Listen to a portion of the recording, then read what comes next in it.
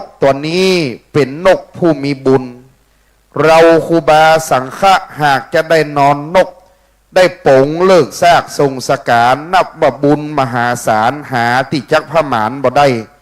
ดังนั้นตามโบราณว่าเจ้านายภิกษุสงฆ์ยามปลดปลงวายชีวาประเพณีเจ้าพาราสร้างปราสาทสูงเรืองรองเหนือนกหัดสดีลิงงามสิ่งคลิ้งแถวเถือกทองประชามากเนืองนองลากภาษาเผานอกนครดังนั้นนครลำปางนครละปูนนครเชียงใหม่เป็นลูกหลานแห่งเจ้าหลวงพระราชวงศ์ทิพยจักราธิวงศ์ทั้งปวงดังนั้นเปิ้นแปลงภาษาใส่นกหัดเปิ้นว่าใส่เจ้านายภิกษุสงฆ์ออกในตามกาบเชี่ยวิลังคะได้ทรงสการตามโบราณดังนั้นเจ้านายก็คือเจ้าฟ้าพระมหากษัตริย์ใส่นกหัดเลิกซากทรงสการพระภิกขุสงฆ์พระมหาเถระก็ใส่นกหัดเลิกซากทรงสการคือว่าเมืองเชียงใหม่เมืองลำปางลำปูนแป้นน่านพะเยาเชียงรายแม่ฮ่องสอนทลามไปเมืองละแหงคือว่าหัวเมืองตากแหมน้อยหนึ่งใส่ปราสาทนกหัดปงสังขารตั้งมวลดังนั้นวันนี้พระเดชพระคุณหลวงปู่พระราชธรรมลังการเป็นพระมหาเถระเป็นพระผู้ใหญ่ดังนั้นเพื่อจึงได้แปลงปราสาทนกหัดได้ใส่สรีระสังขารขึ้นประดิษฐานตั้งไว้บัดนี้นกหัดเลิงร่าสถาพอฮันเนอร์นกหัดนกตัวนี้กระเดียวจะได้ต่างสังขารหลวงปู่ราชลดแก้วได้ตั้งเทียบแล้วข้างปราสาทใหญ่เจ้าหน้าที่เลื่อนเกินบันไดไปเทียบไว้ด้านข้างจากนั้นจะได้อัญเชิญสรีระสังขารตั้งไว้บนเกินบันไดแล้วจากนั้นเราจะได้ตาลผาศาสตร์แก้วอันแววยุงอันพระครูบาเกียรติยศพระมปัญโยคุณแม่ด็อกเตอร์พรพิมเดชวิไลศรีได้สร้างเอาไว้สถาพอนกฮัดฮันเนอร์นกตัวนี้มีเพศเพียงดังจ้างมีกำลังเต้าจ้างได้5 เชือกรวมกันดูรูปหัวก็เป็นช้างดูรูปหางก็เป็นหงส์ดูขนก็เลื่อมลายเบญจรงค์แวววับรุจิลานกหัดก็หันซ้ายนกหัดก็หันขวาพับหูกับพิบตาก๊อดแกว่งงวงอาจอ้างฤทธีดังนั้นนกตัวนี้จะบินข้ามโอคะวัตสงสารไปในวันที่3 มีนาดังนั้นวันนี้นกตัวนี้จะเลิงร่าอยู่ตัตินีนะครับเนอ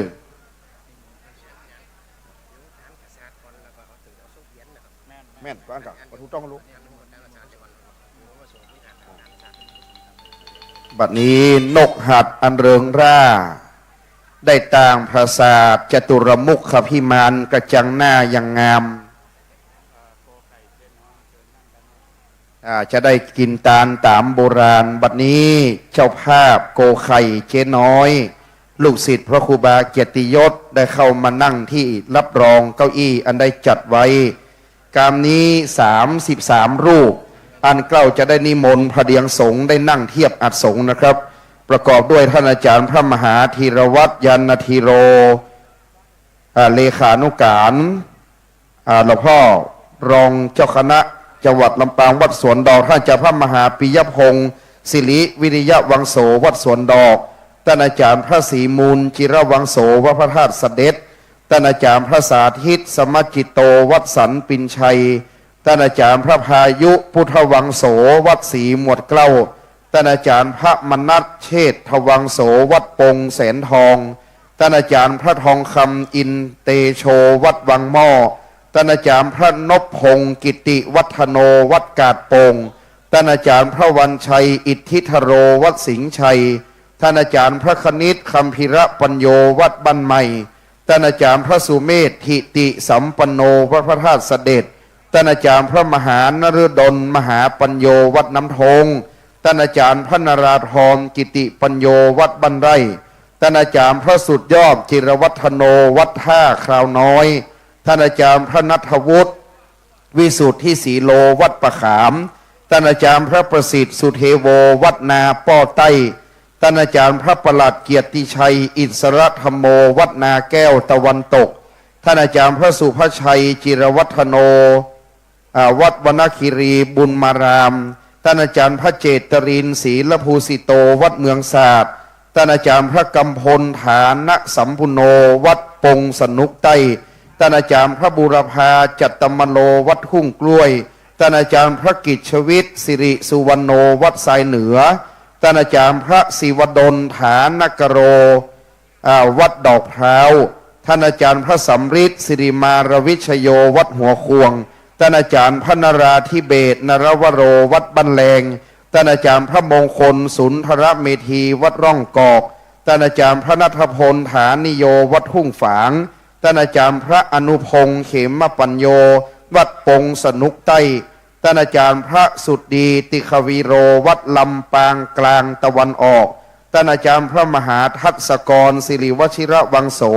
วัดสวนดอกท่านอาจารย์พระปฏิเวศประภัสรจิตโตวัดขตึกเจียงมั่นท่านอาจารย์พระบดิกาสิงหวันศรีหวันโนวัดพระแก้วดอนเต้าสุชาดารามและท่านอาจารย์พระมหามานพมานโววัดพระเจดีย์เสาหลังพระรามหลวง33รูปกล่าวนิมนต์พระเดียงสงฆ์ด้วยความนอบน้อมครับศรัทธาเฮาไหลขึ้นมาตั้งหน้าเพียเนอมาก่อนนั่งข้างหน้ามาช้าจะนั่งข้างหลังถ้าจ้าเหล่านั้นจะได้ยืนขยับขึ้นมาเลยครับดุริยะนนถีปัดกองกองวงเขาจะแห่ทรงสการจนกว่าจะได้ทำพิธีแห่งสักกรรมหนึ่งดังนั้นตอนนี้ขอจะได้พระเดียงสงฆ์เตรียมความพร้อมขอพี่น้องศรัทธาเฮาไหลขึ้นมาตั้งหน้าเลยครับจะได้งามกระเดวช่างภาพบันทึกภาพปอยล้อเมืองลำปางวัดบุญยวาสวิหารได้กินใหญ่ตาลหลวงตามโบราณประเพณีล้านนาแบบเบ้าทรงสการพระมหาสังฆเถระเจ้าครูบาเจ้าจันกตะปุญญมหาเถระปางนั้นเปิ้นเป็นมหาปางปอยกินใหญ่ตาลหลวงจะได้งามดังนั้นขอสถานเลื่อนขึ้นมาเก้าอี้ขาวที่ครูบาเจ้าเกม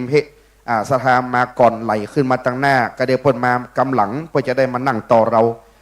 นิมนต์พระสงฆ์องค์สามเณรนะครับด้วยความนอบน้อมในพระภิกขุสังฆะอันใดโปรดเมตตาเดินทางมานิมนต์ไหลขึ้นหน้าเลยครับผมกราบพระธนาครับที่ได้มาร่วมในการประกอบพิธีสถานตั้งหลังไหลขึ้นมานั่งตั้งหน้าที่เก้าอี้ขาว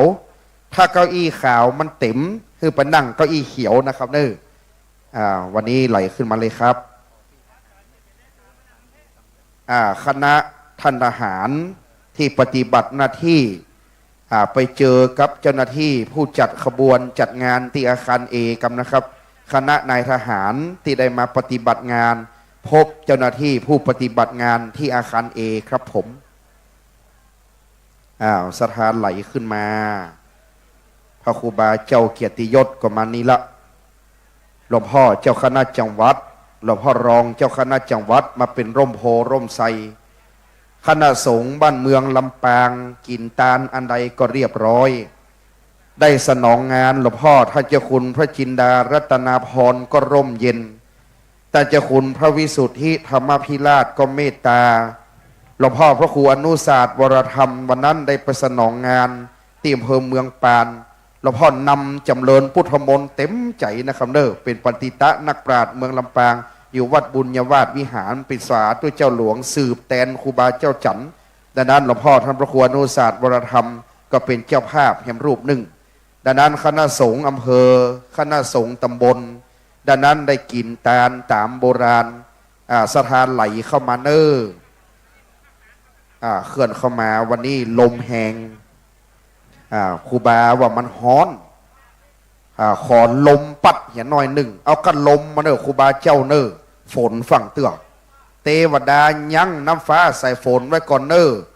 มืดมาตั้งเหนือหื้อไหลไปตั้งใต้มืดลุกตั้งใต้หื้อไหลไปตั้งเหนือมืดมาตะวันออกหื้อปิกคืนไปตะวันออกพุ่นมืดตะวันตกก็หื้อดับศูนย์ไปเหี่ยก่อน เพื่อได้กินดีตานดีป่งครูบาเจ้าดีก่อนพระครูบาเกมเพื่อตั้งใจแล้วนะครับดังนั้นก็เดี๋ยวเขาจะได้เข้าสู่พิธีการสถาพร้อมแล้วนอ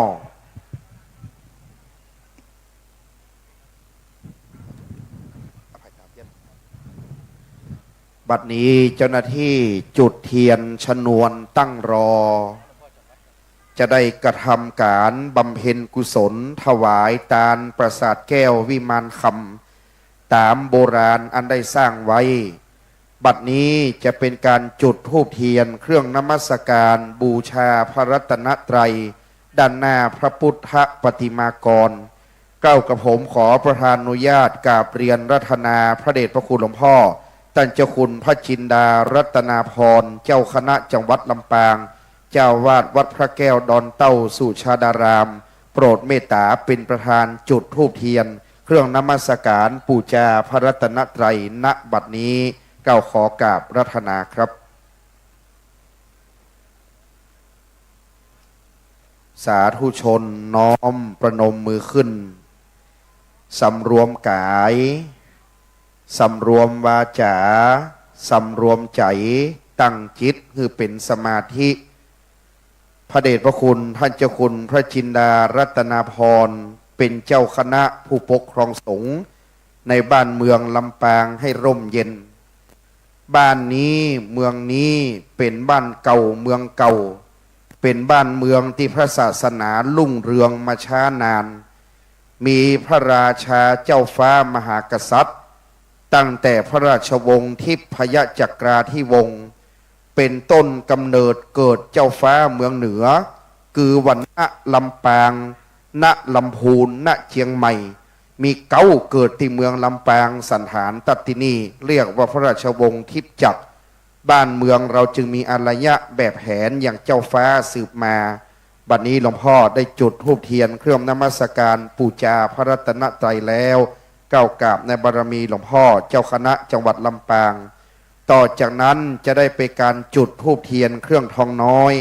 ด้านหน้าศาลรูปภาพของพระเดชพระคุณหลวงปู่ท่านเจ้าคุณพระราชธรรมลังการเก้ากับผมนิมนต์หลวงพ่อพระครูอนุศาสตร์วรธรรมเจ้าคณะอำเภอเมืองลำปางผู้รักษาการเจ้าวาดวัดบุญญาวาสวิหารพระรามหลวงได้โปรดเมตตาจุดธูปเทียนเครื่องทองน้อยณบัดนี้ขอกราบรัตนาครับศรัทธาเฮาก็ตั้งใจประนมมือขึ้นนะครับขอติบพระดวงวิญญาณแห่งพระเดชพระคุณหลวงปู่พระราชธรรมลังการอยู่สถิตเสถียรสำราญในติพยพิมานใดขอดวงวิญญาณแห่งหลวงปู่ได้ลงมาเป็นปัตตาอนุโมทนาอันคณะสงฆ์ศรัทธาหากจะได้กินตาลบำเพ็ญกุศลกึดกินกึดตาลหยาดน้ำจะได้ตาลผาศาสตร์แก้ววิมานคำตามจารีตบัดนี้ธูปเทียนดอกไม้เป็นเครื่องสักการะขอบูชาพระรัตนแก้วเจ้าทั้งสามมีพระพุทธรูปเจ้าประธานประจำประลำผามพิธีตัตตินีสาธุชนกราบหนึ่งกราบสองกราบสามอิมินาสการเรนะพุทธังอภิปูชยามาอิมินาสการเรนะธัมมังอภิปูชยามาอิมินาสการเรนะสังฆังอภิปูชยามาอะระหังสัมมาสัมพุทโธภควาพุทธังภควันตังอภิวาเทมิสวากขาโตภควตาธัมโมธัมมังนะมัสสามิสุปฏิปัน โนภะคะวะโตสาวกสังโฆสังฆังนะมามิมะยังพันเตวิสุงวิสุงรักขณทายาติสรเนนะสหปัญจศีลานิยาจามาตุติยัมปิมะยังพันเตวิสุงวิสุงรักขณทายาติสรเนนะสหปัญจศีลานิยาจามาอติยัมปิมะยังพันเตวิสุงวิสุงรักขณทายาติสรเนนะสหปัญจศีลานิยาจามา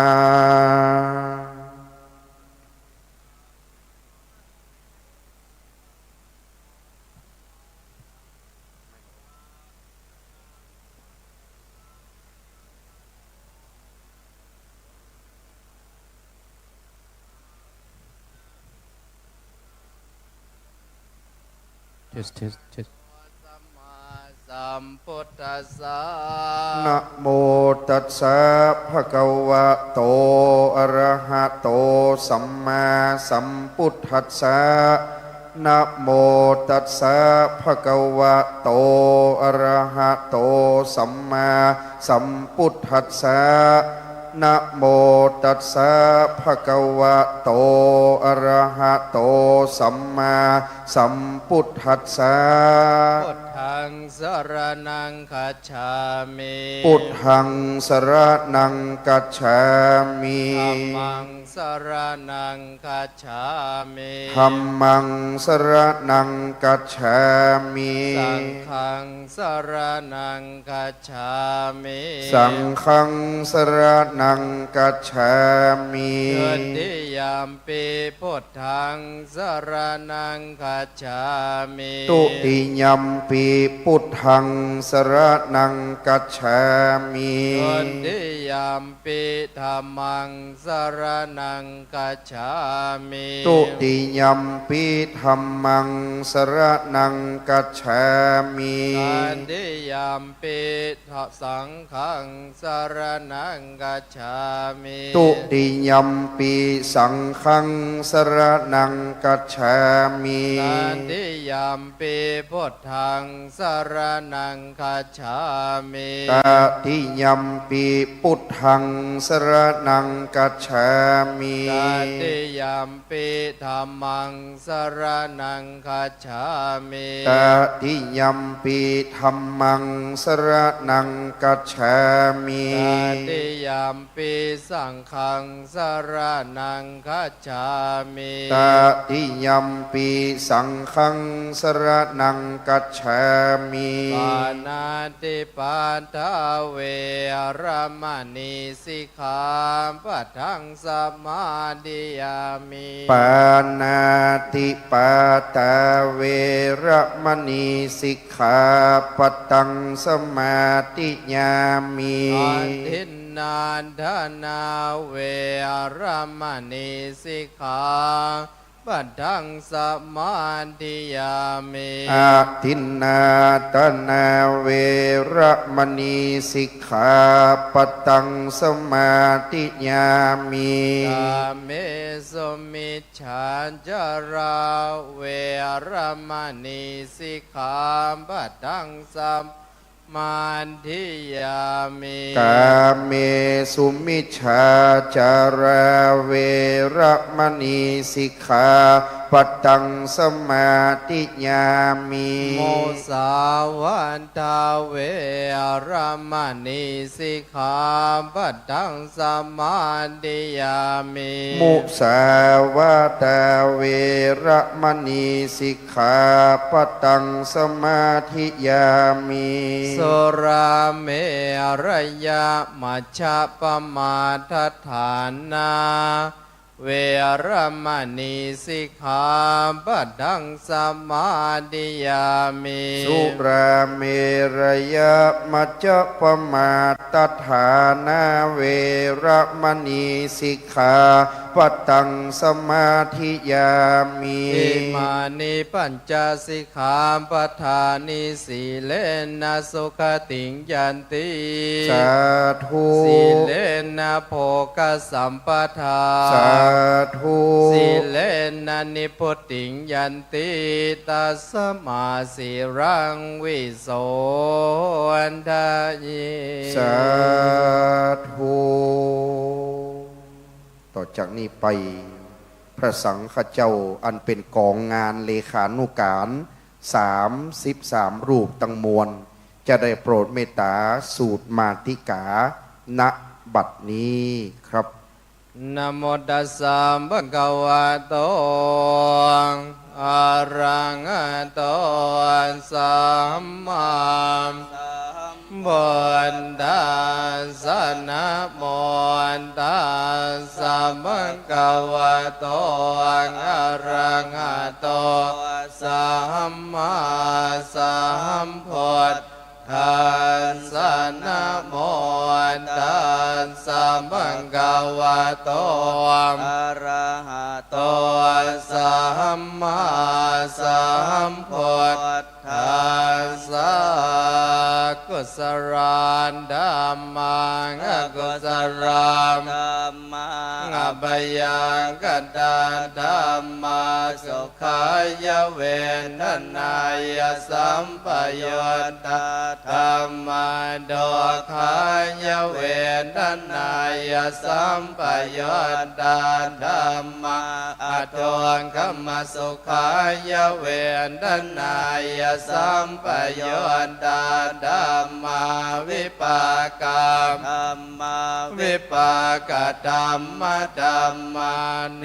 ววิปากนวิปากธัมมะธัมมาอุปาทินนุปาทานิยาธัมมาอนุปาทินนุปาทานิยาธัมมาอนุปาทินานุปาทานิยาธัมมาสังกิเรนดาสังกิเลสิกาธัมมาอสังกิเรนดาสังกิเลสิกาธัมมาอสังกิเรนทาสังกิเลสิกาธัมมาสวิตังกสวิจาราธัมมาอวิตังกวิจารมาตาธัมมาอวิตากาวิจาราธัมมาเปติสากตาธัมมาสุขสากตาธัมมาอุเปกขาสากตาธัมมาดัสสเนนะปะหัมตาภาธัมมาภาวนายปะหัตตาภาธัมมาเนวตัสสเนนะนะภาวนายปะหัตตาภาธัมมาทัสสเนนะปะหัตตาปะเหตุกามธัมมาภาวนายปะหัตตาปะเหตุกาธัมมาเนวทัสสเนนะนะภาวนายปะหัตตาปะเหตุกาธัมมาอาจยคามิโนธัมมาอปัจจยคามิโนธัมมาเนวาจยคามิโนนาปัญจยคามิโนธัมมาเสขาธัมมาอเสขาธัมมาเนวเสขานาเสขาธัมมาปริตาธัมมามหาคตาธัมมาอัปปมานาธัมมาปริตารัมมนาธัมมามหาคตารัมมนาธัมมาอัปปมานารัมมนาธัมมาหินาธัมมามัชฌิมาธัมมาปณิตาธัมมาเมชานตนิยตาธัมมาสัมมาตนิยตา อนิยตาธรรมามาคารัมมนาธรรมามาคาเหตุกาธรรมามาคาธิปติโนธรรมาโอปันนาธรรมาอโนปันนาธรรมาอุปาทิโนธรรมาอติตาธรรมาอนาคตาธรรมาปัจจุปันนาธรรมาอติตารัมมนาธรรมาอนาคตารัมมนาธรรมาปัจจุปันนารัมมนาธรรมาอาชาตาธรรมาพหิทาธรรมาอาชาตปหิทาธรรมาอาชาตารัมมนาธรรมาพหิทารัมมนาธรรมาอาชาตปหิทารัมมนาธรรมาสนิทาสนะสัพปติกาธรรมาอนิทาสนะสัพปติกาธรรมาอนิทาสนะปฏิฆาธรรมาเหตุปัจจโยอารัมมณปัจจโยอธิปติปัจจโยอนันตรปัจจโยสมานันตรปัจจโยสังฆชาตปัจจโยอัญญมัญญปัจจโยนิสยปัจจโยอุปเนสยปัจจโยปุเรชาตปัจจโยปัจฉาชาตปัจจโยอาเสวนปัจจโยกัมมปัจจโยวิปากปัจจโยอาหารปัจจโยอินทรียปัจจโยชานปัจจโยมัคคปัจจโยสัมปโยตปัจจโยวิปโยตปัจจโยอาทิปัจจโยนาทิปัจจโยวิกตปัจจโยอวิกตปัจจโย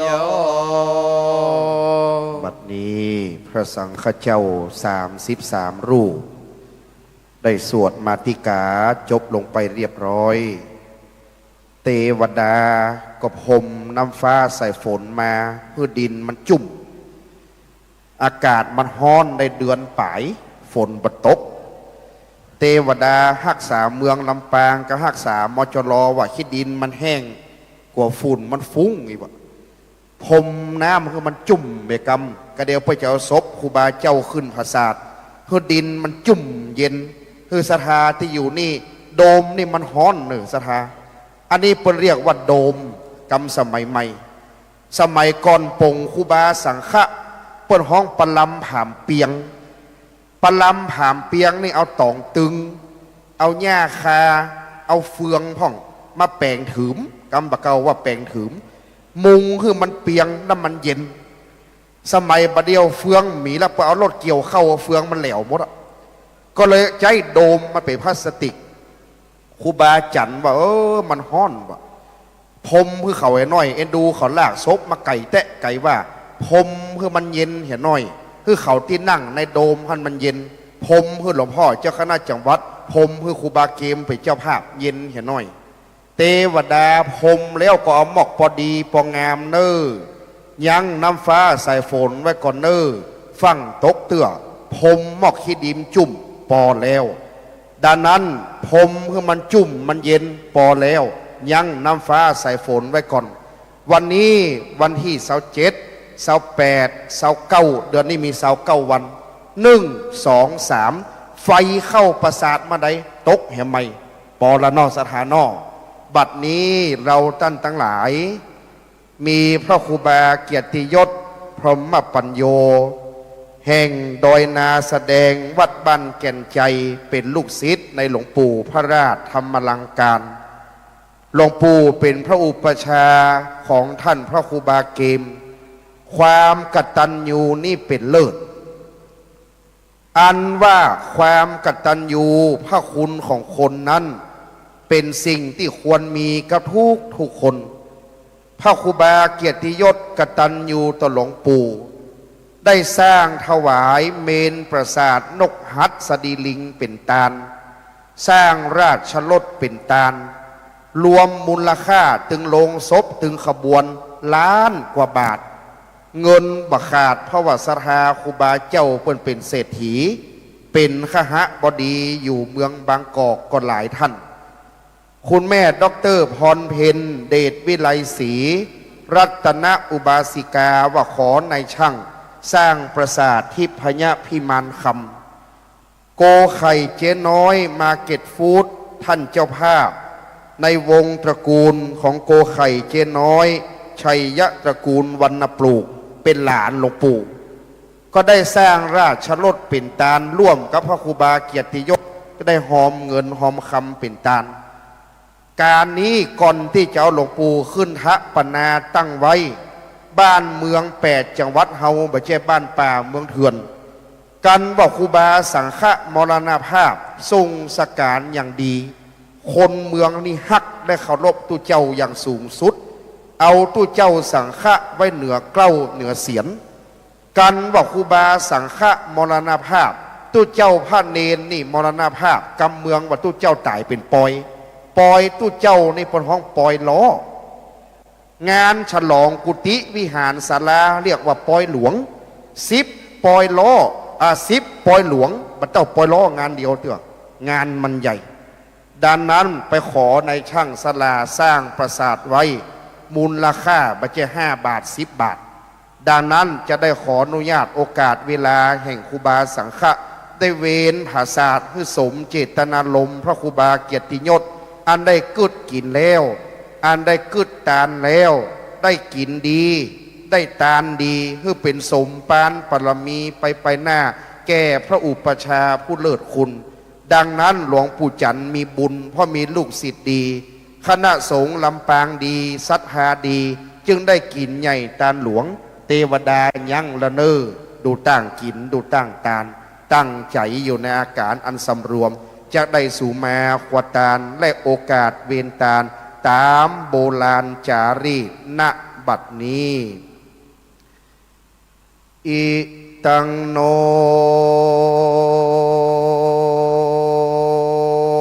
สัพพวัตถุปุจุปการนาวิเศษสัตานังวรันตักขีนายากาญะตัวเลวจีตัวเลมโนตัวเลสันจินจามปมาเตนาวาอาสันจินจามปมาเตนาวากายกัมเมนาวาวจีกัมเมนาวามโนกัมเมนาวาอติตะโตสังปัจจุปนโตสังอนาคตโตสังสัพพังโตสังฆมันตุโนโยสันนิสินโนวรามโปธิมูเลมาลังสเสนังมหันติงวิจัยโยสัมโปธิมากันเจว่าอนันตัญญาโนโยโลกุตตโมตังปนามามิพุทธังตังปนามามิธัมมังตังปนามามิสังฆังสุรนันตุผลโตเทวสังขาโยดูแลฟังราเตปะกานานามวลหมู่อันสถิตอยู่กูวิมานจุงจักฟังเสียงสารกล่าวอูอันขาจักเป่าประวัติกล่าวของตานตังเทวดาตนนั้นรักษาขันธะสันดานศรัทธาจุโพรักษากูหอเรือนรักษาปีเดือนวันยามตังเทวดา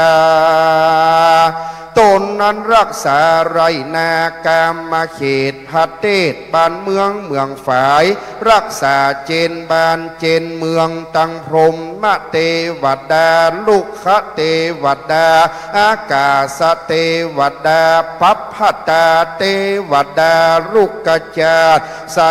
สลีตุหาวกะมณีเมฆลาเจินเทวดาติเตศน้อมนิวเนตรโมตนาตังพระญาอินตาภูบาลตนองค์คานฟ้าเฟืองตั้งเต้าเจืองขุนพรมจตุโลกกบาลตั้งสี่ยักขียักขาตนมีฤทธานุภาพตั้งกลุ่มพันผาไพรีตั้งนางนาไทยแม่ธรณีสลีกุตาอมาตตนจำบุญและตนจำบาปตนจำน้ำหยาดหมายตาลตั้งพระยามารตนใจหานหาดหาวตีบเตบเท้าไปบนหนอากาศไปไตรลาดธรณีเทวดาอันหักษาเวียงละกรเขล้างลำปางเอ็ดห้องเป็นเก้าก็ขออันเจิญมวลหมู่เจ้าเข้ามาสู่โมตนาตาลซึ่งวันละขีญาเจ้าสมณะศรัทธาและมูลศรัทธา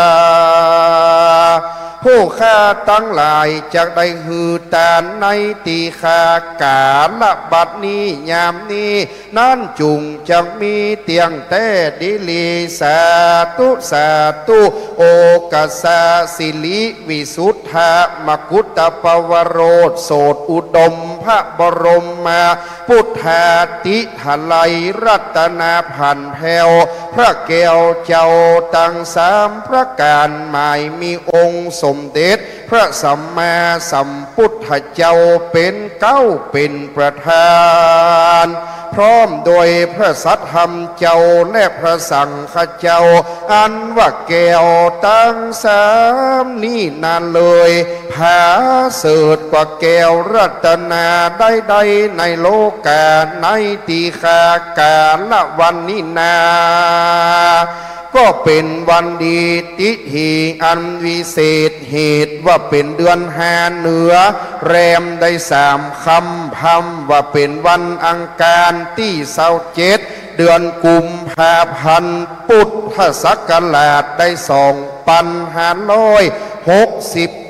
ปีได้มาจุจอดรอ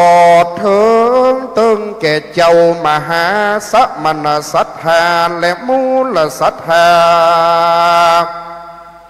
ผู้ข้าตั้งหลายตั้งไปในและไปนอกไปในหมายมีพระเดชพระคุณหลวงปอท่านเจ้าคุณพระจินดารัตนาพรเจ้าคณะจังหวัดลำปางเจ้าอาวาสวัดพระแก้วดอนเตาสุชาดารามพระเดชพระคุณหลวงปอท่านเจ้าคุณพระวิสุทธิธรรมพิลาศรองเจ้าคณะจังหวัดลำปางวัดตนธงชัยหลวงพ่อท่านพระครูอนุศาสตร์วรธรรมเจ้าคณะอำเภอเมืองลำปางผู้รักษาการสืบวัดแตนวาแตนหลวงปู่ตันครูบาจันกตะปุญโญและบ่เตาแต่นั้นมหาสมณศรัทธาพระครูบาเกียรติยศพรหมปัญโยพระครูบาเกมแห่งวัดบานแก่นใจพระธาตุดอยนาแสดงเมืองศพปราบเป็นเก้าเป็นประธานโหนแห่งห้องไปนอกหมายมีเจ้าศรัทธาคุณแม่ด็อกเตอร์พรเพนเดชวิไลศรีรัตนอุปาสิกาท่านอันดีและคุณเสงี่ยมคุณดนุดลวรรณปลูกอันเป็นโกไข่เจน้อยมาเกตฟูดบริษัทใหญ่และศรัทธาตั้งหลายในเมืองลำปางศรัทธาขันลุอุปถากเจ้านายฝ่ายเหนือในราชตระกูลณลำปางลูกหลานเจ้าบุญญาวาสวงศ์มานิต อันเป็นศรัทธาคลุอุปธรรมเก้าวัดบุญญาวาสสืบเดิมมาต่างคนต่างเป็นตนเป็นประธานแก่วัดล่ามวัดเลขวัดอาจารย์วัดไวยาวัจกรวัดศรัทธาตีนจองห้องวัดบุญญาวาสวิหารพระอารามหลวงเป็นเก้าบัดนี้นาก็ได้มาเล็งหามยังสลีละลางสังขารแห่งพระเดชพระคุณหลวงปู่พลาธรรมลังการหลวงปู่จันกตะปุญโญอันได้มาถึงแก่มรณภาพไปสู่ปรโลกไปนาวัตตะโอยนออนิจจาวัตตะสังขาระอันว่าสังขาระธรรมนี่นานเลยบ่มันบ่เตียงรู้ความเหี่ยงไปมารู้จะลาเท่าแก่บ่เว้นแวคนใดแม่นจะลบหนีไปตั้งใดก็ตึงบ่ปนตั้งเจ้าใหญ่คุณพลและราษฎรก็บ่ปนจากเมืองมรณาสู้พระพุทธาเตเตเพื่อได้รู้จักเหตุในจะลาสงสารว่าโจรใจหานเลยไล่ฆ่ามาได้พญามาจุลาดกลาแห่งความตายจ้างปังปายลอยไล่ยำหากมาได้ความเท่าคำจะลาเปียกโกเปียกกาลอยไล่มาได้พญาที่เกิดแก่ตัวสัตว์ตั้งหลายบ่มีตีสบายปิงเปิงบ่มีตีอาสไลสักประการเต้ามีแต่นิพพานเวียงแก้วกันให้คนใดบ่ได้ไปรอดแล้วยังมหาเนรปานก็จะได้ปิกมาเกิดมากำเนิดเป็นคนอิทานิปัสสันตา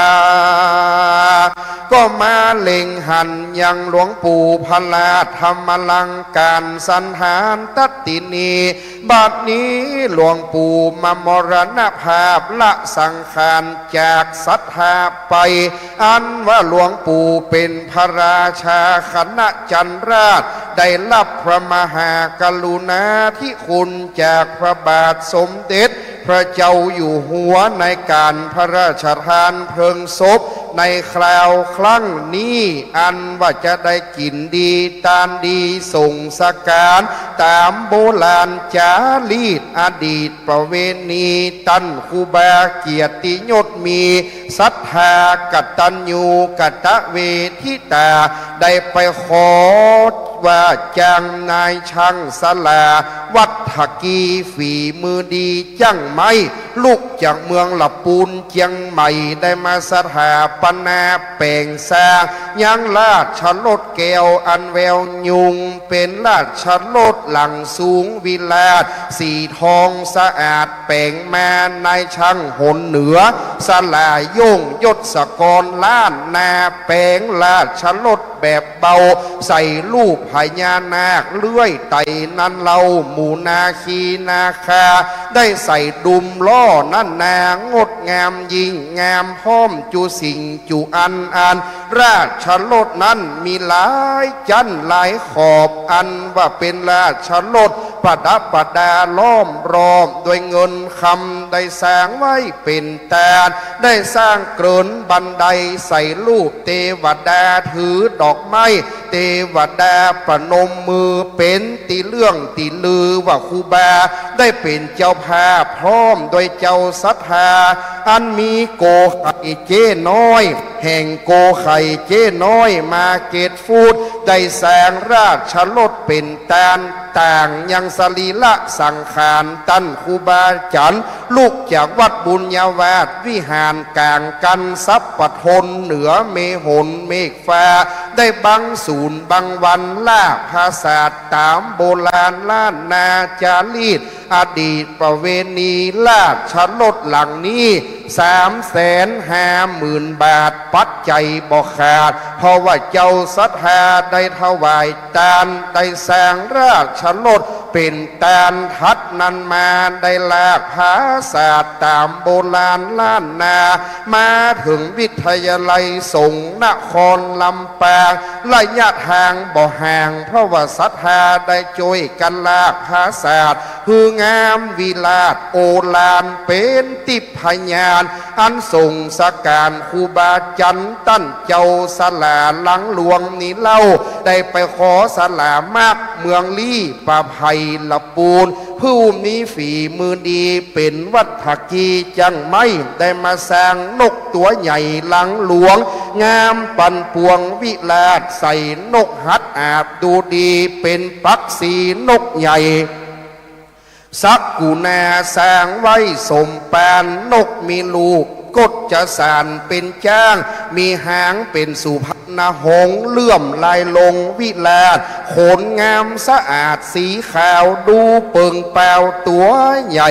เป็นนกหัดสดีลิงคะสกุโนใส่ลูกศิษย์พระพุทโธ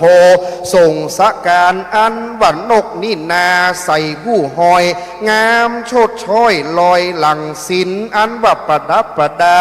ตามเชิงช่างสลาอันว่าปีกหางซ้อนแซมสอดอันงามเลื่อยลอดอันงามตั้งไว้ในกลางขวงแก้วอารามแก้วตั้งสามตัดตินีบนหลังนกตัวนี้วิลาศสลามากสร้างภาษาสะอาดดูดีลังสรรเป็นวัฒกีจังไม่แปลงภาษาจตุรมุขพิมานสีดานดังเวชใจยนต์ประสาทแห่งขุนอินตาธิราชปานแปลงมา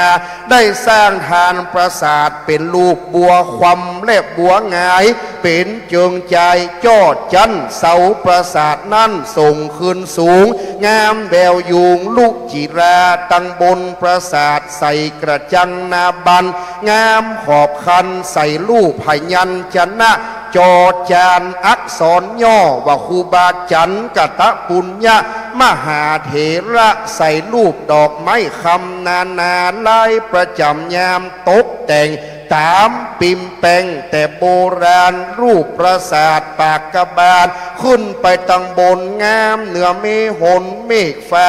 กระจังนาใส่รูปดอกบัวอุบลวันนาดอกไม้คำใส่รูปหงวิลาศเป็นสีทองอันสะอาดดูดีรูปพญานาคมีเลื่อยไต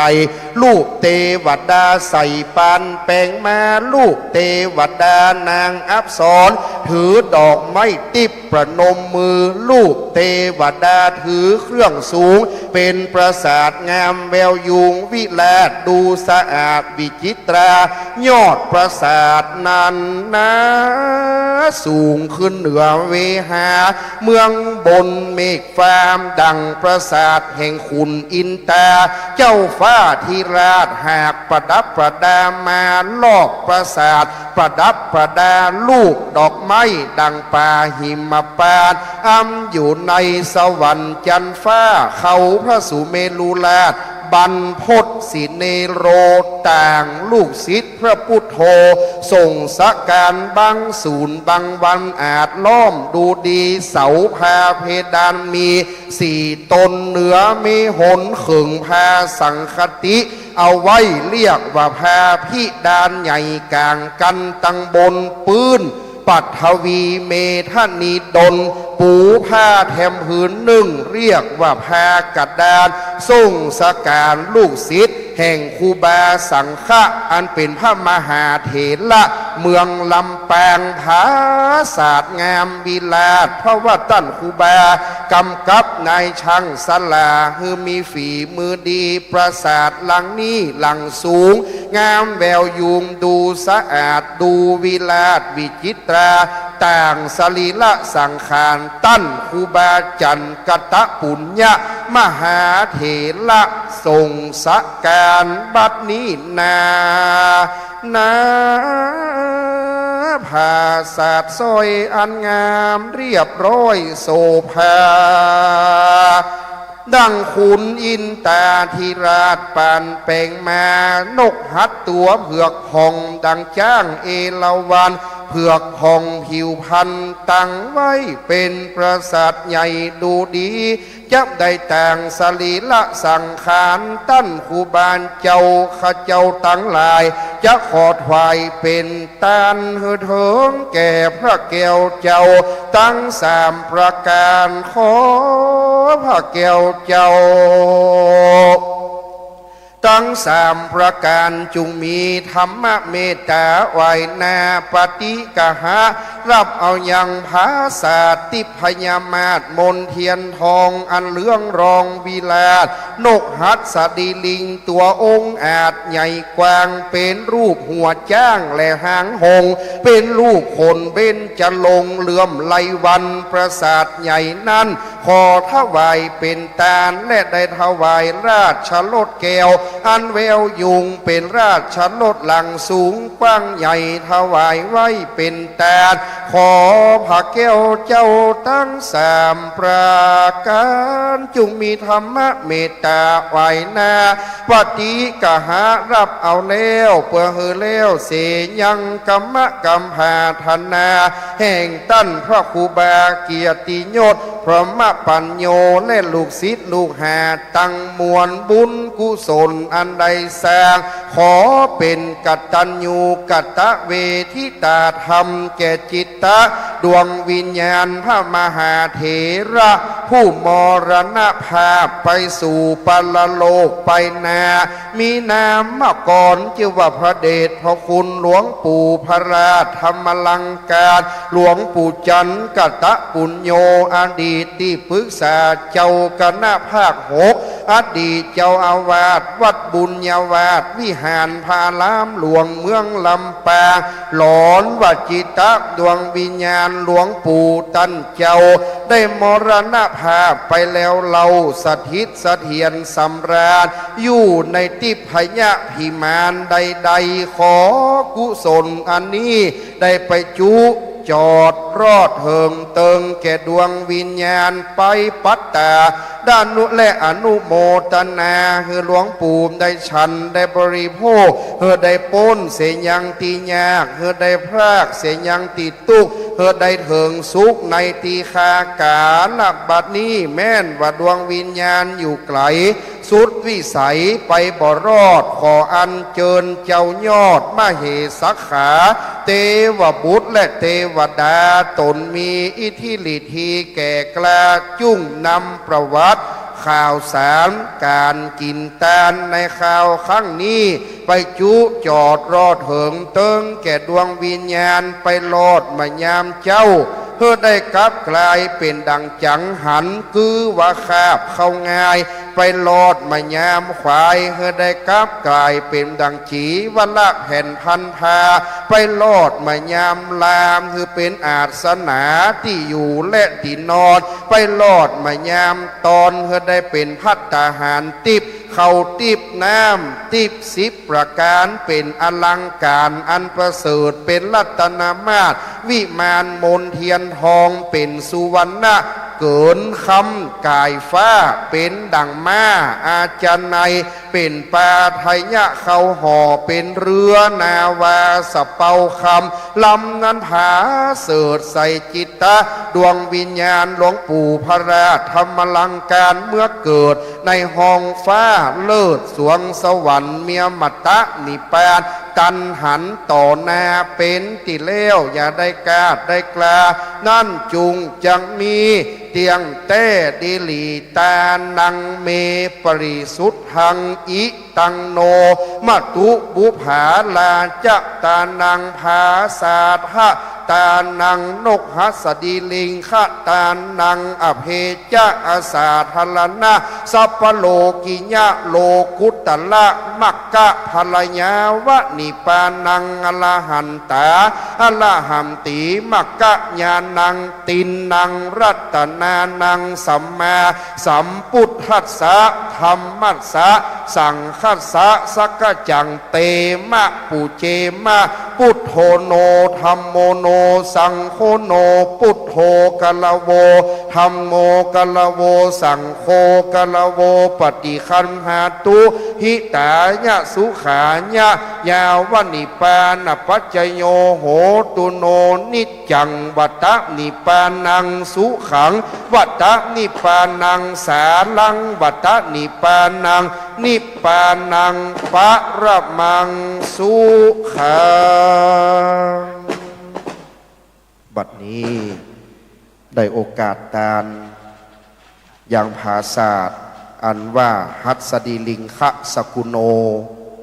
ต่างลูกศิษย์พระพุทโธไปส่งสกัดตามโบราณประเพณีนกฮัดตัวนี้เป็นนกฮัดเผือกบ่เหมือนตัวอื่นๆบางที่ก็สีแดงบางที่ก็สีเขียวมรกตบางที่ก็สีฟ้าน้ำทะเลของครูบาเจ้าจันนี่ตัวเผือกพองปนวันจ้างพญาอินนี่มีหั่นตัวชื่อว่าเอราวัณอินทรชิตบิดเบือนกายินเหมือนองค์อมรินทร์ทรงคดชะเอราวัณช้างนิลมิตฤทธิ์แรงแข่งขันเผือกพองผิวพันธุ์สีสังสะอาดโอฬารหอยสังนี่มันขาวสีสังสะอาดโอฬาร33เสียนโสภามี33หัวจ้างเอราวัณเสียน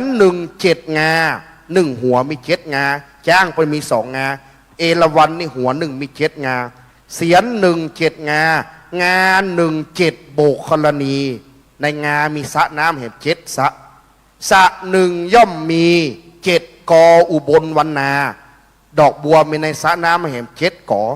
7 ดอกปทุมมาก่อในมี7 ดอก1 ดอก7 กีบพกามีเห็น7 กีบ1 กีบมีนางฟ้าเห็น7 นางบนว่าปัดโทษมันหลุมรูด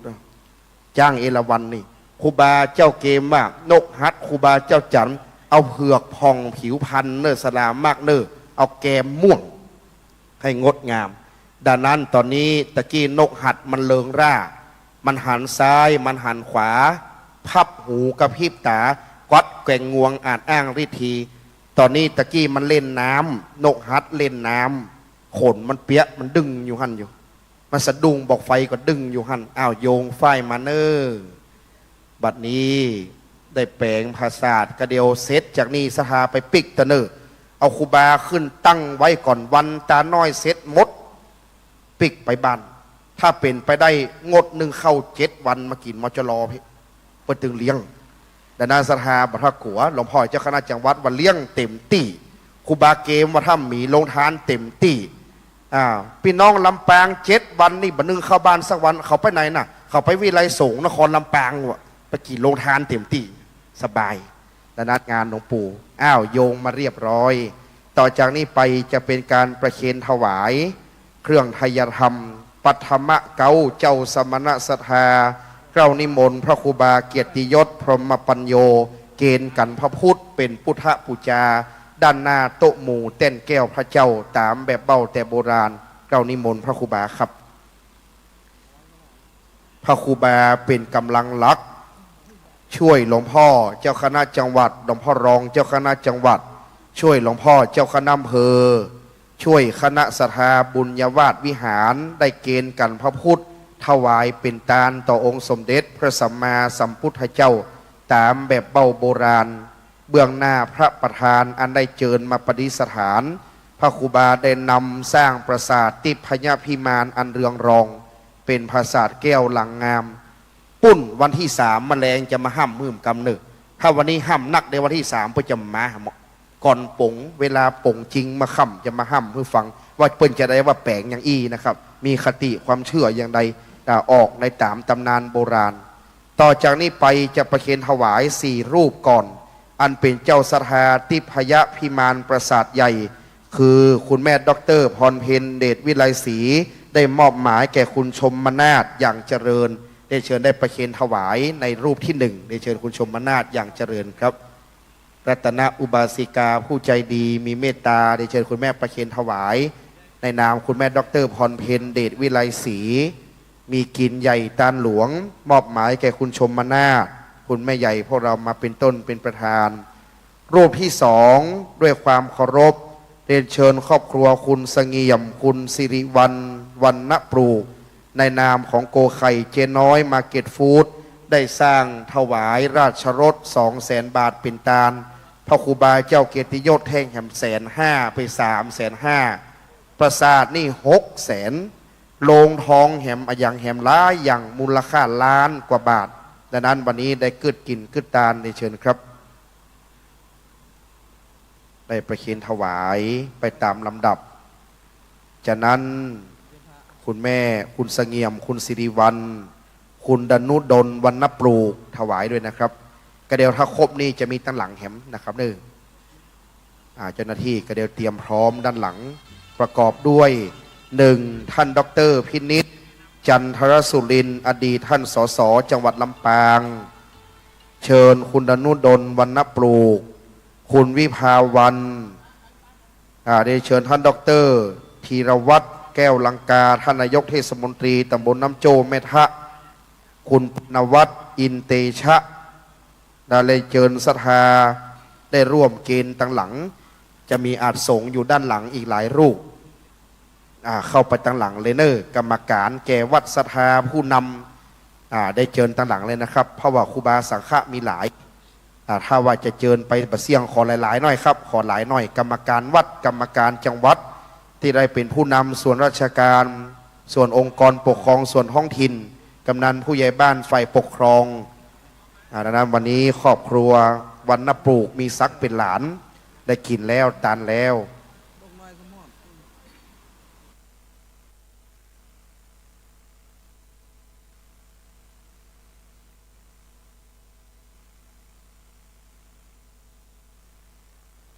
เคลื่อนลงทองของหลวงปู่ออกจากวัดเลี้ยวซ้ายว่าตอดผ้าไตร8 ไตรพระสังฆพิจารณาหยาดน้ำกระลงอาราธนาหลวงปู่ลากภาษาดมาถึงลักเมืองลำปางปู่จาเทวดาลักเมืองแล้วเคลื่อนมาถึงประตูใจ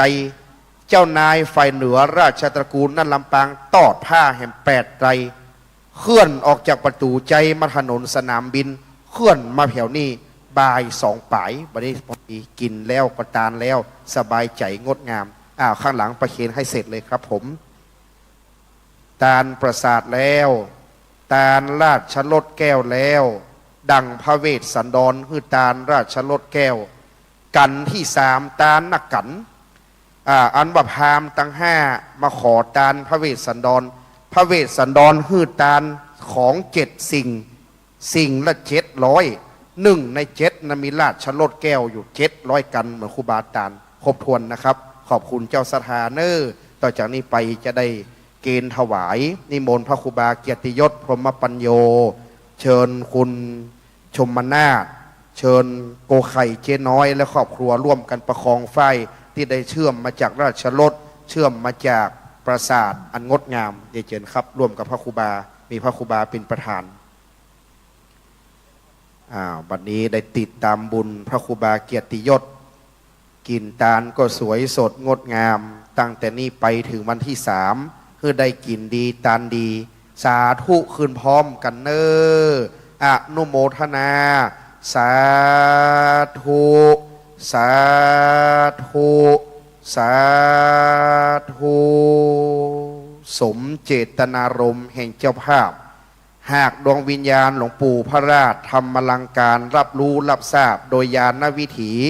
คงจะพิลมชมชื่นและยินดีเป็นอย่างยิ่งที่ศรัทธามากิน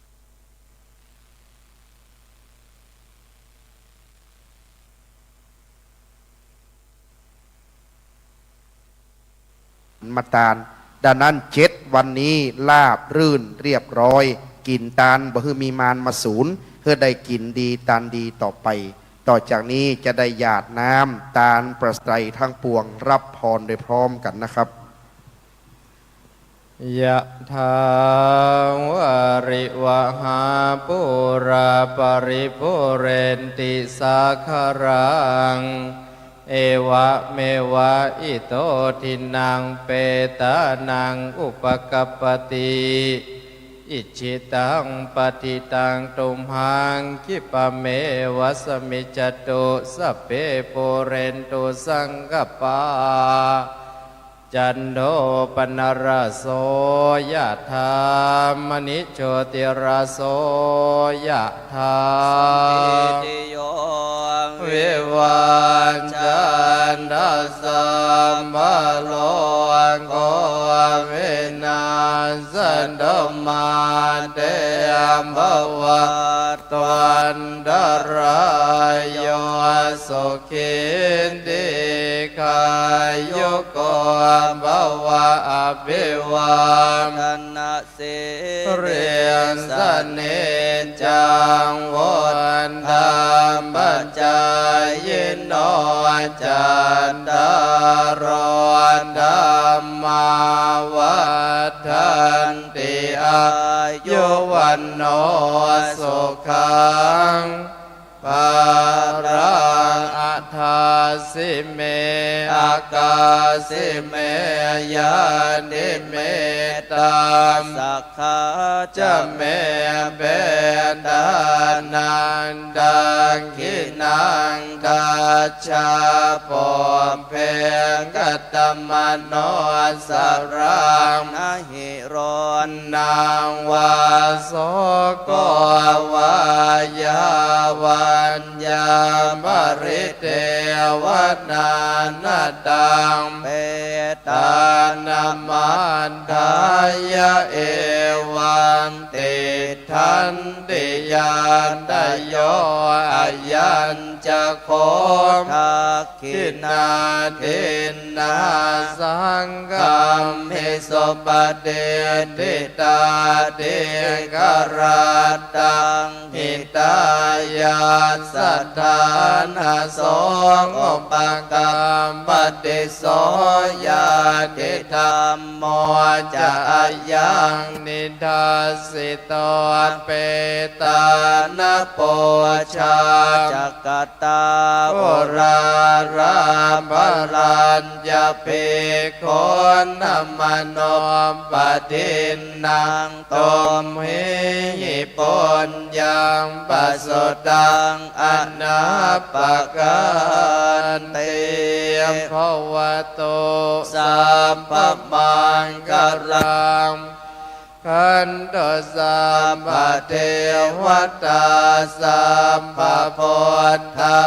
นุภาเวนัสสัทธาสนทิมภวันตุเตมภวตุสัมปมังกรังรักขัขันนโตสัมปเทวตาสัมปธรรมานุภาเวนัสสัทธาโสทิ ภวันตุเต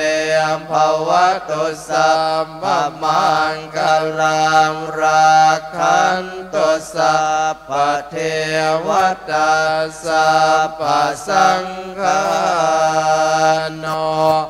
ภาเวนัสสัทธาโสติภาวันตุเต สาธุเจริญจิตตภาวนาคือครบถ้วนตานศีลภาวนา จะได้สมบูรณ์บริบูรณ์พร้อมกันประมาณ30 วินาทีนะครับเน้อ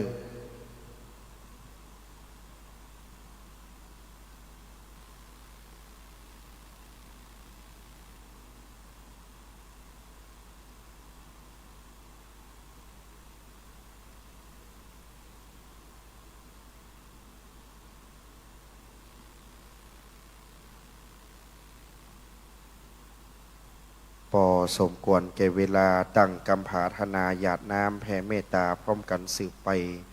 อิตังตานากัมมังนิปปานาปัจจยโยโหตุโนนิจังอิตังศีลากัมมังนิปปานาปัจจยโยโหตุโนจังอิตังภาวนากัมมังนิป ปานาปัจจยโยโหตุโนนิจจังยังกินจิกุศลักกัตตปังกัมมังสัพเพหิกะเตหิกะตังปุญญังโนอนุโมตันตุสุนันตุพลโตเยเตวะอัสสมิงฐานเนอติกาตาติขายุกาสัทธาหนตุสัพพะสัตตานังสุขีตานังปริหารันตุมาตาปิตาสุขิตาหนตุคำพัมมุนจันตุสเปญาตกาสุขิตาหนตุ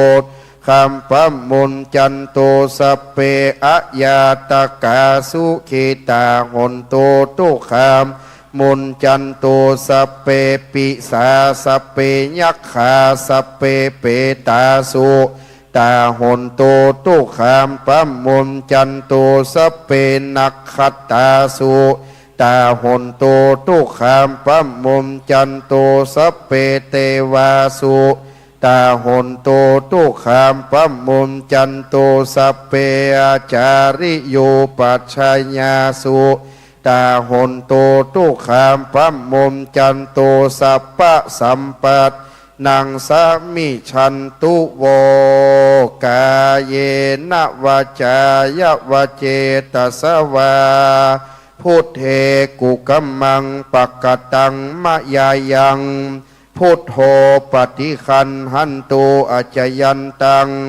กาลันตะเลสังวริตุงวะพุทเทกาเยนะวาจายะวะเจตสวาธัมเมกุกัมมังปะกตังมะยายังธัมโมปฏิคันหันตุอจยันตังกาลันตะเลสังวริตุงวัธัมเมกาเยนะวาจายะวะเจตสวาสังเคกุกัมมังปักกตังมะยายังสังโฆปฏิคันหันตุอจยันตังกาลันตะเลสังวริตุงวะสังเคบัดนี้การกินตาลในเบื้องต้นได้เรียบร้อยศรัทธาเขาหันหน้าเอาไปทางนกหัดเพื่อจะได้น้อมอาราธนาสังฆธรรมให้หลวงปู่พระราชธรรมลังการได้ขึ้นตั้งไว้บนปราสาทติพยพิมานมาศมนเทียนทองเป็นปราสาทอันเลืองรองงดงามยิ่งใหญ่กระเดียวศรัทธาทั้งหลายเอาหลวงปู่ขึ้นตั้งไว้บนปราสาทแล้วเพิ่นจะมีการฟังเทศน์มหาชาติทรงเครื่องอย่างเมืองลำปางเราศรัทธาก็จะได้ฟังธรรมต่อจากนี้เจ้าหน้าที่คือเตรียมพร้อมปาดกองวงคณะแห่เมืองลำปางขึ้นแห่เพื่อจะได้ส่งสการหลวงปู่พระราชธรรมลังการนะครับเด้อเดี๋ยวเขาจะได้เวียนแต่เจ้าอันที่วิหารได้ประทักษิณเวียนรอบบัดนี้เวียนรอบวิหารพระอุโบสถวัดบุญญาวาสวิหารแต่เจ้าเรียบร้อยบัดนี้จะได้กระทำการเวียนรอบอย่างติพยพิมานผาศาสตร์พญานกหัสดีลิงเวียน3 รอบศรัทธานั่งประจำที่จะมีครูบาพระมหาเถระเท่านั้นที่จะได้โปรดเมตตามีหลวงพ่อเจ้าคณะจังหวัดเป็นต้นเป็นประธานหลวงพ่อรองเจ้าคณะจังหวัดหลวงพ่อเจ้าคณะอำเภอทุกอำเภอเจ้าคณะตำบลครูบาอาจารย์เจ้าอาวาสของงานเลขาถ้าสะดวกนะครับครูบาอาจารย์เดินไหวเก้าขอนิมนต์เมตตากรรมนะครับคือมันเป็นภาคกาสาวพัดเป็นจ่อใจแห่งพระละหันตาหล่อภาษานี่จะได้งามแต่ด้านตามโบราณนิมนต์ครูบาอาจารย์เพื่อจะได้เวียนรอบภาษา3 รอบและป่นแปงต่างขึ้นไปทางหลังนกฮัดทางหางจะได้เอาสรีระสังขารที่ต่างลงทองอันงดงามขึ้นตั้งไว้บนภาษาแล้วเขาจะได้สู่มาครูบาเจ้าดังนั้นบัดนี้เขาจะแห่ไปเรื่อยๆครูบาอาจารย์เป็นประทักษิณเวียนรอบอุตรวัดก็ดีทักษิณาวัดดี เพื่อจะได้เวียนรอบปราสาทที่พญาพิมานตามโบราณนะครับเน้อ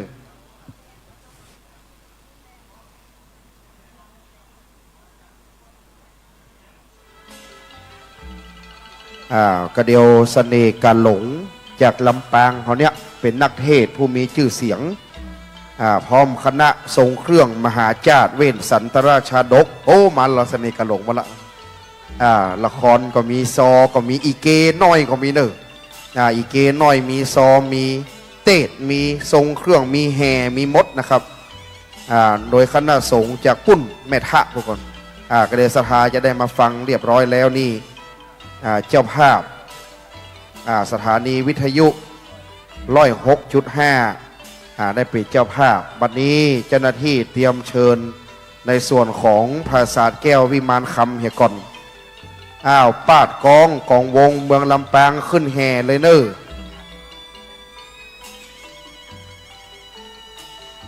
นักเรียนที่มากับรถ4 ล้อ2 แถวมาจากโรงเรียนวิสุทธ์คือไปขึ้นรถเนอะเพราะว่ารถจะปิกแล้วรถไปไหนครับรถจอดปุ้นตั้งในสวนปะโรงเรียนวิสุทธ์วิทยาที่มากับรถ2 แถว4 ล้อรถจะออกแล้ว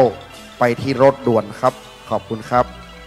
กลางกั้นสัพพทนไว้ที่โรงเนอบัดนี้จะได้เอาสรีระสังขารอาราธนาลงจากราชรถอันนี้แล้วจะได้ประคองไว้เวียนรอบปราสาทที่พญาพิมานค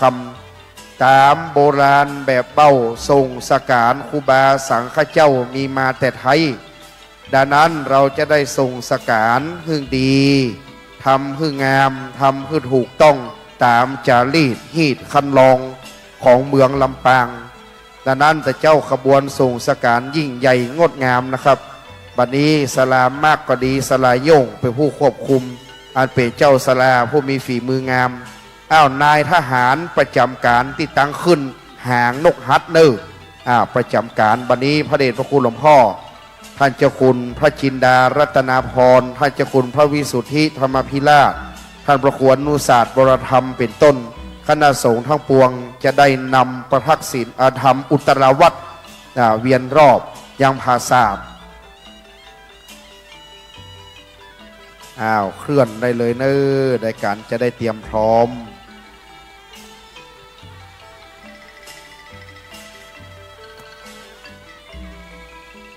ครูบาขาดประยกบุ้งกะทหารลงประตูท่านเจ้าที่การวิทวัตเพื่อจะได้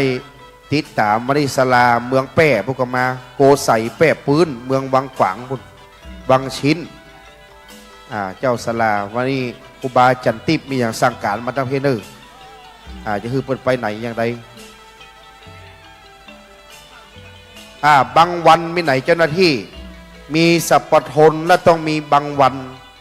สรีระสังขารแห่งพระสังฆะป้นแจคาเปิ้นจะกลางสัพพทนกั้นไว้มีบางวันบางศูนย์บางวันบางศูนย์คือบางสุริยะบางแสงเพื่อจะเอาบางวันไว้นะครับเด้อบางวันไปเลยการเวียนรอบวิหารเปิ้นจะทำทักษิณาวัตรแต่เจ้าที่วัดบุญญาวาสเวียนขวายามมาถึงปราสาทจะเรียกว่าอุตราวัตรเวียนซ้ายนะครับเด้แหม3 รอบดังนั้นแต่เจ้าเป็นทักษิณาวัตรแวดพระอุโบสถยามถึงปราสาทจะอุตราวัตรเวียนซ้ายแหมกำ1ดังนั้นบัดนี้จะได้เวียนไปทางซ้ายนำโดยตุง3 หางเป็นจารีตคันลองนำหน้าอันตุง3 หางนำไปพระเดชพระคุณหลวงปู่เป็นพระราชาคณะจันราชในราชทินานามที่พระราชธรรมลังการเจ้าหน้าที่เชิญพัดยศแห่งพระราชาคณะจันราชนำกระบวนแถวเข้าไปแถมจากนั้นพระมหาเถระจะได้ถือฝ้ายนำอุตราวัตรเวียนรอบเบื้องซ้ายนะครับต่อไป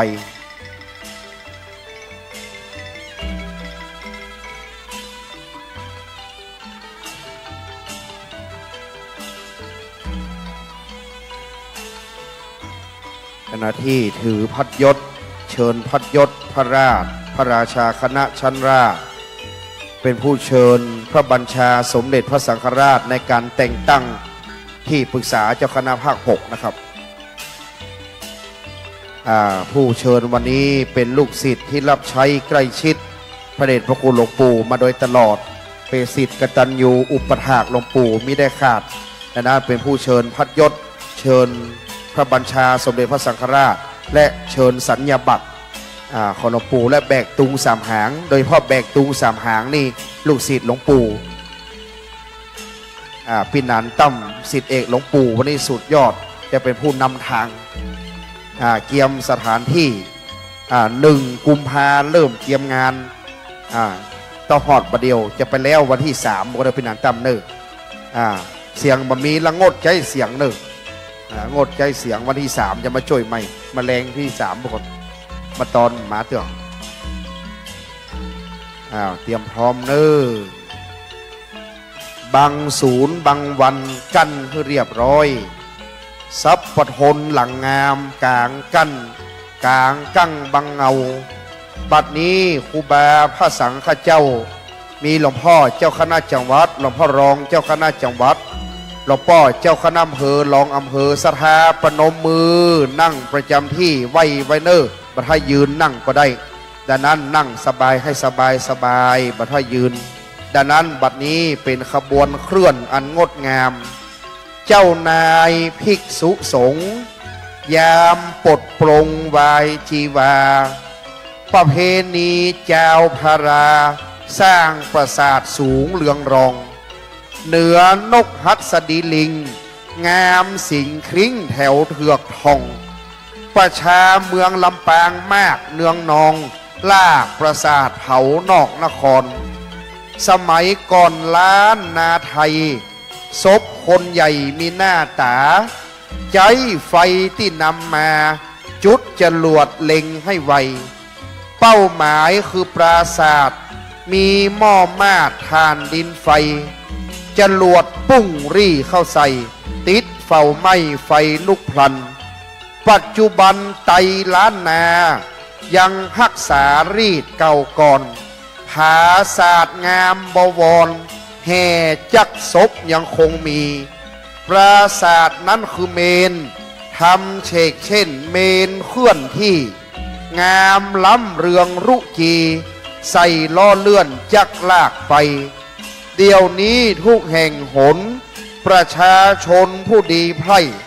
จักศพปาคันไหลสู่ปัจจาที่นอกเวียงทุกศพใส่ปราสาทงามวิลาศบ่เอ็นเอียงบ่มีใครขึ้นเสียงหาว่าคุดเช่นโบราณ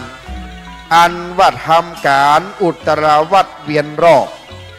โลงทองของหลวงปู่พระราชธรรมลังการเป็นโลงทองที่สลักขึ้นอย่างงดงามดังนั้นวันนี้คณะวิทยาลัยสงฆ์นครลำปางวัดบุญญาวาสวิหารลำปางชาแนลลำปางโพสพระธาตุหลวงดอยนาแสดงเขตพุทธสถานวัดบ้านแก่นและไอเดียกรุ๊ปอันนี้เป็นเพจที่กำลังทำการไลฟ์เฟซบุ๊กหรือว่าการถ่ายทอดสดในพิธีการตลอดทั้ง7 วันเพจวิทยาลัยสงฆ์นครลำปาง1เพจวัดบุญญาวาสวิหารพระรามหลวง1เพจลำปางชาแนล1เพจลำปางโพส1เพจพระธาตุหลวงดอยนาแสดงเขตพุทธสถานวัดบ้านแก่น1และไอเดียกรุ๊ปกำลังถ่ายทอดสดให้ผู้ที่อยู่ต่างบ้านต่างจองได้รับชมและสถานีวิทยุโดยดังนั้นเราเคลื่อนยังสรีระสังขารหลวงปู่โลงทองนี้ได้ลังสรรค์วิจิตรจิตนาขึ้นเป็นสุวรรณะคือคำหรือว่าทองคำสีทอง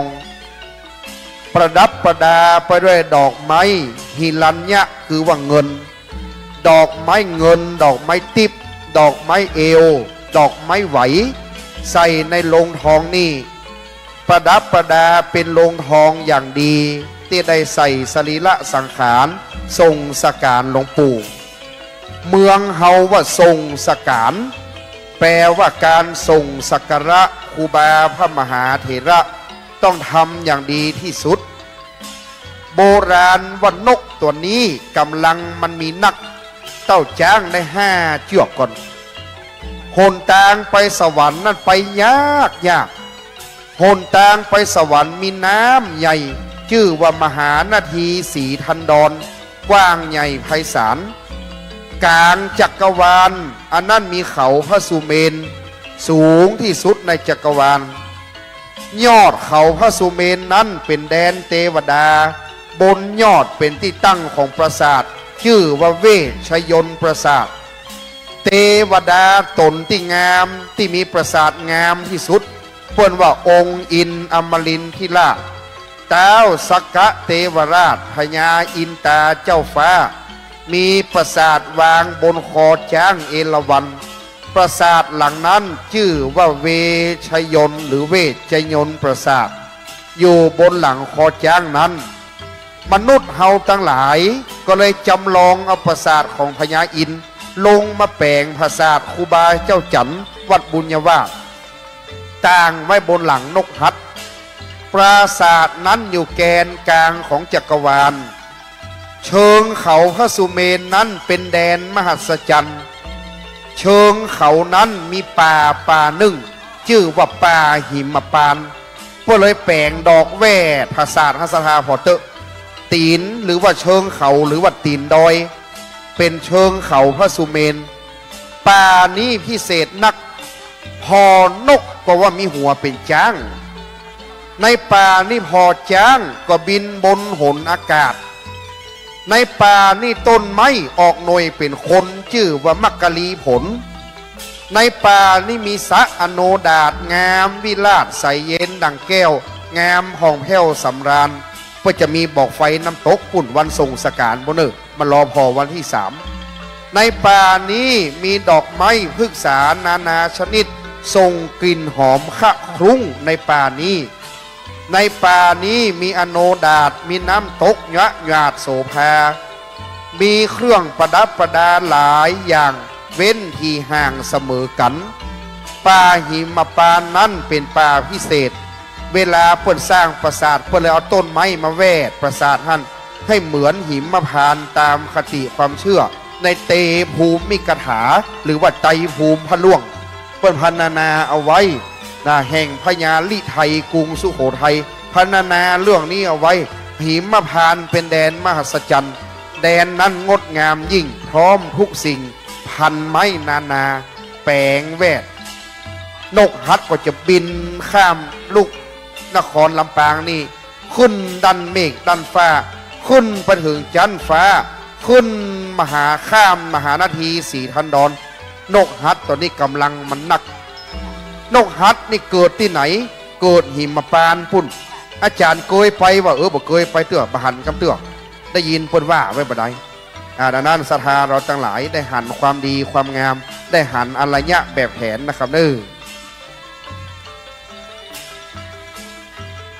สำหรับการเทศมหาชาติ13กันรวมทรงเครื่องเพิ่นตั้งกันเทศไว้ตั้งหน้าธรรมาสนี่ละตอนนี้การเทศมันกำลังหนุ่มอยู่มันเป็นใบสาวเขียวเดี๋ยวจะฮื้อมันแก่ไปแหมหน่อยเด้อศรัทธาเฮาตอนนี้มันหนุ่มอยู่เดี๋ยวเอาน้ำไปหดหน่อยคือมันแก่กระเดียวใบ100ถ้าจะมาละ500ก็จะมาละใบปันก็จะมาละดังนั้นกระเดียวคือเอาน้ำไปหดคือใบมันแก่ขึ้นแหมหน่อยกระเดียวให้จะหอมก็มาหอมตั้งหน้านี่เด้อหอมมาเรื่อยๆศรัทธาเรื่องผ้าไตรผ้าปังสุกุล7 วันในปู่จาหลัวปู่จาฟื้นเต็มที่นะครับบัดนี้ได้รอบที่2ไปแถมรอบ1จะเป็นรอบทวน3สุดท้ายดังนั้นนายทหารหารผู้มีกำลังมั่นได้ขึ้นตั้งไว้บนปวนหรือว่าบนนั่งร้านฟังสลามากฟังสลายงฟังสลาตุเจ้าข้าฟังพระครูบาเกียรติยศเพื่อจะกำกับฟังครูบาจันติบโดยเพื่อจะกำกับคืออันทางซ้ายสีเขียวเรียกว่าสัพพทนอันทางขวานั้นเรียกว่าบังศูนย์หรือว่าบังวันเป็นเครื่องสูงเตรียมยศอันว่าสรีระสังขารปุ้นแจคาวิหารเปิ้นจะเอาสัพพทนเข้ากลางกันเอาบังวันเข้ากัน สรีระครูบานอนอยู่ในผาศาสตร์เพิ่นจะเขิงเสาไม้สาง4 ต้นตั้งเสาไม้สางไว้ดังจตุปริสุทธศิลเขิงผ้าไว้ตังบนผืนหนึ่งจำเดิมแต่พุทธปรินิพพานณกรุงณเมืองกุสินาราผ้าตังบนนั้นเรียกว่าผ้าพิดานหรือว่าผ้าเพดานจำเดิมแต่พระพุทธเจ้านิพพานพระมหาอนันตะเห็นเจ้าเอาผ้านี่เขิงไว้ที่ไม้ลังกู้เขิงเอาไว้จำเดิมแต่พระเจ้านิพพานเขิงไว้ตังบนนั้นเรียกว่าผ้าพิดานหรือว่าผ้าเพดานเกิ้งไว้ตังบนปืนนกฮัดนี่เป็นจะปูไว้แหมผืนอยู่ตังลุ่มอันนั้นเรียกว่าผ้ากระดานนะครับอันนี้นายช่างสลาจะต้องทราบยามเมื่อไฟลุกล้วงขึ้นประสาทผ้าพิดานเกิ้งไว้ตังบนบ่ฮือเดือดร้อนแก่เทวดาทั้งหลายเกิ้งไฟไว้เหียยามเมื่อไฟลุกลงตังลุ่มผ้ากระดานจะเกิ้งไว้บ่ฮือฮ้อนลงไปเมืองคุดเมืองนาคบาดาลต่ำใต้ดังนั้นเราจะเกิ้งผ้าไว้เป็นธรรมเนียมตั้งแต่จำเดิมพุทธนิพพานไปดังนั้นพระมหาอนันตะเห็นเจ้าได้กระทำอย่างนี้เรียกว่าการปูลาดและการกางกั้นมาแต่สมัยพุทธกาลเดิมมาดังนั้นเป็นธรรมเนียมมาตหอดบดเดียวล้านนาลำปางลำปูนเชียงใหม่พะเยาแป้น่านเชียงรายแม่ฮ่องสอนหัวเมืองตากนะครับบันไดเหล็กเมื่อกี้อยู่ไหนเอาบันไดมาปาดไว้กับตังขึ้นหางนกนะครับในช่างสลาเอาบันไดเหล็กมาพาดด่วนสลาให้พร้อมเกือบแล้วละเลยแฮมน้อยรอบสุดท้ายก็เดี๋ยวจะได้เอาลงเทียบทางขึ้นหางนกฮัดนายทหารออกกำลังบากกำลังแหงไว้ให้ดีนิมนต์ครูบาอาจารย์เข้านั่งในเต็นท์เลยนะครับ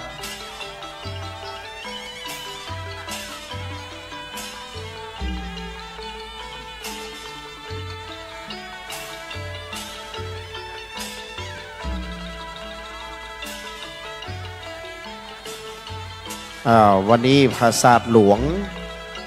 สลามมากเปิ่นถอดแบบของพระเจ้าลูกวัดหลวงลำปางมางามไปแหมอย่างหนึ่ง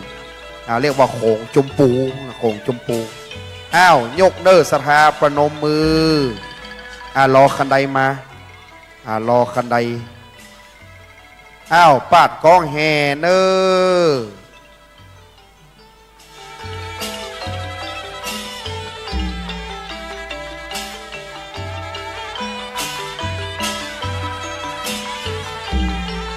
กำมันยืนมัน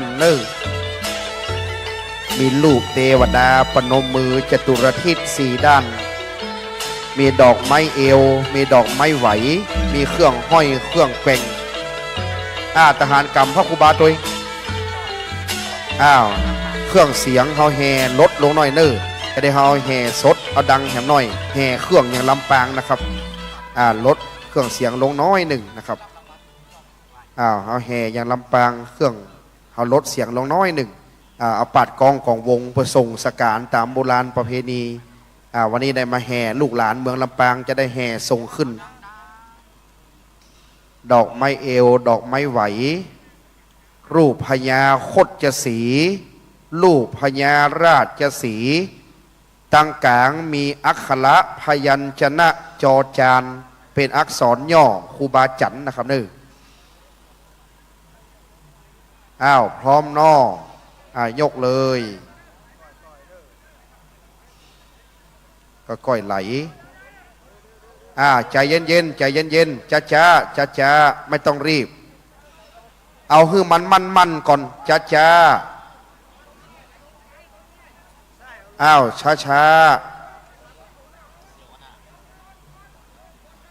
ขอครูบาอาจารย์ก้อยขึ้นเสริมแฮมน้อยขึ้นเสริมแฮมน้อย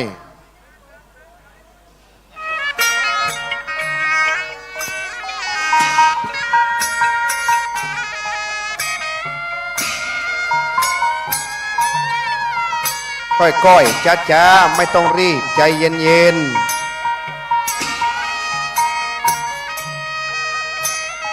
ค่อยๆเคลื่อนเลื่อนไปเป็นหยังขึ้นไปค่อยๆเดินค่อยๆเดินศาลารองรับอยู่ทางบนพ่อครูบาก็อยู่บนครูบาขาดก็มีบนพุทธหันคณะทำงานในที่สูงขึ้นไปข้างบนนะ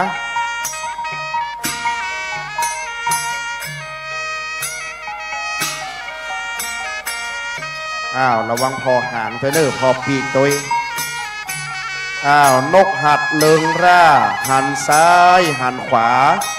จะได้ต่างครูบาเจ้าจันแล้วเนอนกหัดพญานกหัดหลวง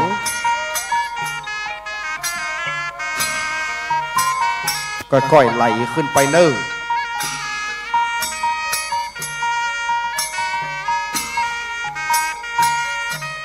ส่งขึ้นไปแหมค่อยต่างขอครูบาเจ้าขึ้นดีขึ้นงามตั้งไว้ไปดีไปงามเนอสถาไว้เนอไว้ประนมมือครูบาเจ้าจะขึ้นนอนผาศาสตร์แล้วไปเป็นบุญอันใหญ่กว้างของครูบาเจ้าเป็นพระมหาเถระได้ปั้มเปงภาวนาศีลธรรมกรรมฐานมาได้กินได้ทานได้นำสถากินนำสถาทานนะครับเนอค่อย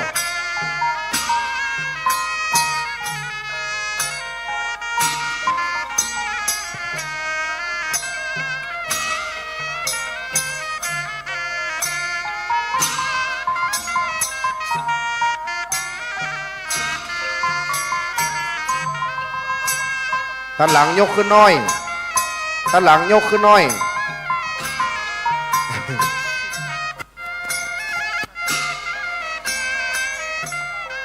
เอาครูบาขาดเอาตาหน้าปากเอาตาหลังไปดัน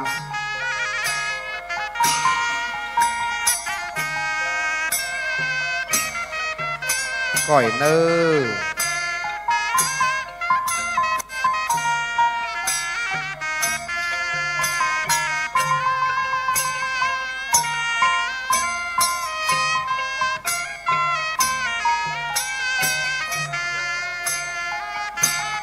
เดี๋ยวเดี๋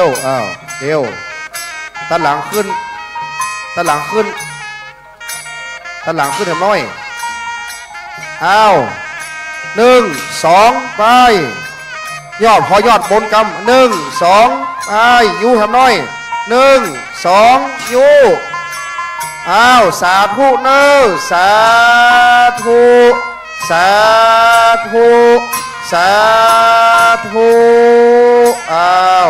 ขอบคุณนายทหารลงมาเนอร์ก็ได้เขาจะสู่มาจากค่ายสุรศักดิ์มนตรีวันนี้เป็นบุญทหารนะลุงเนอร์มาให้บดีบัดญะเป็นบุญที่สุดละไปเสาะที่ญะที่ไหนก็ถึงมีแล้วครูบามีตนเดียวดังนั้นครูบาเจ้ามีตนเดียวขอเขาเป็นบุญเป็นกุศลกับทหารนะลุงเนอร์เพื่อลุ่งเรืองในหน้าที่การงานเกียรติยศศักดิ์ศรีปุญญาปรมีวงแห่ยุดกองเนอก็ได้เขาจะได้สู่มาเหตุก่อนเราอย่าไปฟังธรรม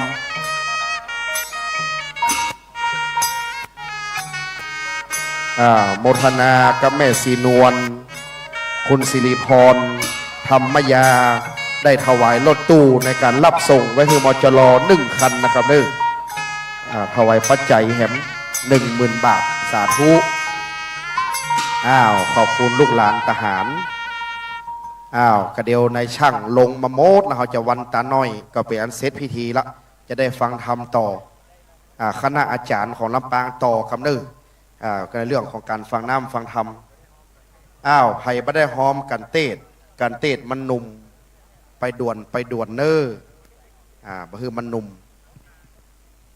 ตอนนี้ในช่างสลากำลังเตรียมความพร้อมเอาขึ้นไปลูกเอาขึ้นไป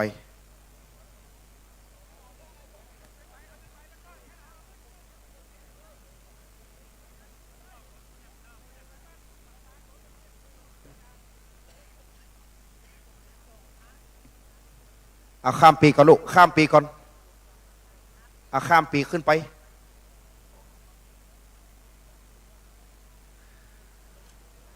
ข้ามปี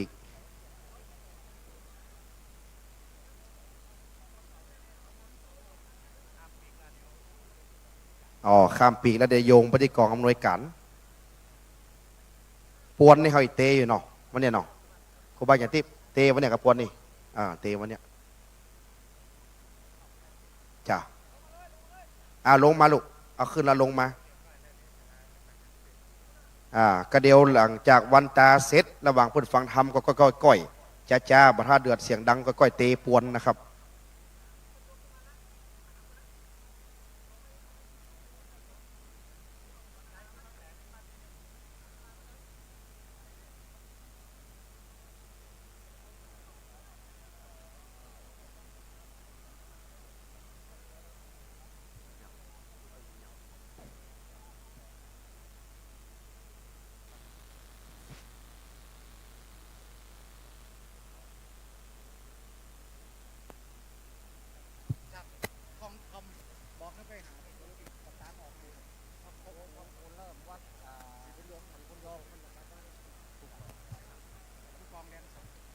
ขอประกาศผู้กองแดนศักดิ์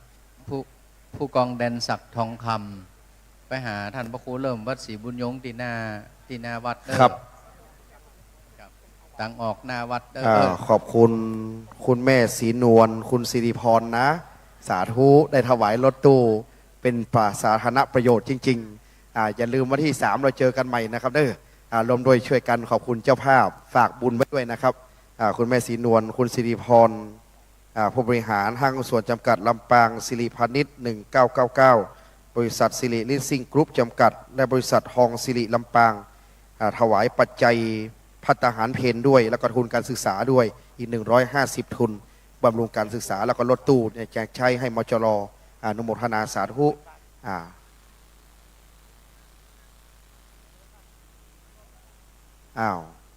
เรียบร้อยแล้วก็ทยอยกันลงมาเนอะถ้าเรียบร้อยแล้วทยอยกันลง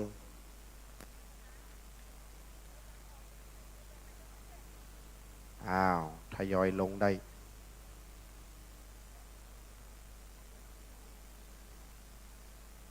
เอามั่นคงถาวรพุ่นเนอคือมันมั่นกุงไว้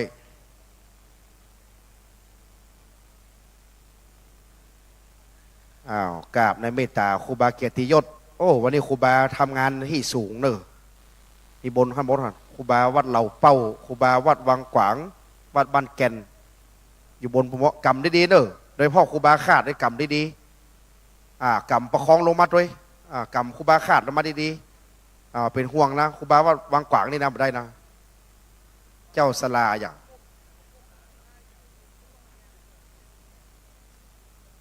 ครูบากรรมฮาวลงมาครูบาขาดสลาโยงสลามัก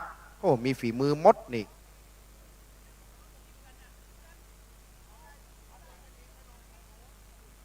กำครูบาเจ้าเกมเนี่ยก็เดี๋ยวผู้สยงจ่องลงมาด้านข้างเนอะเข้าไปจะโยงไปที่เต็นท์วะครูบาขาดเอาจ่องลงไปด้านข้างผู้กำเดี๋ยวคือเขาไปหับด้านข้างพุทมันมีกลุ่มเนี่ยหลวงๆฮะเอาจ่องลงไปด้านข้างเพื่อจะโยงไปที่เต็นท์อำนวยการวะครูบาเจ้าลงมาก่อนเป็นห่วงให้ได้วันตาแล้วต้องดูแลครูบาเกมก็ดีนะมาได้นะถ้าว่าครูบาว่ามันจ้าคือโดดลงมาว่าครูบาจันทิพย์ว่ะครูบาหับด้านข้างหับที่ครูบาวัดเราเป้า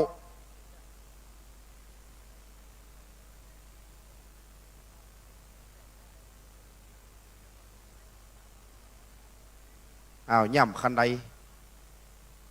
ครูบาขาดคันใดว่างละลงมาได้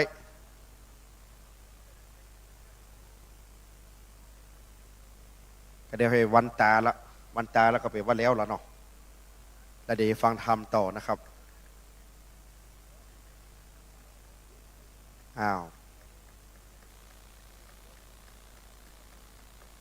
จองไปทางข้าง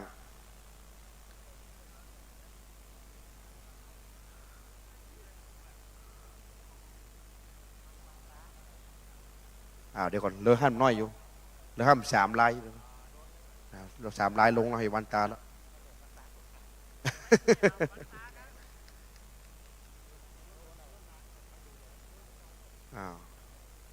ขอบคุณผู้มีส่วนเกี่ยวข้องขอบคุณหลวงพ่อจังหวัดหลวงพ่อรองจังหวัดนะครับเด้อ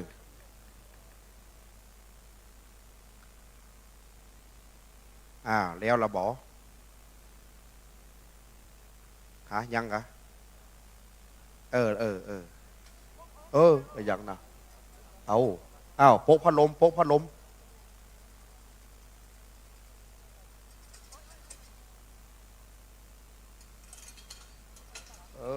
ใบมันหักปิดก่อนลมมันแรงไปหน่อย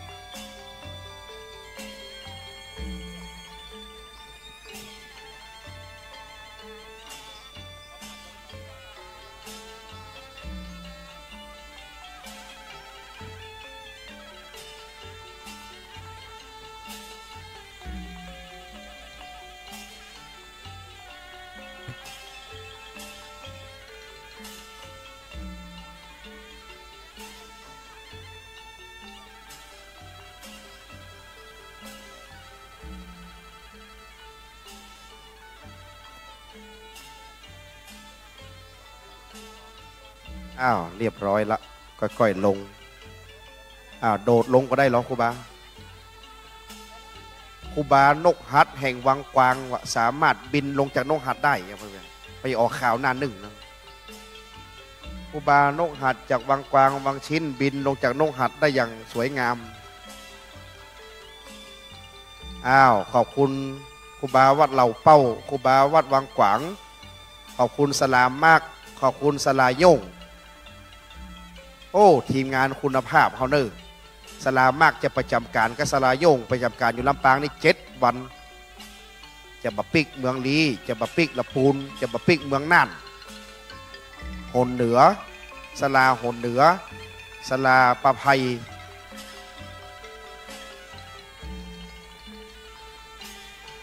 บ้านเมืองมีอะไรอย่างก็นั่งลงสถาไว้ไปเนอบินมาเนอบินมานั่งลงหันหน้าไปทางปราสาทครูบาเจ้าไว้บัดนี้สรีละสังขารแห่งหลวงปู่พระราชธรรมลังการครูบาจันทร์กตปุญโญหากว่าสมณะศรัทธาและมูลศรัทธาผู้ฆ่าทั้งหลายศาลาปราสาทนายทหารศาลาบอกไฟผู้ทำงานได้ขึ้นยืนเตียวกายข้ามสังฆธรรมหลวงปู่ครูบาเจ้าได้ตั้งใจก็ดีบ่ได้ตั้งใจก็ดีคณะสงฆ์ศรัทธาได้ลากเอายังสรีระสังขารครูบาลูกจากวัดบุญญาวาสวิหารได้กระทำถูกต้องหรือบ่ถูกต้องบ่จอบเปิงกวนด้วยการชันใดก็ดีก็ขอจิตตะดวงวิญญาณหลวงปู่ครูบาท่านเจ้าได้อนุญาตโปรดให้เป็นอโหสิกรรมอย่าได้เป็นนิวรณธรรมกรรมมันแก่กล้าตั้งแต่วันนี้ไปจนถึงวันที่3ขอให้ได้กินดีตานดีกินตานบ่ให้มีมารมาสูญขอให้ลาบรื่นเรียบร้อยบุธิวัฒนาบ่ให้มีลมหลวงบ่ให้มีฝนใหญ่มากวนมาคุยกินก็ให้ได้กินดีตานก็ให้ได้ตานดีเป็นปุญญาปรมีที่หลวงปู่ได้สร้างขอขมาคารวะณบัดนี้วันตามิพันเตสัพพังอัมปะ ทังคัมมันทัพเมพันเตมยาตังปุญญังสามินาอนุโมทินตัปปังสามินาตังปุญญังไมหังตาตัปปังสาธุสามธุอนุโมตามิได้เอาขันขึ้นเกณฑ์ที่เต้นฐานขอครูบาท่านพระครูขึ้นไปเอาขันขึ้นเกณฑ์วันนี้เขาเกณฑ์ไว้บัดใดเขายังบอกคว่ำเตื่อเขาจะคว่ำวันที่3วันนี้เกณฑ์สู่มาไว้ก่อนศรัทธาส่องหน้าสังขารครูบานี่เนอบ่ฮือพิษกันบ่ฮือเถียงกันถ้าพิษกันเถียงกันงานมันบ่แล้วส่องหน้าครูบานี่บ่ฮือได้พิษข้องมองใจกันเนอฮือสามัคคีกันเป็นน้ำหนึ่งใจเดียวส่งสการฮือดีฮืองามดังนั้นบัดนี้เกณฑ์ขันเรียบร้อยพร้อมๆกันต่อไปสัพพังอาปาราทังคัมมันทัพเมเตมยากะตังปุญญังสามินาอนุโมทตัปปังสามินากะตังปุญญังไมหังตาตัปปังสาธุสาธุอนุโมทามิขอบพระคุณพระสงฆ์ทุกรูปสามเณรทุกรูปขอบพระคุณผู้มีส่วนร่วมทุกท่านที่ได้ให้เกียรติวันนี้ช่างภาพทุกสำนักทุกสายเรียบร้อยโดยทุกประการเชิญคณะกรรมการศรัทธาฟังธรรมดำเนินการต่อเลยนะครับครูบาเกมมาลงใจแล้วทุกอย่างสำเร็จ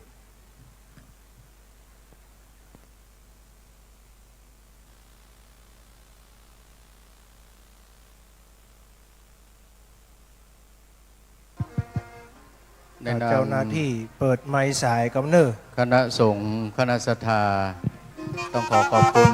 ท่านอาจารย์กรินทร์พวกอินแสงหรืออาจารย์เบียร์เนาะที่ได้ดำเนินพิธีการตามขั้นตอนตามจารีตโบราณเป่าก็เป็นที่สำเร็จเป็นที่เรียบร้อยแล้วลำดับต่อไปขอเชิญบรรดาคณะศรัทธาสาธุชนพุทธบริษัททั้งหลายได้ขยับเข้ามาแหมน้อยหนึ่งโคตรเข้ามาตั้งนา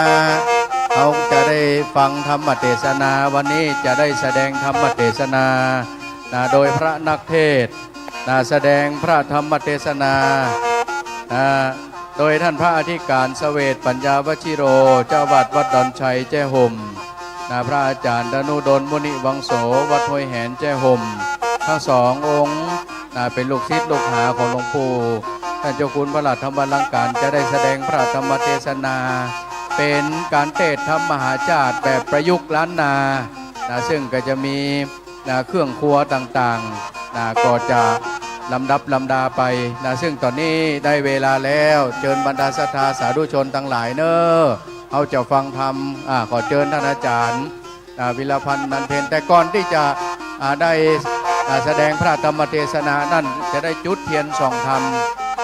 จะได้จุดเทียนปูจาธรรมท่านอาจารย์ณรงค์เตรียมเทียนชนวนเตรียมเทียนชนวนจะได้จุดเทียนปูจาพระธรรมซึ่งตอนนี้ก็องค์แสดงธรรมได้ขึ้นแล้วในโอกาสนี้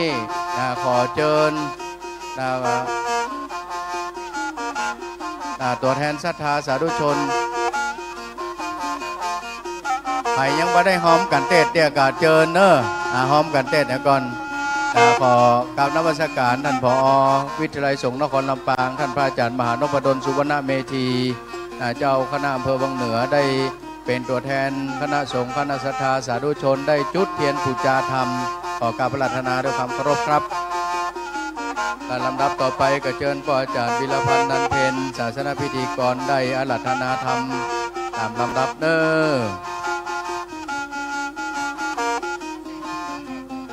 ก่อนอื่นก็ต้องขออนุโมทนาบุญกับครูบาเจ้า เกียรติยศพรหมปัญโยที่เป็นสะพานบุญใหญ่ได้มาอนุเคราะห์สงเคราะห์ในงานพระราชทานเพลิงศพในนามของหลวงพ่อท่านพระครูอนุศาสตร์วรธรรม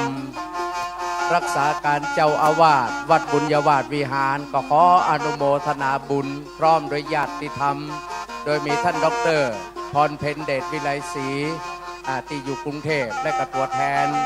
พร้อมโดยกับมัคคณายกหรือว่าอาจารย์อาจารย์การินพวกอินแสงหรือนานเบียร์ได้มาทำหน้าที่ในด้านพิธีกรรมพิธีการของปืนบานล้านนาได้สมบูรณ์แบบที่สุด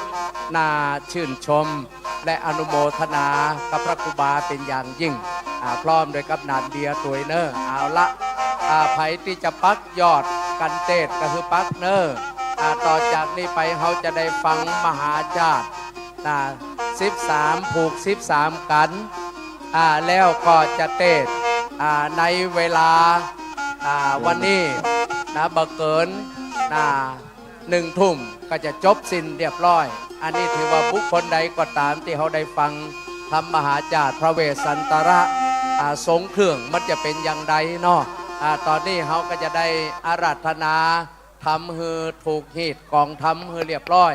จากหันกอบประสงค์องค์เจ้าก็จะได้ใส่ใส่กาบก็จะมี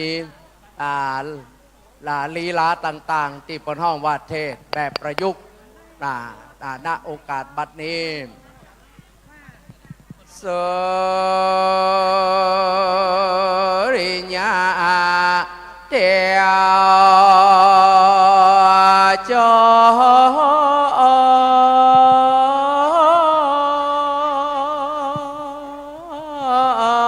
รอัดสะดอนมาแก้วพระอาทิตย์ใสพออ่องแผ้วกอกไก่จะมาลงลับไหลเขาโยกันทอนฝงหมู่ดาวจอ อันนี้ไม่ร้อย จะออกมาต่อเดือนนางไง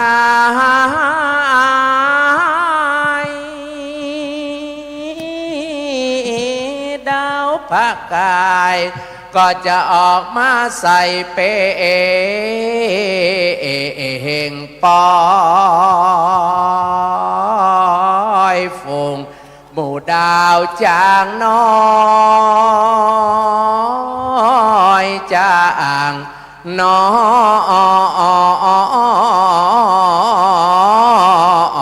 อยก็จะออกมาเป็นปืนดาววิ่งขอนิมนต์ลูกศิษย์พระมุนี2 รูป2 ตน2 องค์ตนหนึ่งชื่อพระณดุพลมุนิวังสหรือตุปิเกจากวัดห้วยแหนแถมตนหนึ่งชื่อว่าพระอธิการสเวทปัญญาวชิโรหรือมีชื่อว่าน้ำแฝงวสเนกาลงจากวัดดอนใจบ้านเกียวอำเภอแจ้ห่มเมืองมะขามหวานถึง2 รูป2 องค์ตาอันเจ้าจะใส่ใส่กาบละบำนำทำนับตั้งแต่กันเก้าคือตัดสะปอนกันหิมมาปานตานากันวันนาประเวทพดมาถึงกันที่5จุจักกะพรามกันที่6จุลปนกันที่7มหาปนกันที่8ผู้มาละบัน2ปุตติปุตตาลูกน้อยที่พระเวสสันตระเจ้าเฮตานพ ดมากันที่เก่ามาตาสีเลยที่พระเวสสันดรได้เฮตานสีพระลิญามาสีแม่เจ้าพดมาถึงกันทวน10เจอสักกบันกันทวน11มหาราชพดแผ่วกันที่12ชักกะสะเรือชักคติพดมากันสุดท้ายนครการพระนักเทศ2 ตน 2 องค์ท่านจะได้ออนุกรรมปิมังปะจังอาราธนังกาโลมหาเส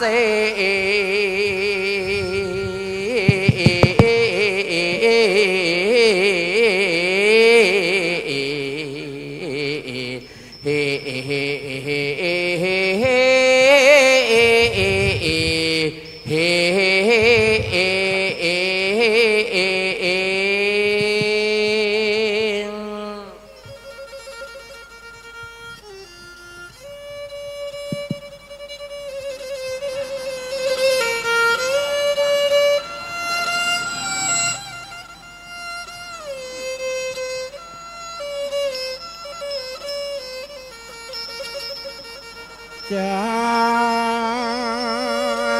ติก็เกิดจากตายเป็น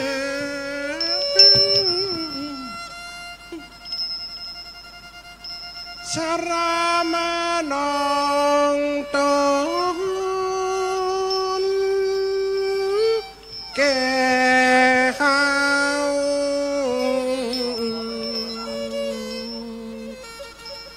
เปียที่ดังนีบแน่นมรณภาพแล้วดาบสูงน้อมส่งดวงวิญญาณหลวงปู่ท่านเจ้า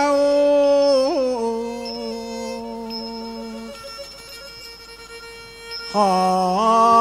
น้อมเผาหักษา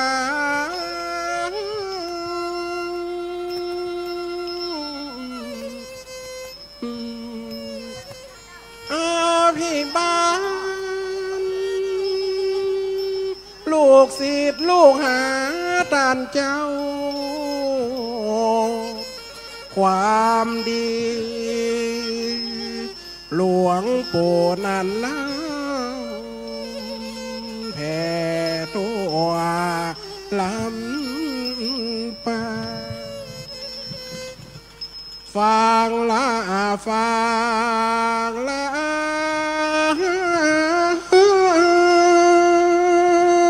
มูลลาสตาตั้งหลายตั้งยิงใจถ้าล้ำแล้วแถวเท้าอาตมาจักใส่กับเก้าเป็นการอุ่นเครื่องหนอสากรรมเพราะกว่ามารพิษพระอาจพรางเป็นวจีกรรมบ่ถูกต้องขอสาธาปีน้องจงหนอภัยการเตะธรรมมหาชาติ13กันแบบทรงเครื่องได้เอามาคันขายเพื่อเป็นถวาย ดวงวิญญาณหลวงปู่พระราชปู่เจ้าในวันอันเจิญสรีราสากสังขารหลวงปู่นาอันเล่าขอหน้าบุญอานิสงส์ฟังเวทสันดรชาดกปาลมีตันขององค์สัมมาสัมพุทธเจ้าจงเป็นเสบียงห่อข้าวจุยอดรึงดวงวิญญาณและนานะโมตัสสะภะคะวะโตอะระหะโตสัมมาสัมพุทธัสสะนะโมตัสสะภะคะวะโตอะระหะโตสัมมาสัมพุทธัสสะนะโมตัสสะภะคะวะโตอะระหะโตสัมมาสัมพุทธัสสะสุดโสสังลัมภะเตปัญญังปะมันโตวิจักขโนติมังกาละวุฒิการานุการะสังกลมะสวัสติ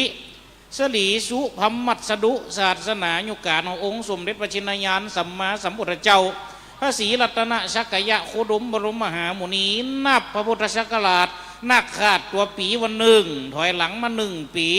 หลังจากองค์สมเด็จพระมุนีสัมมาสัมพุทธเจ้าปะลินิพพานณกรุงกุสินาราศีนะนิคมข้างนั้นสืบหอดปัจจุบันการเดี๋ยวนี้ได้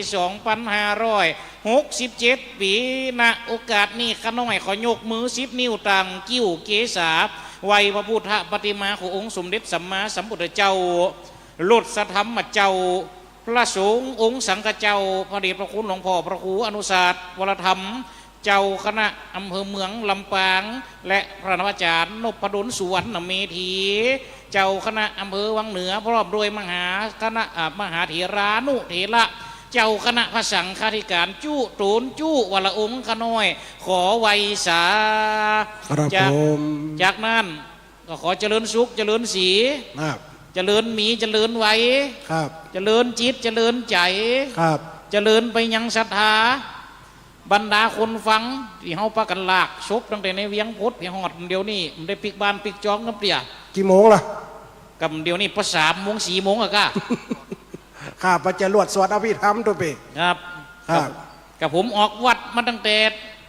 6 โมงปลายแล้วนะก็มาอย่างเจ้าเปิดว่า9 โมงบนบนหลังกับเปิดว่าศพออก9 โมงอีเขากระเจมาจัดเจ้าตัวไม่งนหัวขิวทั้งงานสาบศพไหนมันได้บินก่อนหาตัวเจ้ากล้าประสาทนี่นะกับมันก็ยังกันนะเพราะว่ามันหลวงปู่ห้องจะว่าสาบอันนี้เหรอครับห้องจะว่าสาบศพเราบอกว่าคนตายนี่คนตอมเพราะว่าหอมคุณงามความดีนะสัตว์ตายกับสัตว์ตอมเพราะมันหอมซึ่งกินสาบสางสัตว์ตายกับสัตว์ตอมครับสุมาตราถ้าไก่ตายกับไม่งนตอมลูกมัดกะเหม็นกะติอยู่แต่มันอย่างมันหนีมันก็ต้องหนีเพราะว่ามันเป็นหน้าที่ของมันแล้วมันได้หน้าที่ของมันไปกินเลือดตอนนี้ยังมีชีวิตเมื่อตายไปแล้วปุ๊บหน้าที่ของมันจบสิ้นนี่สหัสสิ่งที่มีชีวิตต่อไปแต่ที่มันตอมคือนอนแมงงนแม่นเฟิงมาตอมก็เพิงนี่จะมาตอมของหมิ่นบุญวะครับเพิงนี่จำตอมของหมิ่นอันแสดงว่าคุณงามความดีหลวงปู่นี่คงธรรมดานะตุปีนะตุปีจบนิสิตรุ่นที่ยังรุ่นที่55ตุปีได้มาเฮียนกับมหาลัยหลังนี่ได้มาเฮียนเก่าตันจบจากที่ไหนปุ่นวัดบุญยวาดปุ่นดูสบายน้อยก่อนในเวียงโลกแม่นะครับร้านอาหารกับไก่หันรถโดยสารกับไก่หันอยู่เจียงโฮมต้องไปขึ้นรถเมล์เที่ยว4 โมงนะสถานทั้งหลายแม่นครับรุ่นนี้ขึ้นรถเมล์มาเฮียนมอเตอร์หีบกับหีบหล่นออกไปปะใส่หลวงปู่อยู่หน้ากุฏิหันตบมือแบะวุ้นี่วุ้นหลวงปู่นะว่าจะได้ก็วุ้นี่ฮะวุ้นี่วุ้นยังก็ปู่วุ้น มานี่ก่อนอยู่บนโอ้หลวงปู่มันอุ้มดังเนาะ เป็นคนอุ้ยเอาหรออยู่ห้วยแหนครับ ต้องเห็นไม่เท่าดิ ห้วยแหนเจโฮมครับ ไม่เห็นจูม ครับ อันบึกกระถามหน่อยทั้งปุ่นมีเก้าจีเดียม ก้าวอย่างกะ เก้าจีเดียม โอ้มันออกข่าวลูก ปุ่นอันนี้หลวงปู่ปุ่นอันนี้หลอกปุ่นซ้อหักคอจะนี่ลูก อืม ไปเอียวเพวัดห้วยแหนบุรู้ ครับผม ครับ เอาธรรมดาเนาะหลวงปู่เขาเนี่ย ไปเป็นหูกิเตียโลก ครับ โอ้กับป้าเขาเหี่ยวแพะกับไปอยู่นะขนาดเป็นก็เท่าแล้วนะ นั่น ครับเขากับบอกถามว่าเก้าจีเดียมนี่มีไหนเขากับป้าไปปุ้นหนอห้วยทากปุ้นหนอ ไปอยู่หลวงปู่นะ ไปอยู่ ตังขึ้นดอยจะนี่ แม่นครับเอารถวัดผมไปแหมกำหนึ่ง ดู รถตอนเดียวนั่นนั่งหน้ากับหลวงปู่คนเดียวกับคนขับรถ หมูนั่นนั่งหลังหัวแดงผลึกผลึกสุดแปะไป สหาไม่ขี้เดียมเลย ทำ นะ ไมจีเดียม ได้เดียมเหรอ เอาโตไปจี้อือพอเลยแข่หัวอึกเขาเลย อ่ะ แกได้ถูกใจเหรอคุดดีกว่า อย่างก็คุดถามคุด อืม เอามาปลูก เอามาปลูก ข้าหลวงปู่เนี่ยเป็นท่านหลวงปู่เนี่ยไปครับพ่อย ครับ อ่ะแต่วันนี้อย่างถึงเขาได้มาเตดมาหาจัด13กันทุกปีวันนี้อ้อ ก็เพราะว่าลูกศิษย์เป็นคนหามา จุดประสงค์ตั้งแต่หลวงปู่นี่หุมนะ หืม เตดทำหลวงทุกปี อันเหรอ อืม หลวงปู่ แม่น ไปนั่งฟัง แม่น เขาไปเตดเมซอด ก็ไปนั่งฟังไม่ชอด นั่นปีนั่นเขาไปเตดที่ไหนน่ะศพปา ศ บ พปราบ อืม หลวงปู่ก็นั่งฟังเต่าจบแบบทรงเครื่อง แม่น เอาไปจัดลำปังสักเตือหลวงปู่ถึงบอกติ๊ง อ่าโอ้ผมกับพวกปุ่นจัดมันลูกผมมาเตะทำจูโจกนี่ ครับ ตั้งทำหลวงนี่ ๆครับ เอาจูโจกนี่มันจะขึ้นตอนกินข้าวตอนแล้วเนาะ แม่นครับ ก็ต้องจับย้ำพอดีเฮ้ย ครับ เขาก็มายังมาดีใจยังว่าหลวงปู่มานั่งต้องตึงต้วงไปไหน นั่นยังอ่ะ แต่เตะทำเนี่ยไปว่ารับฟังสะดุ้งตึง คนเท่ากับอัน กลา ขาดตัวเปวันนี้อูเนียมได้นะเวลากระสั้นชิดนะ อืม เดี๋ยวนี้ขึ้น4 โมง อ่า ปกติเขาเรียน5 ชั่วโมง4 ชั่วโมง อืม เดี๋ยวนี้ต้อง1 ทุ่มอาจารย์มาบอกแล้วตะกี้ อืม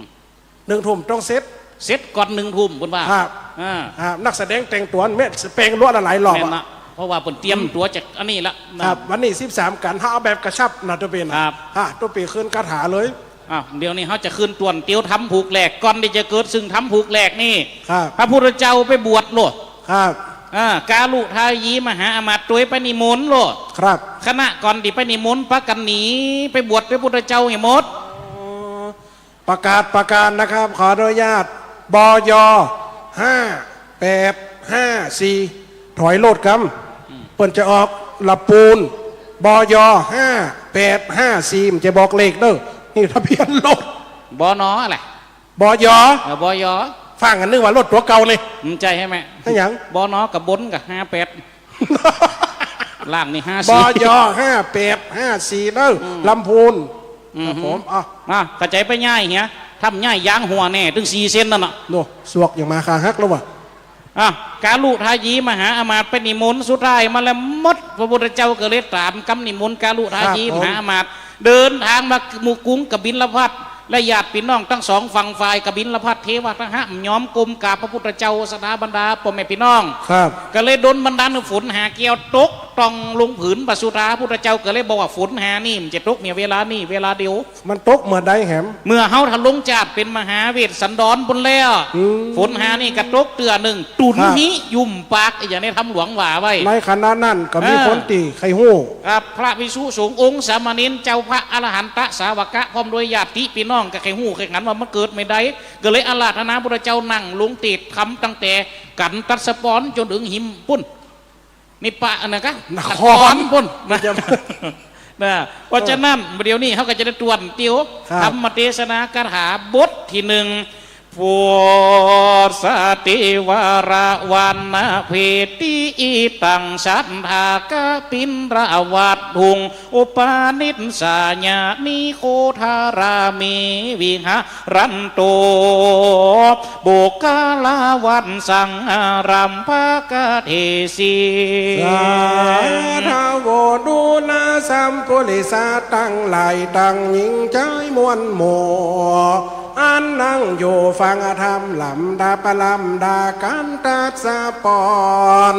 การที่หนึ่งเมื่อนางพูดสันดีเมเจ้าจากหมดบุญจากสวรรค์แหล่งลาจักไหวนาจุติมา เกิดในเมืองคนนั่นแหละนา ลำดับลำดาอย่างบนละสวรรค์เขตห้องนั้นเหล่ามีพระอินทร์เจ้าองค์งามมีนางพูดสเดียเป็นผู้ด้วยตามอยู่เฝ้าอันเป็นมะเหสีเจ้ามาขาวา นางเกิดอาการวิปลาสพิษละแต่หากเป็นนางเทวดามีเหงื่อไหลออกมาเตียงเต้ากาญาเจ้าองค์คำหายใจออกดังแสบห้อนเครื่องติบย่อมยังโต ก็มาหิวลาลงมองเศร้าผิวฟันนางหน่อเนามาเสียสินพิษจากเทวีเทพตาวจากเป็นสันใดจานั้นเล่านี่จานางก็ช่างกังกาละบ่อน้อยก็เข้าไปหาพระยอดซอย หัวขวัญอาพี่วันกุมเก่าองค์เต้าเจ้าราชเต้าราชลาจาเลนา ณสวรรค์จันทร์หนึ่งชื่อว่าตาวัดติงสาหรือว่าดาวดึงขนาดนั้นองค์มัคควานหรือพระอินทร์นั่งตรวจดวงชะตาว่าบัดเดียวนี้โลกมนุษย์เฮาไผจะมดบุญมาเกิดบนสวรรค์ไผจะมดจากสวรรค์ไปเกิดจุติในโลกมนุษย์ กูก็มาเกิดพอเลี้ยวไปเหลียวมา หันใส่นางพุทธดีอีกปล่อยแม่เป็นมเหสี มาเหสีนี่กำเมียงเขาแปลว่าบ้านเขาเรียกว่าใจโขกไปก็คือเป็นเมีย เป็นภรรยา นางกับหูอาการพิษกับนางกับหูตัวแล้วนะ นั่น หายใจเขาออกห้อนหูดัง ขนาดนั้นพระอินทร์ก็นั่งตรวจดวงชะตาเหลียวไปเหลียวมาเหลียวไปหันใส่โอ้อันนี้เป็นไผมานั่งปากข้างกูนี่ นี่ไงตามึงบอดกะ โอ้กูมาเล็งฝอลักษณะ แล้วเป็นจะได้ ปกติมเหสีแห่งข้าจะมีผิวพรรณอันดังทองคำหรอก แล้ววันนี้เป็นยังไง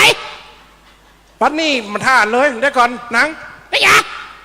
อย่ามันหน้าอย่ามืดฝน ก็ไม่จะแยกกันไปกับเป็นบดเหมือนจะมาดานาเล่น หน้าเหี่ยวเฮ็ดดานจีพะโลก ก็ยังมึงมากกอกกูจะเอากิน ตายนะนี่พุทธดีเมียแห่งข้าหรือไม่ แม่นแล้วพี่ครับ โอ้พนางมาก่อนมานี่เสด็จพี่ขอตรวจไข้ก่อนมานี่เดี๋ยวกูจะฟันหูดังเป็นโควิดแน่นอนนี่ เปลวมายาเนอะไม่ปูสุย พนางเกิดอาการอะไรอย่างพ้องในจิตในใจแห่งนางตอนนี้อย่างเนื้อหนังนางอย่ามาโมนมาเศร้าหมด หายใจเข้าออกห้อนหูดัง โควิด19แน่นอน เฮียออก มาตรวจก่อนเงินหูดังมากูจะฟันเอ้ามานี่ฟันหัวนะ ตาไม่ยังมาพอเลย นี่หยัง คนหูดักคุณนี่เป็นสาวเซียน วัสดีพระเสโทไหลเอาฟักกัสะเฮียเอาขี้แห่ เมนบัตเตอร์ยังได้หู ผิวพรรณวันน่ะอย่ามาหมนมาหมองมดนางเหย ก็นั่นอาการมั่มใจกระตัวเราเปิดกระหูตัวอยู่นะประเดี๋ยวนี้นะ พระนางถ้ากูปีได้บอกอย่างนางแล้วนางจะเสียใจลำไรพี่ไร จะว่าอย่างก็ว่ามาเข้าใจว่าไม่เห็นประเดี๋ยวนี้ บัดเดียวนี่กูปีโหดแล้ว นี่ไง ดวงชะตาแห่งนาง มันจะได้ นางชักมดบุญจากสวรรค์เอกลาคือนางไว้นาไปเกิดในโลกมนุษย์เด้อพุทธดีเอ้ยน้องดีใจมันก็จะได้ไปเกิดในโลกมนุษย์เนี่ยท่านก็ดีใจแล้วเนาะ ตามมีมอนก็ไปจะได้กู พุ ให้ ทธดีเอ้ย กูให้ก็ว่ากูดีใจ จะไปห้องไปให้นางอันว่าบุญสู่บุญเป็นเทวดามันสร้างบุญไม่ได้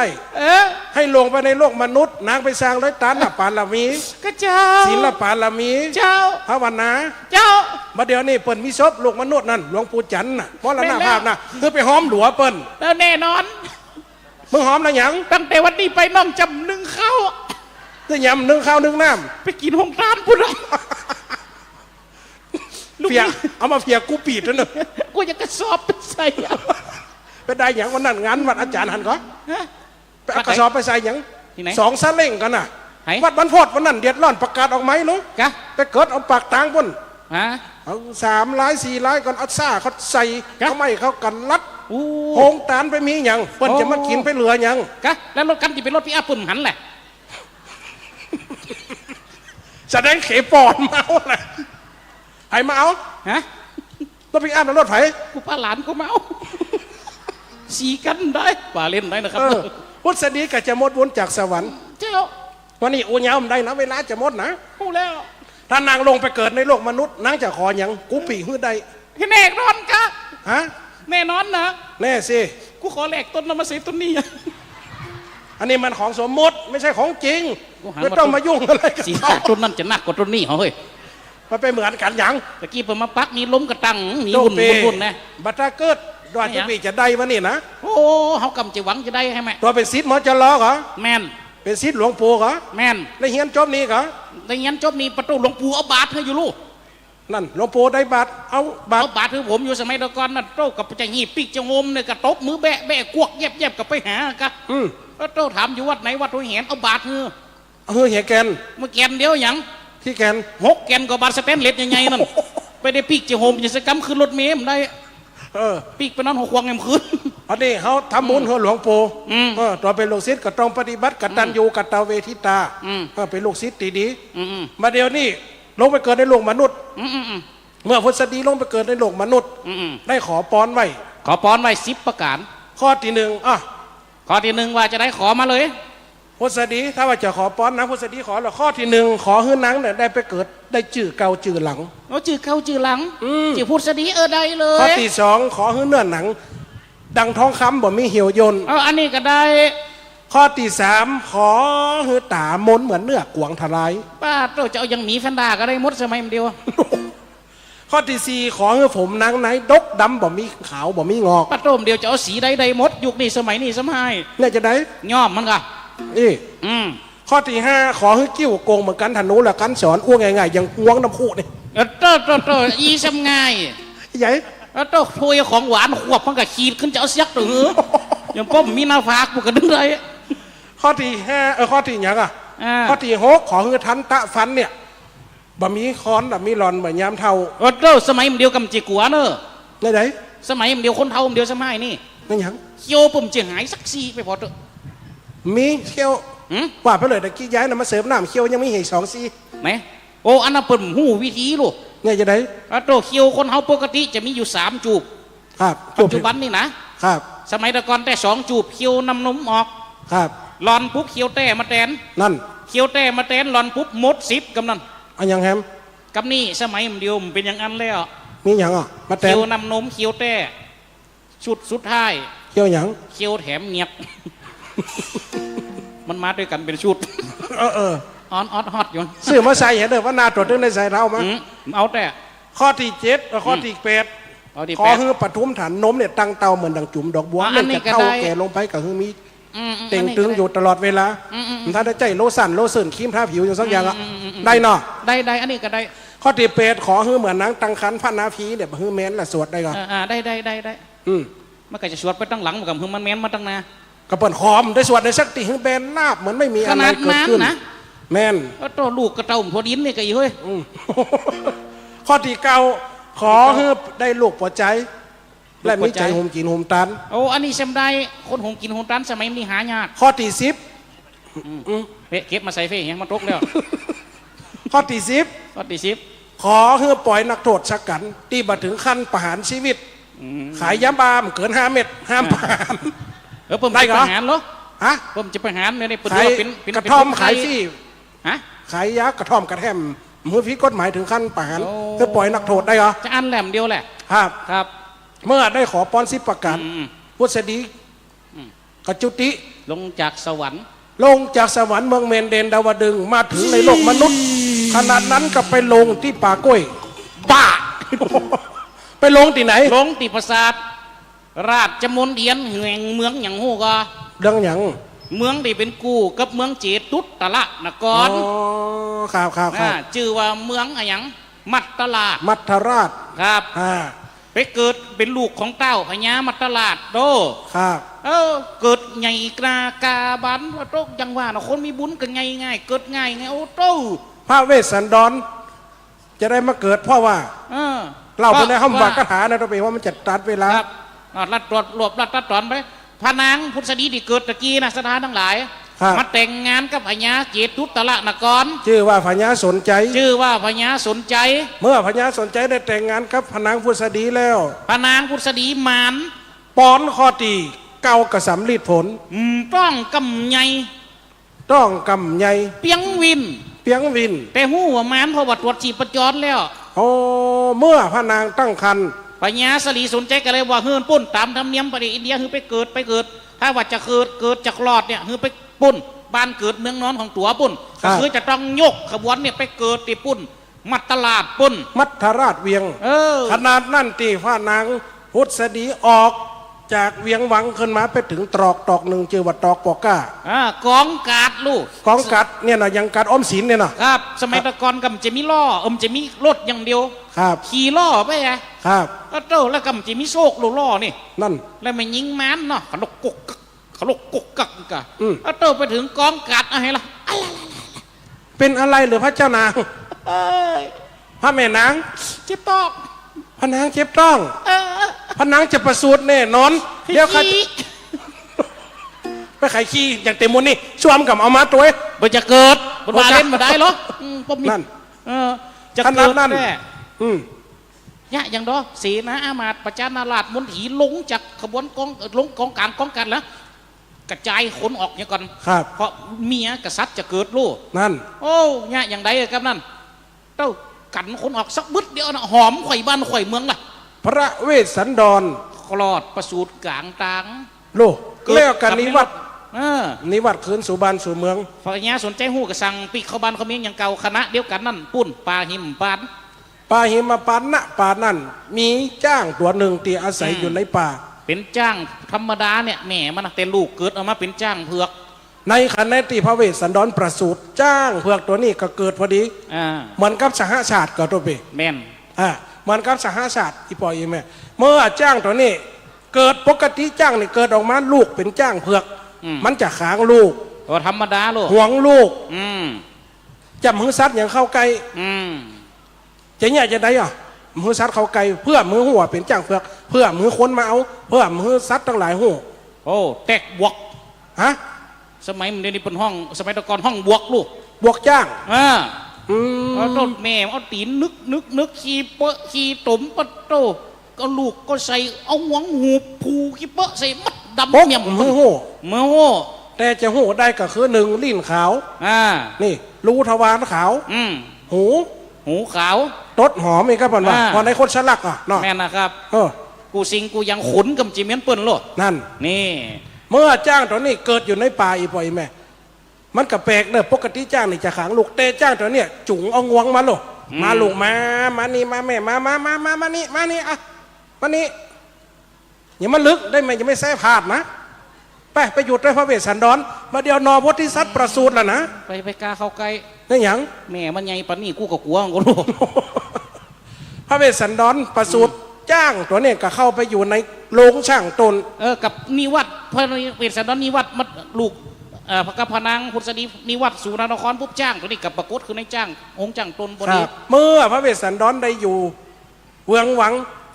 จ้างตัวนี้ก็ใหญ่ขึ้นพระเวสสันดรก็ใหญ่ขึ้นพระเวสสันดรพ่อบาทปอนนางพุทธดีทำงานไปแหมคอหนึ่งละคือเป็นลูกหัวใจมีใจหุ่มกินหุ่มตันพระเวสสันดรแปลงหอประภาไว้ก้วนตานไว้สี่แจง4 แจงมุมเมืองแต่ละวันออกตานกุดแจงออกตานทุกประตู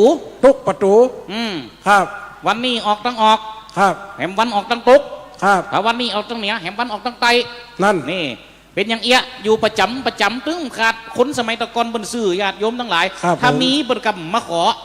เราจะปล่อยคนติ่มมีมาขอเหี้ยเนี่ยก็เป็นหีดห้อยที่บ้านเฮาแปลงหงตานเนี่ยที่เบิดทุกวันเนี่ยกับบ้านเฮาก็ตึ้งแปลงเนาะอย่างตุปีวาตะกี้นะกะแม่นเนาะเพราะว่าอย่างสถานทั้งหลายมาเป็นหีดเฮียนเดี๋ยวพระเวสสันดรมาโลกูวันมากับพวกกระตานเข้ากองแม่บ้านแม่เบิ้ลกับพระเวสสันดรกับป้าออกมาพระเวสสันดรวันนี้หงตานอย่างวันนี้ข้าวผัดเจ้าเอาอย่างกระเจ้าเอาข้าวผัดกระเจ้าขนมเส้นนะเจ้าเอากระเจ้าข้าวผัดผมมักก๋วยเตี๋ยวมีวะก๋วยเตี๋ยวกับมีเจ้าก๋วยเตี๋ยวผมเอาเส้นเปี๊ยะผมเอาเส้นแห้งเจ้ามีกับเจ้าเอาลาดหน้ากับเจ้าลาดหน้าเจ้าลาดหน้าไผ่ลาดหน้าไข่กันลาดหน้าไก่ลาดหน้าคนปากดีสวกแต่มีได้มากินนั่นพระเวสสันดรหงตานพระเวสสันดรก็ใหญ่ขึ้นมาใหญ่ขึ้นมาดึงวันคณะที่บ้านเมืองเจตุตละนครเนี่ยหรือว่าเมืองสีปีเนี่ยเจริญงอกงามมั่งมุนตุนเต้าครับก็ยังมีเมืองหนึ่งที่แต่ตรงข้ามกันเมืองหนึ่งเจริญเมืองหนึ่งตุกเนี่ยเมืองนี่จื่อว่าเมืองกะลิงขลัด นั่นพระเวสสันดรออกฮือตานอยู่ตั้งวันบอกค่ะนี่ออกฮือตานไหนบ่อยแม่เมื่อออกฮือตานติ๊กมีพระปนเท่ากันอย่างวะมเหสีชื่อว่านางมัทธีมีลูกชื่อว่าจารีแหละกันหาอยู่ด้วยกันพระเวสสันดรก็ออกฮือตานอยู่เมื่อบอกขาดแม่แต่คณะเดียวกันนะก็ยังว่าสถานทั้งหลายเมืองที่ห้องแห้งแล้งตะกี้ที่เขาได้อูว่าเมืองกะลิงขลัดน่ะครับก็ยังว่านั่นนะเมืองคลิขลัดเกิดการแห้งแล้งก็หาวิธีทุกวิธีทางอ่ะใครฮือฝนตกกระตึงตกเนี่ยจังได้จะฮือฝนตกฟ้ากับอำนวยแห้งแล้ง7 ปี7 เดือน7 วัน7 ยาม7 นาที7 วินาทีกานับกาละเวลามาหันพระญาย้อมแม้กระทั่งย้อมหือเจ้าบันไว้ตุกลูกพญาว่าไรพกคอนบานพกของเมืองนี่หันก่อนถึงวันนี่ประชาราชเกิดความหล่มเย็นก่อนโอ้กระตาบึ้งมีก็มันแห้งแล้งนี่กับพระองค์เป็นกษัตริย์พระองค์ยังพอฮะกำหืมพอจะรักขนาดหือเจ้าบันไว้ตุกโกนหัวดิบนั่นก็พอตัวพญาอยู่ดีมีสุขกูสิงกูยังพญากระลิงขลักคนที่บุญกับคนดีก่อนนะย้อมหือเจ้าบันโกนหัวดิบเลยไว้ทุกทั้งที่พญาก็ยังอยู่ดีมีสุขอยู่ฝนตกเหรอฝนตกเหรอสักเม็ดนั่นพญายอมถือศีลไว้พดบนห้องกับเขาพดอีหรอในธรรมมันว่ากระตึงตกเดียสุดท้ายมาแล้วเนี่ยอย่างใดจะได้เสนาอามาตย์ปุ่นบอกเนี่ยนำไปขอจ้างปุ่นจ้างตัวหนึ่งอยู่เมืองสีปีหรือเมืองเจตุตละนครเนี่ยจ้างตัวนี้เป็นจ้างแผ่นดินเย็นถ้าว่ามันยืนสึงจะมีดีจะลดแผ่นดินด้วยกัน6 ปีดูนี่ครับก็เลยมันจ้างจะได้เอาแต่งเสนาอามาตย์เฮือไปขอเอาจ้างมีตั้งใดประดาจ้างเย็นจ้างแก้วจ้างหยังจ้างเงินจ้างค้ำจ้างหยังก็เอามาแต่งเป็นราชทูตหรอแต่ยังว่าเนาะเสนาอามาตย์ก็เคยปลอมเป็นยาจกพระหูเวสสันดรหุมกินหุมตันแต่งตัวหนุ่งขาวห่มขาวไปปุ๊บไปถึงเมืองวันแรกไปเกิดประตูฝั่งทิศวันตกพระเวสสันดรออกตานตะวันออกวิทย์ไปแหมวัดนึงแล้วไปโวกตั้งไตพระเวสสันดรพระเวสสันดรออกไปตั้งเหนือวันนี้ไปวกตั้งเหนือพระเวสสันดรออกทั้งไตก็ต้องกาเวทไปแบบว่า7 วันจนวันสุดท้ายได้สักอย่างกันเนาะอ่อนต๊อบอ่อนแป๊บเข้ากับได้กินน้ำอย่างได้เอ้ยกันนอนพักกันสถานทั้งหลายเจงเอาล่ะเสนาอามาตย์เอาสังไปอูล่ะนั่นมันรับเปิดขายจีนก็แม่เนาะคุณถึงว่าแล้วเดี๋ยวนี้ขายจีนเก่าสังอูโลสักบึดได้ยินเสียงปาดเสียงแหนมละตึงโลพังหากันหูตังแทกเสียงยังนะฮะเป็นเฮยังลังป่วยชบกะโอ้ชบลงพูยไก่ไปเจ้าเลยโลแวกสุดท้ายมาแล้วมดสถานหลายเปิดประตูยังออกมาเปิดกดว่าพระเวสสันดรออกหือตานนั่นโอ้จับใบจะบอดเตมูสีนะอามัดเข้าไปเตียนะครับรอเวลาเหตุก่อนเจ้าบานจะจองขอมด1จะเข้าไปหรอการเข้าไปแล้วปุ๊บพระเวสสันดรก็ขอในสู่6 คนนี่มาสู่ถึง8 คนนี่มาหยังแบบเสียนาอามาตย์เมืองกะลิงขลักเลยขอเลยข้าเนี่ยตีมาหาพญาเนี่ยเพราะต้องการอยู่สิ่งเดียวนะต้องการหยังมาเอาแต่ข้าเมืองข้าในอันใดกะลมเย็นเจริญมัดสูมาขอหยังเข้ากาธัญญาหารพร้อมพักษาหารทุกสิ่งทุกอย่างข้าน้อยมันต้องการและท่านจะมาขอเอาหยังขอจ้างเผือกเกี่ยวปัจจัยเนี่ยนากินตีพญานั่งอยู่เนี่ยตีข้านั่งอยู่นี่กะฮู้ก็ข้าคือไผข้ากับฮู้อยู่แล้วข้าคือพระเวสสันดรกิตติศักดิ์ของพญาฮู้ไปถึงเมืองกลิงครัตว่าพญาเป็นคนหุมกินหุมตานเมื่อท่านกล้าขอฉันก็กล้าฮือเพราะฉะนั้นข้าฮือปุ๊บข้าใจลงข้าจะเอาปิกแล้วเธอจะเอาเหรอแม่นเอาไปเลยเครื่องทรงแข่งจ้างทั้งหลายประดับประดามันมาจ้างหน้าเจิ้งเป็นหิงเป็นสร้อยที่ประดับจ้างเอาไปเลยปอบงาปอบงวงหยาดน้ำตกตองมือพามถึง8 คนสถาบรรดาพ่อแม่พี่น้องพามถึง8ก็ขึ้นขี่จ้างโป๊ะปุ๋มเลยขนาดนั้นพระเวสสันดรฮือตามจ้างเจ้าบ้านทั้งหลายเดือดนั้นสันเตกันล่ะกับไผ่ว่าสักเดียไปฮือไปเลยจ้างนี่เป็นจ้างของมันของเมืองอะไรไปฮือไปยังอีจะให้บ้านเขาก็จะแห้งจะแรงแค่ก้าพระเวสสันดรมีตั้งใดเดือเบิกตัวเดือวันนี้กระซับขนาดนักไปห้องมาอูเลยพญาเฮ้ยอย่างไปเดือดร้อนอย่างกับพระเวสสันดรว่าฮือเดียดจะได้พญาเดี๋ยวนี้พญาเวสสันดรเอาจ้างนะฮือตามนะพญาหู้ก็ว่าเดี๋ยวนี้ข้าบัดแล้วต้องมาปัดห่วงละบ้านเขาจะแห้งมาแรงเนี่ยบัดเดียวนี่มาได้นะจ้างกับไปจ้างพระเวสสันดรสูจะไปเดือดร้อนเฮ้ยไปเดือดเฮ้ยพญาบนไปบนอ่ะไปหาพญาบนละเดี๋ยวนี้ หลักเอากล่อมนี่มาละเนี่ยเปิดเก็บเนี่ยตะกี้มันอยู่กลางเนี่ย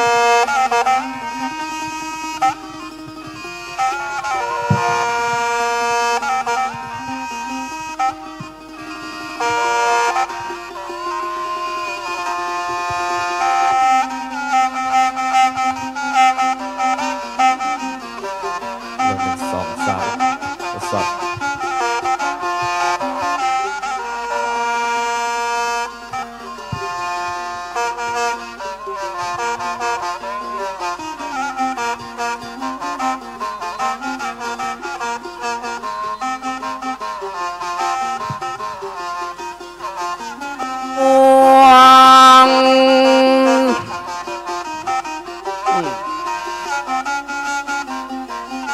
พระเวสสันดรอยู่นคร4 ปีลูกพระนางพุทธดีเต้าสนใจยาราชปกครองบ้านเมืองแผ่ภายโดยอำนาจอาณาประชาราชได้มีความสุขี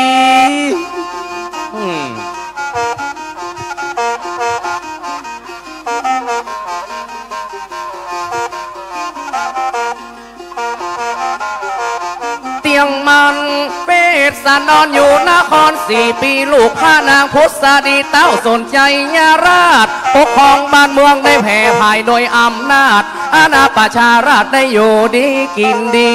เพราะว่าได้มีเตวีกูฮักสมปานจองจักได้เป็นกูสักขีเมียฮักพระนางนอมาที่เจ้าจารีการหาเป็นบุตรตาลูกน้อย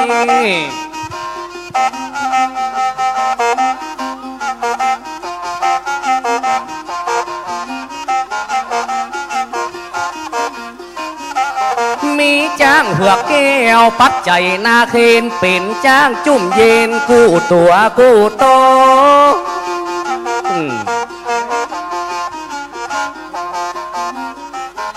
ฝ่ายหอยจืนใจสุขีตีหา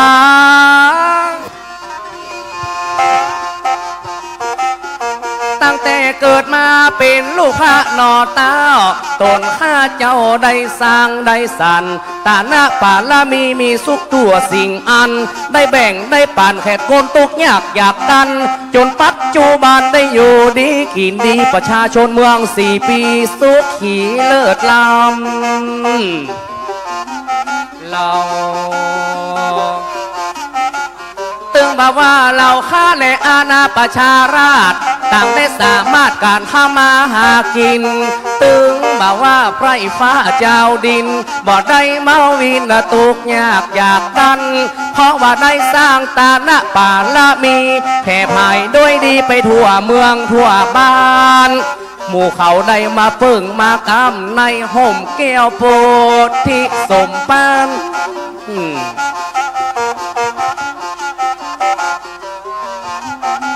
บอกว่าเงินคำกำแก้วเครื่องประดับตื้อเขาของสิ่งทรัพย์มีมากนักมหาศาลเวสสันดรที่ได้ยกเตตานเพื่อแก่บริวารแก้วเมืองและเจ้าบ้านตั้งต่อนนี้ไปจะสุขขังสุขีในอยู่ดีกินดีมากมายหลายจัน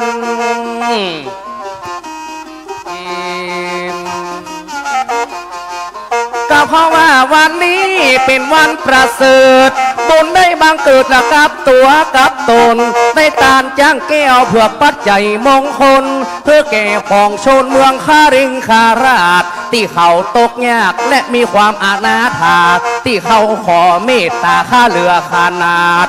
ยกได้ตานจ้างโคตรจะชาญล้านอันตีตัวองค์อาจละ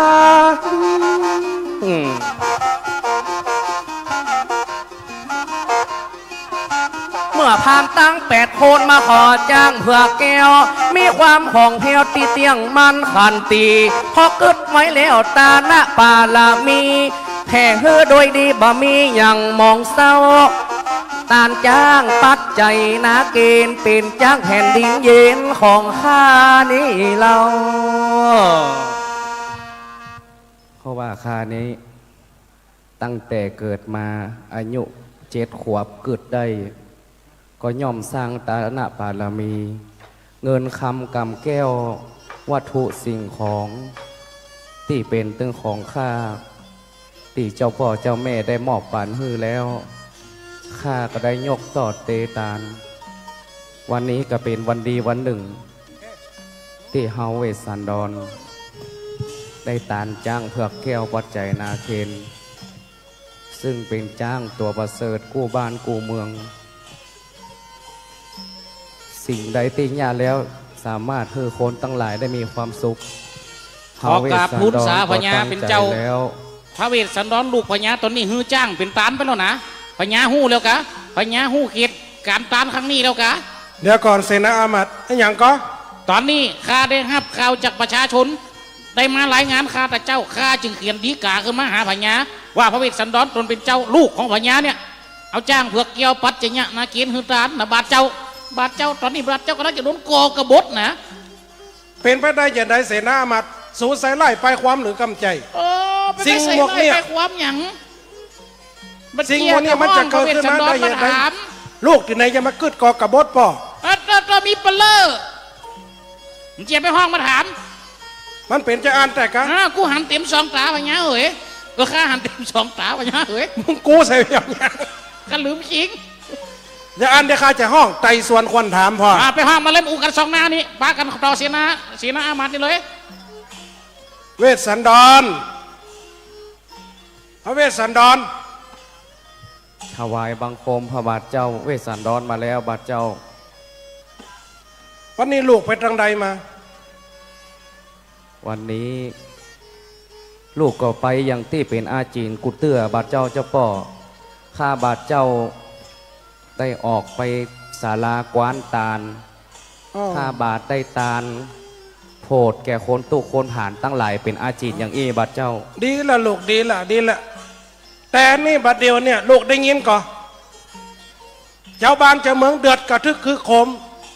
เกิดโกระหนกับบ้านกับเมืองบัดเดียวนี่ประตูวังแทบจะแตกวันนี้ลูกไปฮือตานมาป่ออนุโมทนาแต่บัดเดียวนี่ลูกฮือตานอย่างแหมจุ้งบอกป่อมา นอกจากลูกฮือตาลพัดฮือตาลสิ่งของแผ่นผ้าอาภรณ์ทรัพย์เงินคำตั้งของกินของบริโภค ข้าบาทเจ้า ได้ฮือตาลพญาจ้างเผือกแก้วนาเคนบาทเจ้า มันเป็นอย่างกรรมตีคนตั้งหลายกล่าวแต่เวสสันดร บาทเจ้า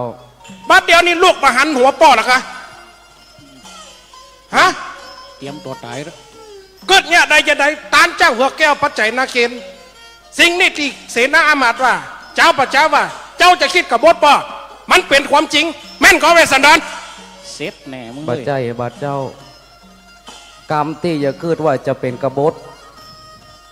ข้าบาทนั้นบ่เคยเกิดไว้ในใจ สิ่งที่ข้าเกิดได้อย่างเดียวคือ ความกตัญญูที่มีต่อพระองค์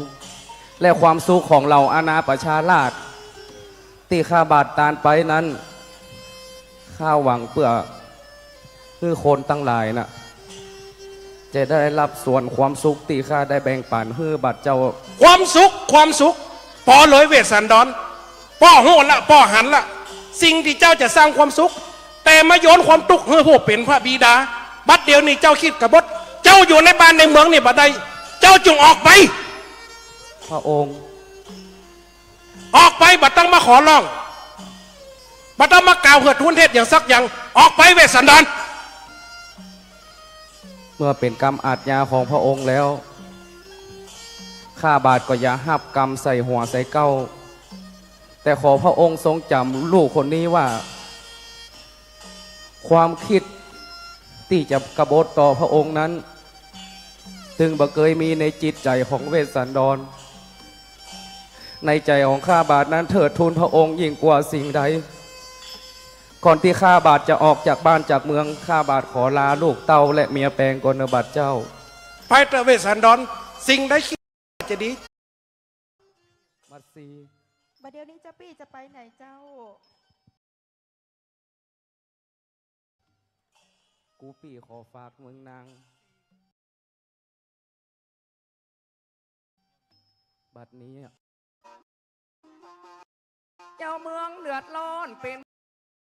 โมโหโกธาประเดี๋ยวเจ้าป่อพญาจะขับ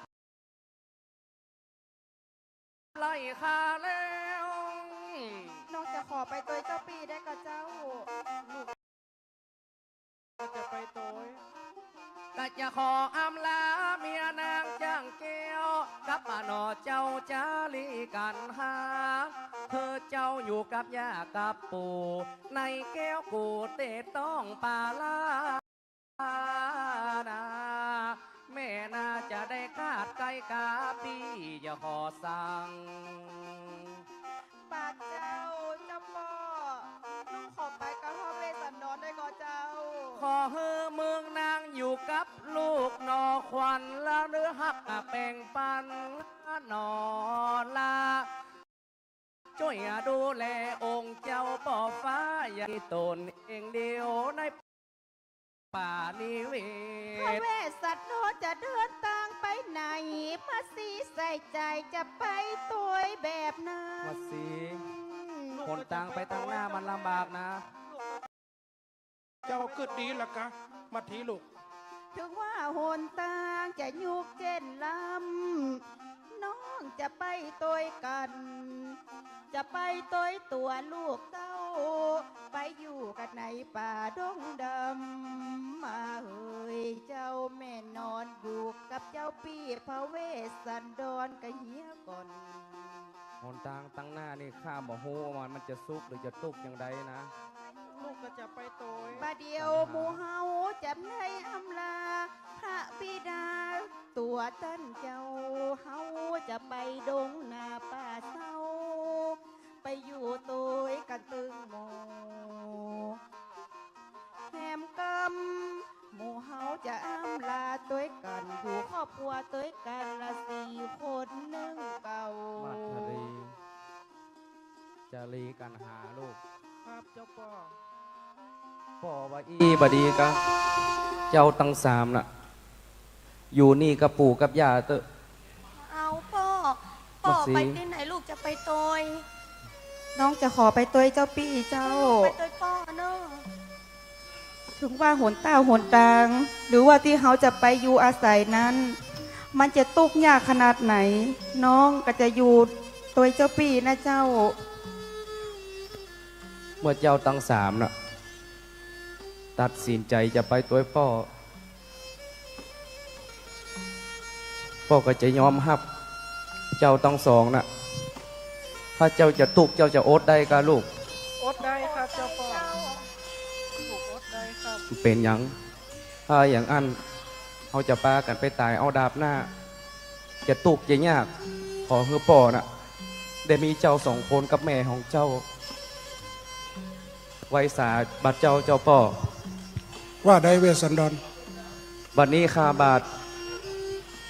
จะได้ลาออกจากบ้านจากเมือง พร้อมกับนางเมียแปงมาทีและเจ้าจะรีกันหาบัดเจ้า เวสสันดรพ่อจะโอ้ให้ลูกฟังกรรมตีป่อด่ากรรมตีป่อว่า ในที่จริงแล้ว หัวใจแห่งป่อบ่เคยคิดจะฆ่าลูกคนนี้เลย เพราะเจ้าประจาตั้งหลาย เขาจะเฮือป่อนั่นบันชีวิตลูกผู้เป็นป่อที่คงทำบ่ได้แต่ตีป่อไว้ชีวิตลูกเฮือลูกหนีออกจากเวียงจากวังเต้าอัน เวสสันดรเจ้าจุ่งไปเตอะเจ้าจุ่งไปเนอ ขอเจ้าข้าพระบาท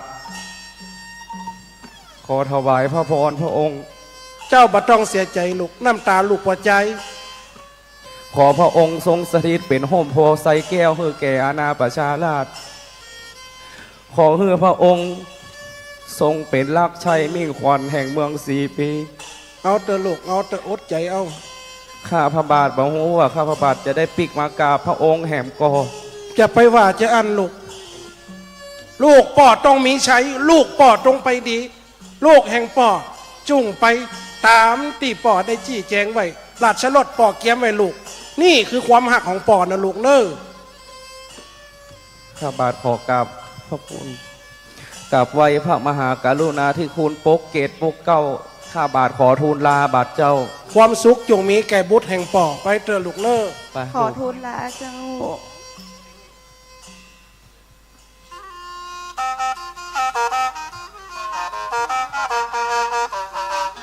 การหาจาลีและเนสันดอนป้ากันเตียวจอมเขาดงป่า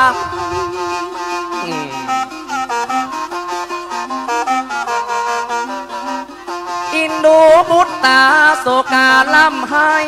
จากพระผู้ไทยได้ไปแสนไกลเข้าสู่ป่าไม้นิเว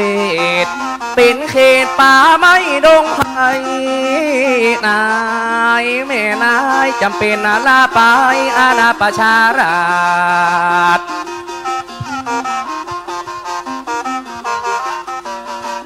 ขอไว้ทูลลาพิตามารดาเฮือได้รักษาเวียงวาดบูตบาทนี้ขอลาพระบาทได้เจียนจอดแล้วนอลางการขอพระองค์จงสถิตเป็นห่มแก้วโพไซตั้งต่อนี้ไปบ่ได้ปะเจ้าปอ ถึงไหนแล้วลูกเวสสันดรมาเดียวนี้ ก็ได้ยินกับเสียงปากแล้วปีกมาหาปุ้ยมงคล อย่าไปเตี้ย อะไรหาใจห ไป อม ออกมาทางเมืองไป ได้เจ้าจะปอ เวสสันดรอย่ามาเจ้า กูลืมจริง ไปเวสสันดร ความจริงนะ ว่าได้ พระเวสสันดรต้องไปจ้างมานะ นี่ยัง กูก็เป็นได้ เอา ถ้าเอาวิกมาใส่ให้กูเนี่ยเด้อ หน้าอยู่หัวหมูเลี้ยงผีว่ะหน้าอย่างพระเวสสันดรว่ะ เราไปว่าบอกกันแล้วกันนะ ถ้าไปเทียบก็หลวงปู่ในโหมนะถ้าจะพอปอดการในหลุ่นนี่ ไหนมันไปเรียนของไปเลยเอาของตาย หน้ามัน ไป เกินนะอยู่แล้วเก๋เฮ้ย เอาไปว่านะ ฮะ ปีเกินกว่าเขายังมี ไผ ตัวเอวนะหน้าผากลั่นไพ่อยู่ทั้งนั้น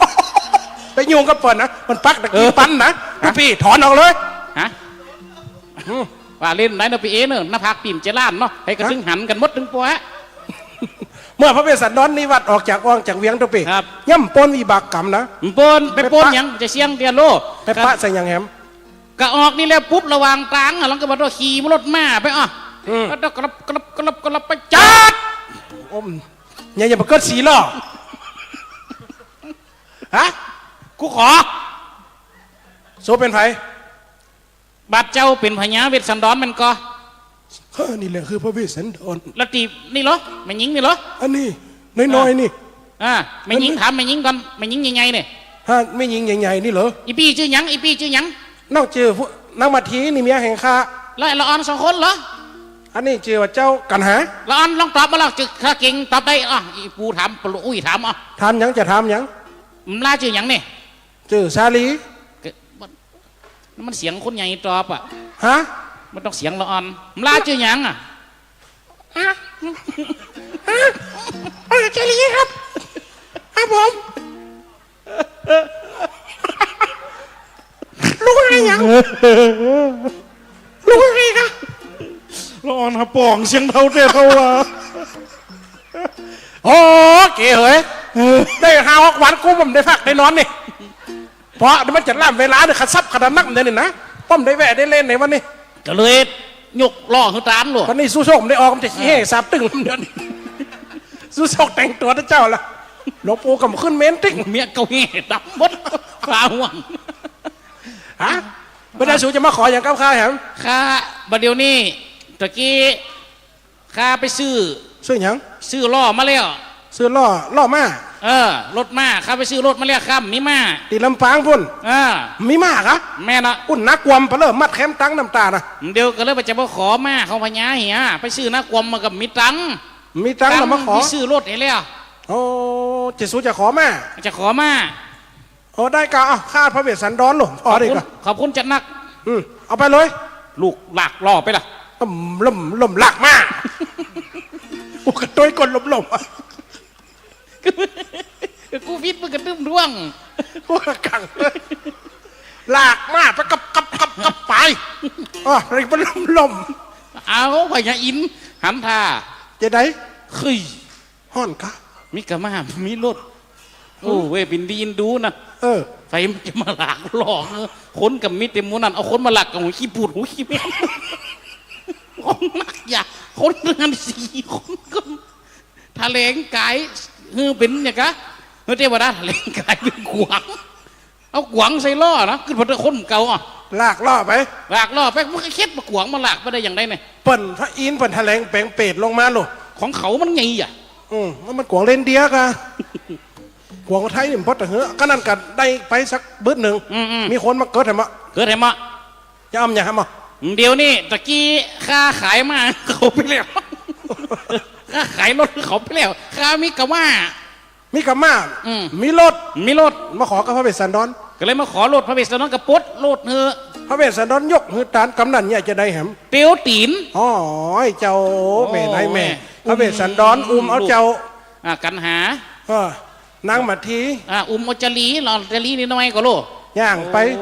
กีบกันไปกันจังว่านะเทวบุตรเทวดากระยนหนตางฮือไปเมืองเจตุตละนครโล ขนาดนั้นเจ้าบ้านเจ้าเมืองหันกะ เป็นไผ่หมูขาวโจ๊ะโพพะยะ ถึงเป็นพระเวสสันดรเนี่ยนอนเคยหันข้าเคยไปไหวขอ มาด้วย ตาม กัน4 คนก่อนนะ ฮะ มาด้วยกัน4 คนก่อนขาวโจ๊ะโพไว้ 4 คนไม่ยิงกี่คนปวดใจกี่คน แม่ยิงมียิง2ปวดใจ2 มี4 คนโหเดี๋ยวข้าจะไปต้วยพอ ไปพอเนื้อพะยะเนอะ พันนาจิตเมืองจิตรอุดรเข้าไปหันใส่ผิวพรรณอย่างทองคำเนื้อหนังกะขาว แน่นอน สูงดกๆอันนี้พระเวสสันดรแม่นกว่าบาดเจ้า เม่นแล้ว อันตัวเรานี้คือพระเวสสันดร แล้วพระองค์จะไปที่ไหน เรากำลังจะไปเขาวงกฏคีรี ไปยังชอบปรากฏ ตอนนี้เราเดินทางจากบ้านของเรามา เพราะว่าชาวเมืองไม่พอใจอีกกูฮือตันจ้างประเดี๋ยวนี้จะปิกไล่ออกมาแล้วปุ๊บปิกเขาบ้านเขาเมียงได้ละก็เลยจะไปอยู่เขาวงกฏกีรีนี่พญาเจตุตละนครก็เลยบอกจะฮือเวนเมืองนั่นน่ะฮือพระเวสสันดรอยู่กึ่งหนึ่งนี่พระเวสสันดรกำฮับเอานาสถาบรรดาพ่อแม่พี่น้องพระเวสสันดรก็ตัดสินใจมฮับก็เลยเดินทางเขาวงกฏคีรีพระญาอินทร์ก็โดนมาได้หืนตางน่ะเตียววันเดียวเหี่ยวเลย ยนต์จาก1,000 กิโลเพื่อเหลือกิโลเดียว แม่น แปลงบรรณาศาลาไป2 หลัง แล้วแปลงสระไป2 สาระ สระหนึ่งไว้อาบสระหนึ่งไว้กิน แม่นแล้ว แล้วก็เขียนหนังสือไว้หันว่า อันบุคคลได้ใครบวชเป็นจีหนึ่งถือวัดดีในป่าเพื่อเอาหนังเสือตีข้ามาย้องถวายเอาไปตุ้มกายแห่งเจ้าแล้วเฝ้าถือศีลพระวันนะชื่อว่าเป็นเจียงจีฤาษีป่าพระเวสสันดรกับหูแล้วป๊บก็เอามาปฏิบัติโลแล้วบอกว่ามาเท เจ้า บัดเดี๋ยวนี้ต่างคนต่างถือศีล ใช่ไหมคะ เขาจะมาหากันมาได้ ได้พี่คะ มัดทีหยุดได้ลูกน้อยสายตาเด้อ ได้ค่ะ จะมาหากูไปได้กัดตั้งแต่ว่า ตักน้ำฮึดกูปีสวยหน้า ได้ค่ะเดินตักเป็น ยาม คู่เล ตะ ย วัน ค่ะ ขำลาตักน้ำฮึดกูปีสวยตีน ใครค่ะหามา2 คู่เลยค่ะ ทานพุทธดีทำใดกูปีกับทำใดถือศีลห้ามมาหากันตาม ได้ ที่นี่ ค่ะ ตกลงกันชื่อว่าวันนประเวท พญาเวสสันดรกับพระนางมาทีอยู่ด้วยกันจัดดีมจะมีปัญหาสักอย่าง ครับ สุดท้ายมาถึง6 ที่ 5นี่ยุงนี่ พวกที่5เกิดอย่างขึ้น ก็ฟังชื่อทำกับจุจกไอ้หยา มันว่าจะได้จุ ปด จก ใจคนหนึ่งตัวดำๆเนื้อกำยังหมีนี่บุญว่า ครับ ถ่วมจริงงามลูกสถาบรรดาพ่อแม่พี่น้องจุจกนี่ตุยกับตุย โน ดำกับด โนหนวดกันนัก ำแซมเป็นหนวดขาวเหมือนกันเนี่ยสถาบรรดาพ่อแม่พี่น้องอายุ68แต่ได้เมียอายุ16เหตุฉนไหนถึงได้เมียอายุ16ตัวไป96มันเป็นอย่างไร เอาทองคำไปฝากไปกับ2 ผัวเมียยาจกอ่ะ โอ้เอาไปฝากไว้ ในขณะนั้นสุดซก ห้องล่ะปะเซลปะเซล นั่นเซียวหลายเหรอพูดกับเฮ้ยไปกับเฮ้ยได้หลายเซียวเฮ้ยเมาแหนมแรงนี่หลายแป่ง ถ้าไปห้องแพะนี่กูหล่นเลย นั่น เฮ้ยเขามีคำคุย ขณะนั้นชุดชกเข้ามาบ้าน2 ผัวเมีย เชียว ใครมาห้องข้าเป็นเซียว ค่ะจูอ่ะ จูไหน จูจก จกหยัง จกหัวมึง จกดินจกต่อ ข้ามีของจะฝากนี่เป็นยาม เซียวอย่ามาเท่าแต่เท่าหวาอยู่ได้แต่เฮิมเดียวนี่เขาว่าเท่ากับเราอ่ะถ้าก็เป็นพีซื้อ มีข้าจะเอาของมาฝาก เอาอย่ามาฝากข้า ถงยาม สัวอยู่ได้แต่เฮิม 60 ลำเดียวนี่มันอย่าเอามาฝากแล้วแฮมได้จะมาเอาคืน ถ้า10 ปีข้ามาก็เอาใจโต 10 ปีเอามาคือข้าใจมันเป็นธงอย่างย่ำพอละ ฝากมาเนี่ยเด้อ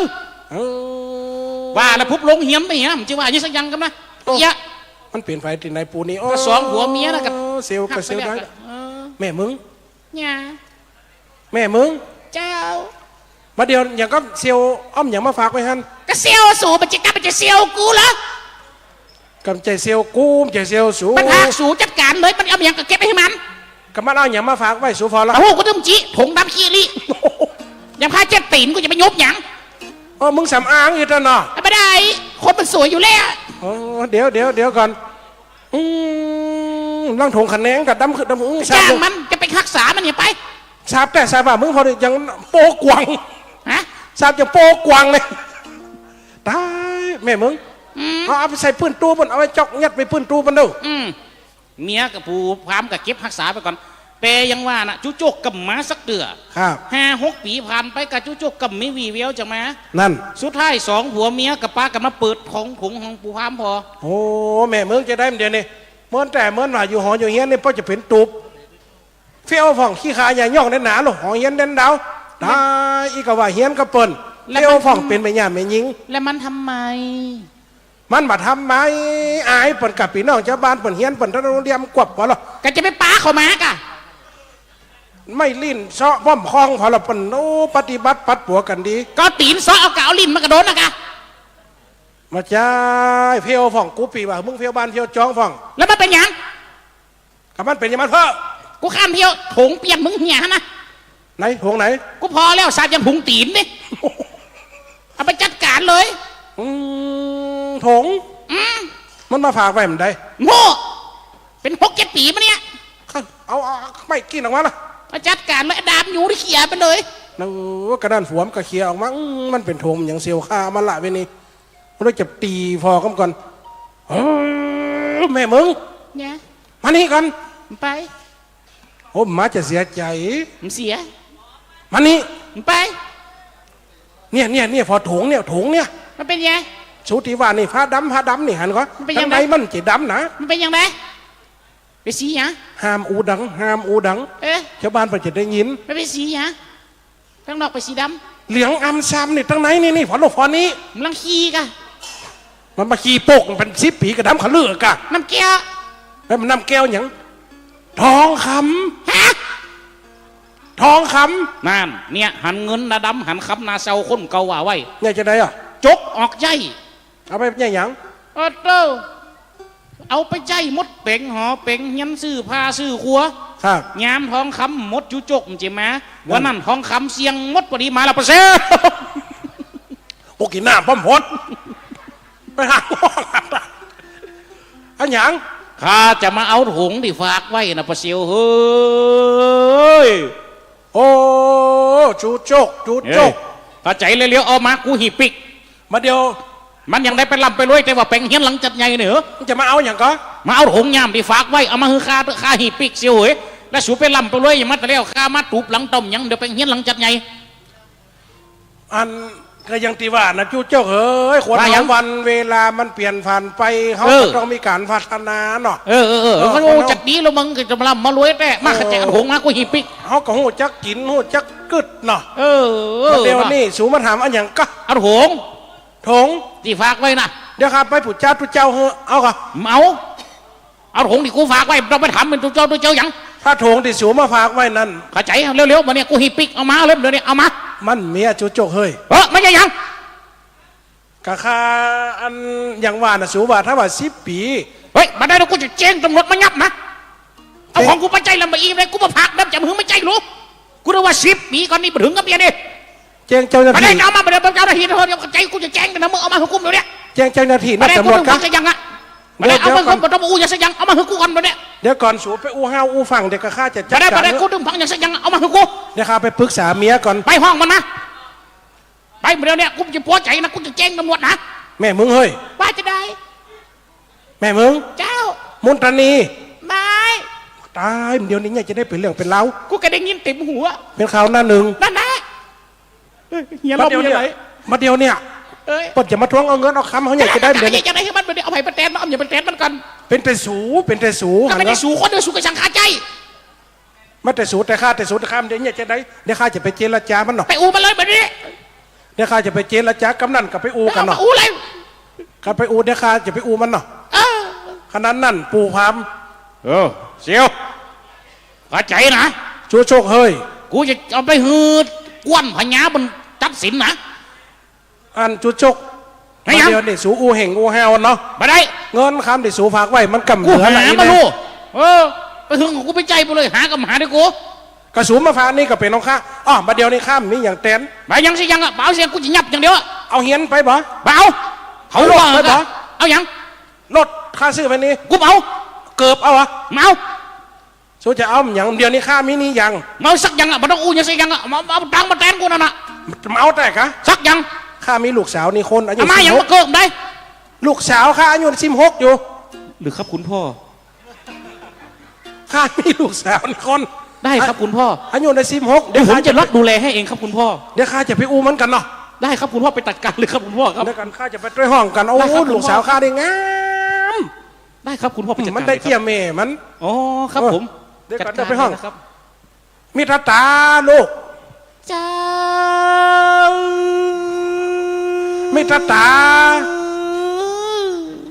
อย่ามาเจ้าลูกเจโฮมมาได้เวียงก่อน สวัสดีค่ะคุณพ่อ ลูกไปไหนมา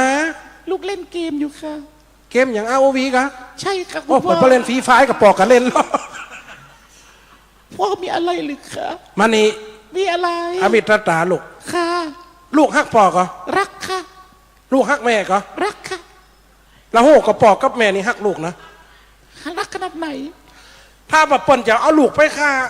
ก็เปิ่นจะมักควักแก่นตาป่อ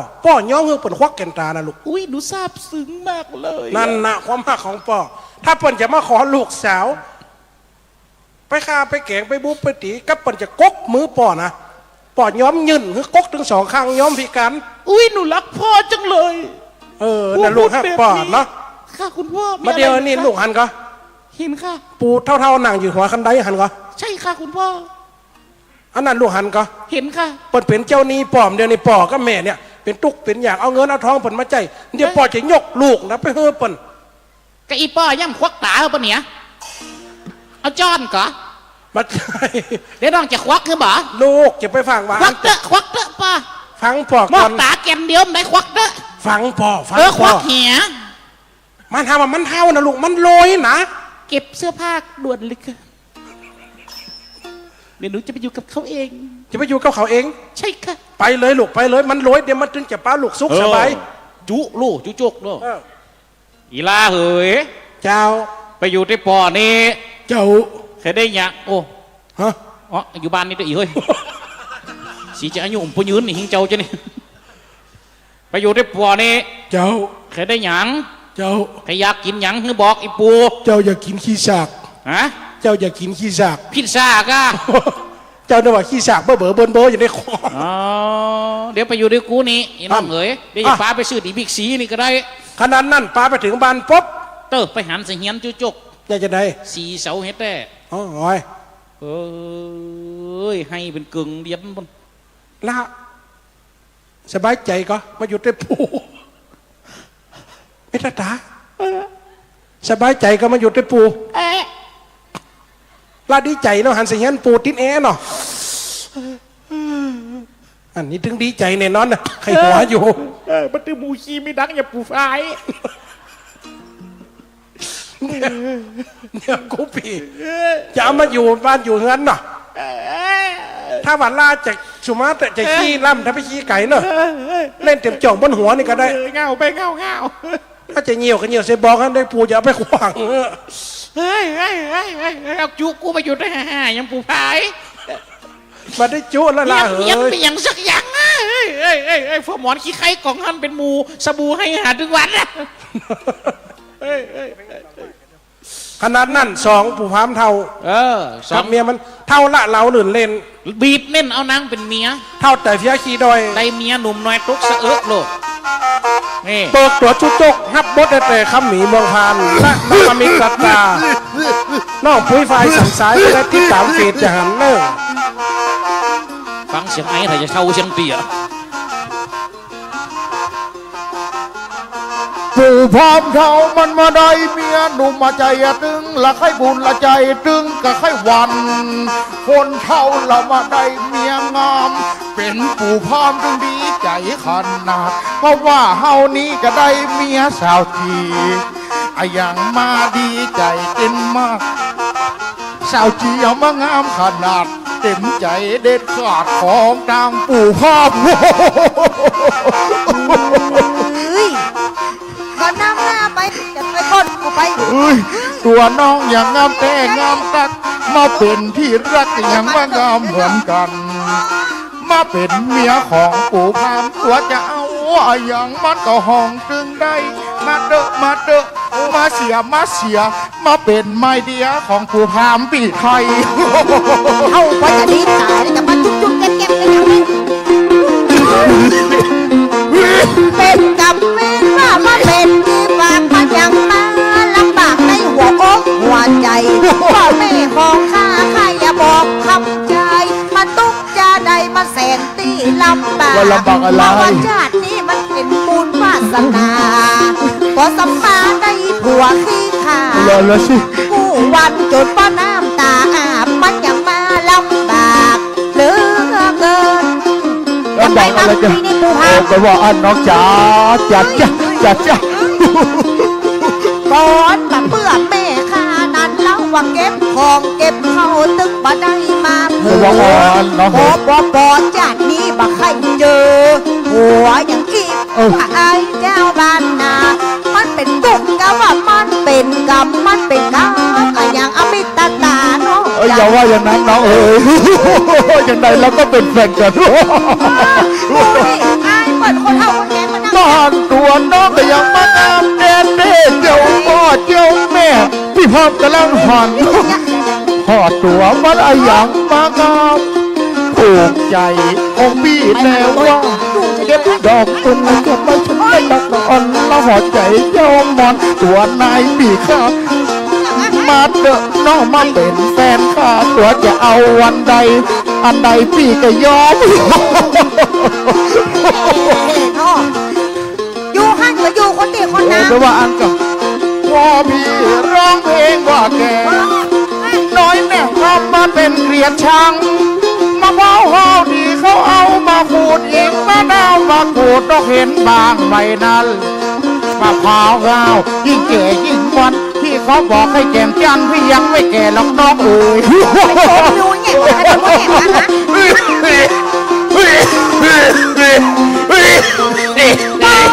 ป้าจะไปเข้ามาไกลข้าก็ไม่เคยให้ตาจากจะไปมาไกล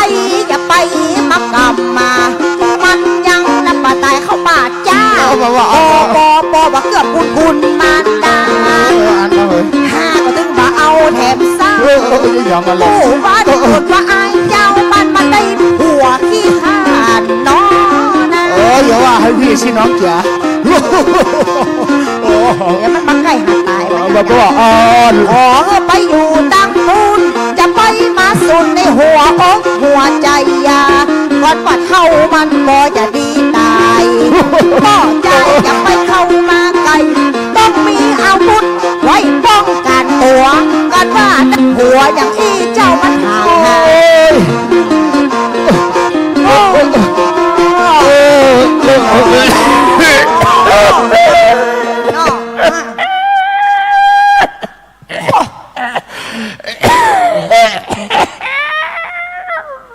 อันยังล้ำเหลือไม่มันค้างตายเลย เพราะว่าอันกับน้องจ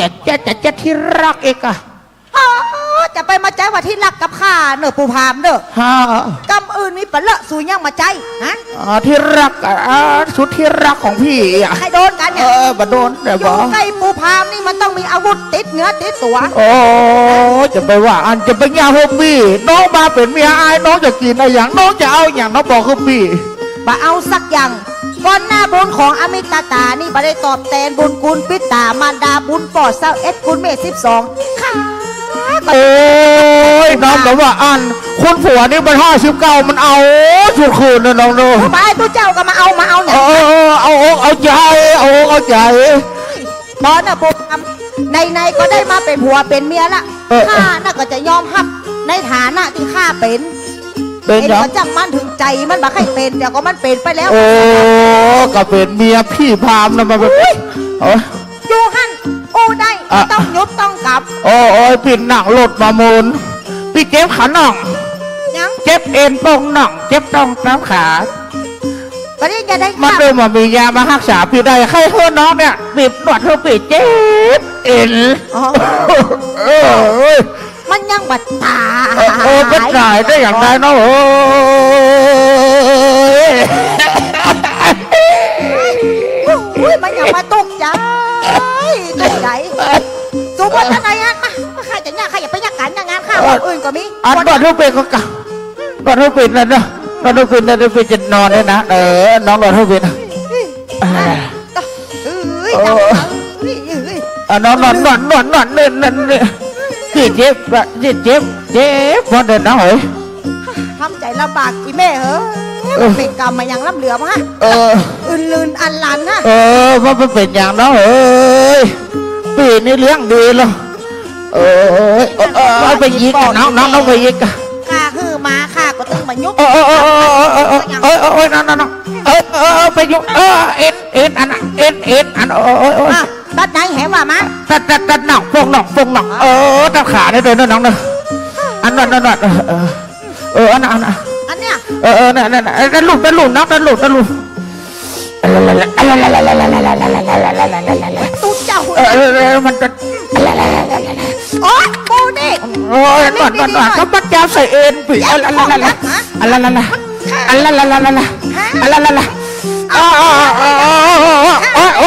อน้องพอเฮ้ยกดเข้าเล่นโอ้ยมันมาบ้าก็ขาในปีฮอนนะฮอนสูนี่มันเรื่องมากแวดหัวแวดหางปัญหานี่108ทำให้ข้าตุกอกตุกใจมาได้ยุ่งได้ยองกับคนอื่นฮอนน่าจะเอาปานใดมาเดียวนี่ฮอนน้องวีคือปีพามกะวีคือปีพามวีเอาวีคือปีพามไม่ใช่จะมีอย่างสักอย่างก็มีแวสักอย่างอย่างสักอย่างก็ไม่ได้สักอย่างเนาะมือน่ะก็ดีหาอุปกรณ์ประเก็บก็มามีสักอย่างโอ้ยไก่เนาะวีเพื่อพี่วีกับน้องนะเดี๋ยวไปอยู่หัวปีได้อย่างไรน้ำคันปีฮอนเอาวีไปมาเดี๋ยวนี้มันได้เวลาแล้วมันก็ป้อยจะลงแรงละข้าจะไปตักน้ำส่วนสูกะลุนาไปฟ้อเนี่ยเวียดเนี่ยการเนอะถ้ามาได้งานอีนะตั้นบ้านนี่บ่มีหักเลือดเข้าบ่มีอย่างกินถ้าเมากุมกระตากงายอย่างอีนะบ่มีอย่างกินเนอะกูวันนี่นะให้ข้าจะปนในบัสสูเดี๋ยวก่อนน้องเอ๋ยปีฮอนปีก่อนหักกะปีกับกูปีเขาปีหักกำกะโอ้ฮอนแม่นก่อนครับฮอนได้ป้าฮอนน้อยป้าฮอนพัดลมน้ำอัดอบไอมันจะถึงอีป้ามันถึงตู้แก้วนี่ว่าได้มาเลยป่ะวีให้ป่ะมาละวีฮอนนักแกก็ฮอนมันฮอนโอ้เย็นได้อะไรเย็นออกมานะไปไหนมานี่กูพังฮอนอยากมาพี่บอกฮอนแล้วลูกพี่บอกฮอนละมานี่มาอู้กันมาตกลงปลงใจกันดีๆมาฮอนเฮาก็นวดเฮาก็อาบก็ปัดบนนี่บดขัดถูให้กูสิ่งกูอย่างมาเป็นตาตัวเจ้าน่ะมาทำข้อตกลงกันก่อนเอาข้าวพัดเฮ้ยอีนี่กินช่วงไปช่วงเงามันได้พิษเดือนข้าวพัดวะมันจางจิ้นไปหน่อยเนี่ยค่ะอามิตาตาจะไปตักน้ำเพื่อให้สูได้กินได้อาบได้นวดได้ทุกอย่างปูพามไปเสาะหน้าเวียดงาการเนอะถ้าปูพามมาไปตึงมาได้จิได้จุ๊บได้กำได้ชุดรถตูเจ้านะมาได้งานวัดงานวาทั่วไปขอโทษขอโทษเนอะห้ามไปงานการเดี๋ยวนี้เลยมาสลิดมาจะจากนางก็ต้องสั่งเสียจะจากเมียที่รักของฉันที่จะไปต่างจังหวัดน้องอาจจะไว้หลายวันดอกเอ้ยดอกชอบมาก่อนเอาให้มันได้หักหน่อยนี่เนาะไปเดี๋ยวก่อนเอานี่ไปโกกหัวตั้งหลังมันก่อนเดี๋ยวก่อนไป บรรยากาศเลยมึงจะมาห้องดอกมาดวงนี่เนอะ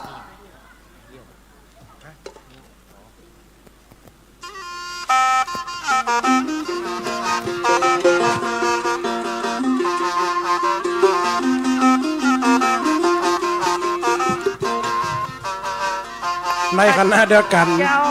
อยู่บ้านการงานบ่มีหับจ้างยิบสลีหัวไม่กลางอยู่ มึงเขาซอยอย่างนั้นน่ะ นางอมิตตาปากันไปตักน้ำลูก ผมมาเลย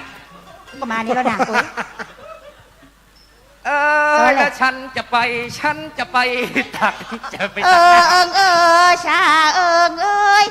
อีแก้วจะไปตักน้ำโอ้มึงอย่าบะซอ เป็นฮ่าอย่ามานี่มาซุ่มนุ่ม โอ้ อย่าไป เนี่ย สาเลยเจ้าไป ไปส่งมา สาเลย นั่งดีๆกูเจ้าคันนายค่ะนั่งดีๆ อย่าปากันตักน้ำตักหนองควายมาอ่อนจอนเด็ดมันบ่ฮ้อน มันนี่ มัน น้ำสะดวก แรง เนาะ แล้วเหรอ อ้าว ลูกหูมึงอย่ามางามเนาะ ตึงก็บ่ได้เดือดร้อน น้องพี่ทั้งหลายก็บ่เดียวหัวใจแต่ว่า เป็นเต้าอีห้าบันไล นี่อย่างบอน าย นี่อภิตตา แม่นายผู้อิดพอหินตายเพราะอีนั่นมาเตือม ว้ายเดี๋ยวใจเย็นๆกันโฟเปิด ก้อยกันละก้อยเอ๊ะ ใจเย็นๆ มันเป็นกรรมเป็นเวรกับอีอามิตตามันได้มีปัญหาเป็นหน้าหลอกหน้าเหลื่อมตุกกระเตือมตุกกรรมซ้ำมาเตือมไผที่ไหนอย่ามาแค่มาโจยบัดดีกาเป็นกรรมไรมิตตาห้าจัดมาได้กูอย่าเอาตีนหยอก เดี๋ยวยังกำ แหล่งกูแหล่งใจขึ้นอยู่เฮ้ย เดี๋ยวก่อนห่างใจขึ้นเธอมันอย่างว่าว่าแต่ว่าดีบัดเดี๋ยวนี้เสื้อกูจะแบบเหมือนสูนี่ มึมอ่านหลายกลุ่มแล้ว โอ้ยกูอย่ามาใส่เสื้อ มึมหัวจักอ่านหลายกลุ่มเปิดมาอย่างได้มึมมันนัดเปิดนะ แล้วมึงกับแบบปั่นดอกถ้ากูเห็นสักดอกไหน กลุ่มเอากูขี้หลบ แล้วต้มหูมึงไปซื้อไหนมากูขอข้างนี่ลายนี่กัดนัดนี่ ไอ้กูกับใส่เสื้อเหมือนจำเตอร์กูงามละมุงงามอย่างอีน่ะมึงเก็บร้อยละเช้ากะ แล้วบัดเดียวนี่มาเป็นกรรมเป็นเวรอย่าเฮามาเนี่ยฮะ เป็นกรรมเป็นเวรเฮานะ ไอ้อันน้ำโปเนี่ยมานี่อย่ามาอีฮันฮะ น้ำโปกูเนี่ยเอามาตักเนี่ย เอ้ย น้ำโปเก่ากูไม่ได้จ่ายงานไป200,000 ปี เนี่ยตีมึงใส่แว่นตาดำนี่มึงโดนหัวมึงตีมาแม่นก็ แม่นะกะ ตามึงตาแม่นก็กูอูแล้วกูเศร้ามึงกูเศร้าอยู่ชีวิตกูนี่ระทมข่มหัวหัวใจหัวกูอ่ะมันตึงตบมันตึงต่อยมันตึงตี โอ้ยกูเอ็นดูมึง อย่าง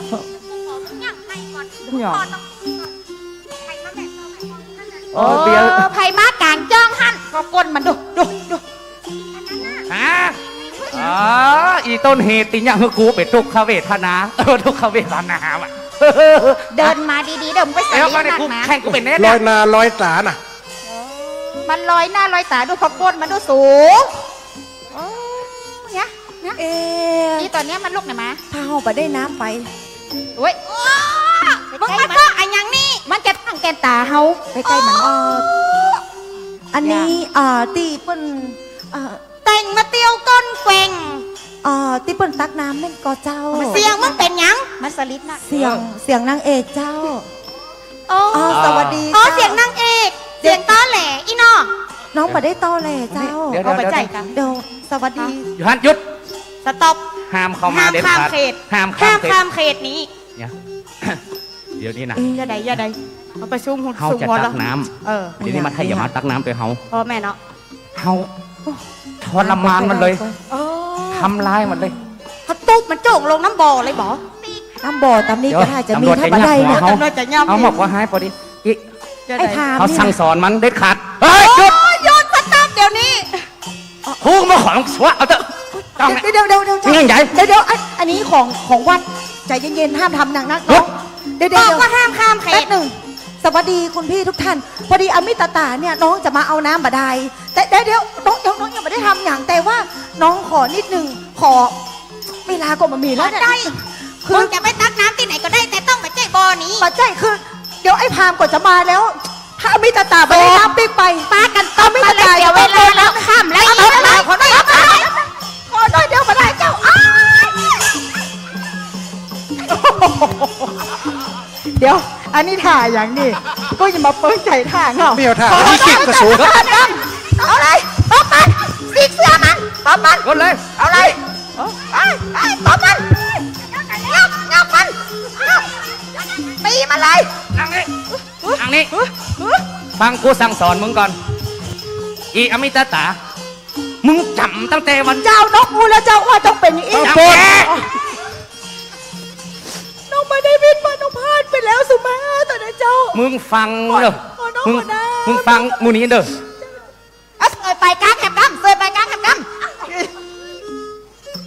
น้องขอน้ำหน่อยนะเจ้าอมิตตาขอน้ำ เดี๋ยวแข่งผลนะแข่งกูจะออก ถ้าอมิตตามาได้น้ำไปคือพี่พามอมิตตา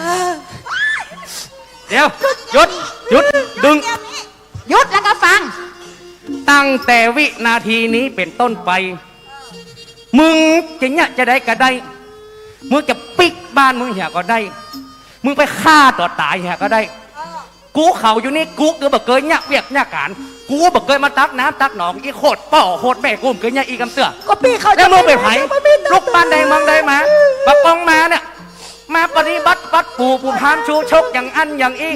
แล้วกูเขากับเป็นวิบากกับมึงเนี่ย มึงมาตั้งใดมึงปิกไปตั้งนั้นแต่ว่ามึงปฏิบัติว่ากูหัวมึงหัวกูหัน หัวกูมาตีนยอกกูก็อย่าตีนมายอกมึงแถม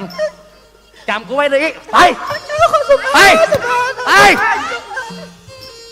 เฮ้ยบอกอีมีตัดตานี่นะ จังสำอ้อยมาเนี่ย นะ ยังห่วงจ้องอยู่นะพ่อน้อง เนี่ยจ้องผมมาลุฮับอีตัวนี้ก่อนอี ในคณะเดียวกันนางอมิตตาโดนตบโดนตีโดนซ้อมลูกผู้พามเท่าก็ออกไปขอทานน่ะนอตเป็นน่ะ พอปูถามเขานี่มันจะหู้เหรอเมียดุนยังพ่อง นั่นน่ะ นี่ ผู้พามเท่ามีตั้งใดขนาดนั่นผู้พามเท่าสบายใจลูกนอนสุขสบายอยู่ในบ้านใจนี่กับใครไปขอทาน ฟังเสียงไอ้มาเร็ว ได้มาพบคนงามชื่อสาวแหล่โอ้สาวแหล่บ้านนาตาหวานได้พบน้องคืนนั้นสุขช่ำลานพบในงานผ้าป่าชามัคคี โอ้สาวแหล่บ้านนาเจ้าช่วยเด่นดังพระจันทร์วันเพ็ญพร้อมเปล่งชีอ้ายขอฝากทักน้องฝากไม่ดีโปรดสงสารปานีและเห็นใจโอ้เชียงไปอย่างนี้โอ้บอกไฟจ้างห้องบอกประจุดล่ะโอ้เสียงเมียค่ะไปยิงหยังเฮ้ยหยังน้องเอ๋ยโอ้น้องเป็นหยังน้องโดนหมาคบกะจะไปบ้านใกล้กูน้องเป็นหยังน้องเป็นหยังบอกเขาพี่ละให้กัน ไม่น่ามาถามกูว่ากูเป็นหยัง น้องเป็นหยังให้หยังน้องให้หยังอย่ามาถามกูจ้ากูอิดกูหล่นออกกันมา หล่นออกเลยมา ห้องอะกะไก่เหี้ยไก่ หล่นออกข้างนอกนี่น้องไปอยู่อย่างฮัน มันไก่เวทีกูหล่นหลายรอบ หล่น ไปถามนักยู่เฉยอิดแต่รอบหน้ามีการมีงาน นี่หยัง พบแปลงเวทีไก่ห้องนักแสดงน้อยมันตุกอมิตตาอีแม่หล่นเข้าหล่นออก ฉากติดฉากมองมาบัก แล้วก็มาบอกว่าอย่างรู้ มองดูสภาพกู มันเป็นโอ้ยเมีย หน้าตากูยับเยิน โอ้ย อีแต่กูไปตักน้ำเขาตบ โอ้จบเลย เขาตบ โอ้ยจบกะ ถ้ามึงฮักกูกูจะมาต้องอยู่ในสภาพอย่างนี้ โอ้ปีถึงหักน้องแล้วน้องจะเอาอย่างน้องจะได้อย่างนั่นน้องเอ้ย มึงไงกูจะได้ค่าตัวเท่าไหร่มึงรู้ไหม โอ้ยน้องเอ้ยมาบอกให้เด็กเขาแล้วคน700สัก300มันกลุ่มไป ลูกอย่าเจียงใหม่มา เจ้ามันเมียก้าหัวเขาเมียก้า ถ้ามึงฮักกูสภาพกูจะมาเป็นอย่างอีไอ้ปูพามเท่านี่บอกว่ามึงมาอยู่กับกูมึงจะฮักกู หักปีหนึ่งหักน้องร้อง กูได้กู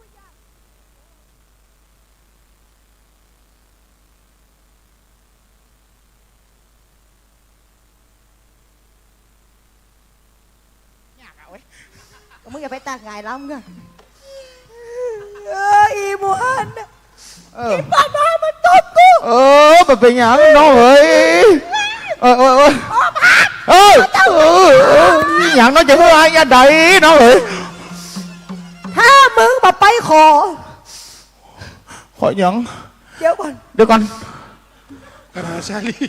จันหาชาลีน่ะ ว่าผมยวงมาทายหมดหรอกูจะเฮ้ยมึง700กูเก่นด้วยเฮ้ยขอลุงหมดละ ต้องขอปั้นนะทุกพี่ การมาหล่นกูเฮ้ย3อีก หรือว่าตั้งหน้านี่ก็ได้อีแม่ยายดูมีตาก็ได้ เดี๋ยวเขาก็อาจจะว่าขอ ไม่ต้องเถียงแบบนี้ บอกใจพี่จะว่าขอเผื่อพี่สัก300พี่กับลุงบางพานจังหายบนก่อนมา เดี๋ยวก่อนพอกันเผื่อจะมีบู แต่บุญเนี้ย มันมีแต่เธอไม่ต้องมี พี่ไปขอไหนน้องเอ๋ย ถ้าปูพาแบบไปขอจันหาจารีฮือ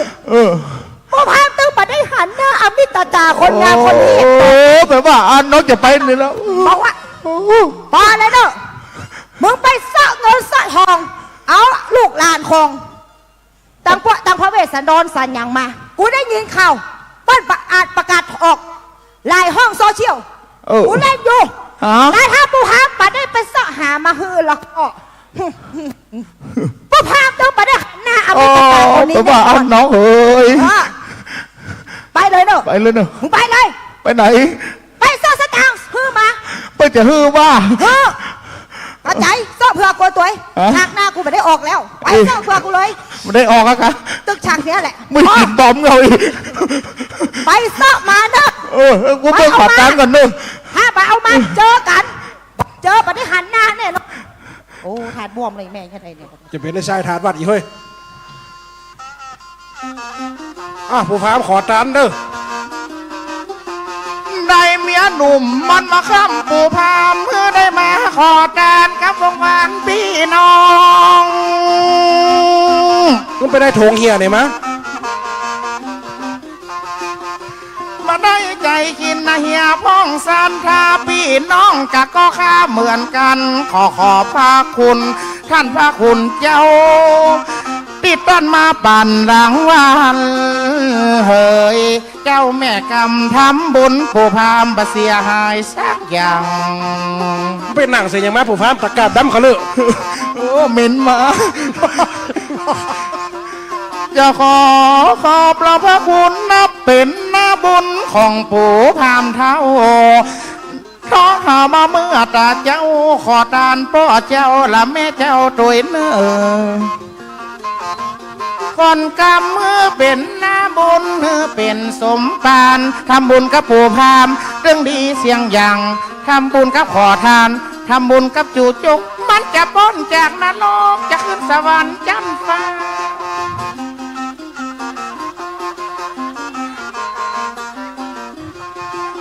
พ่อแม่จะเดินทางไปตั้งหน้าขอให้สูงฟ้าสุขบานหวานใจนัดแต่นี้เฮ้อพ่อเจ้าแม่เจ้าคนแก่คนเฒ่าเฮ้อพ้นจากข้อภัยนายกับเจ้าแม่นายอยู่เฮ้อมีใจไปเฮ้อมีโจ้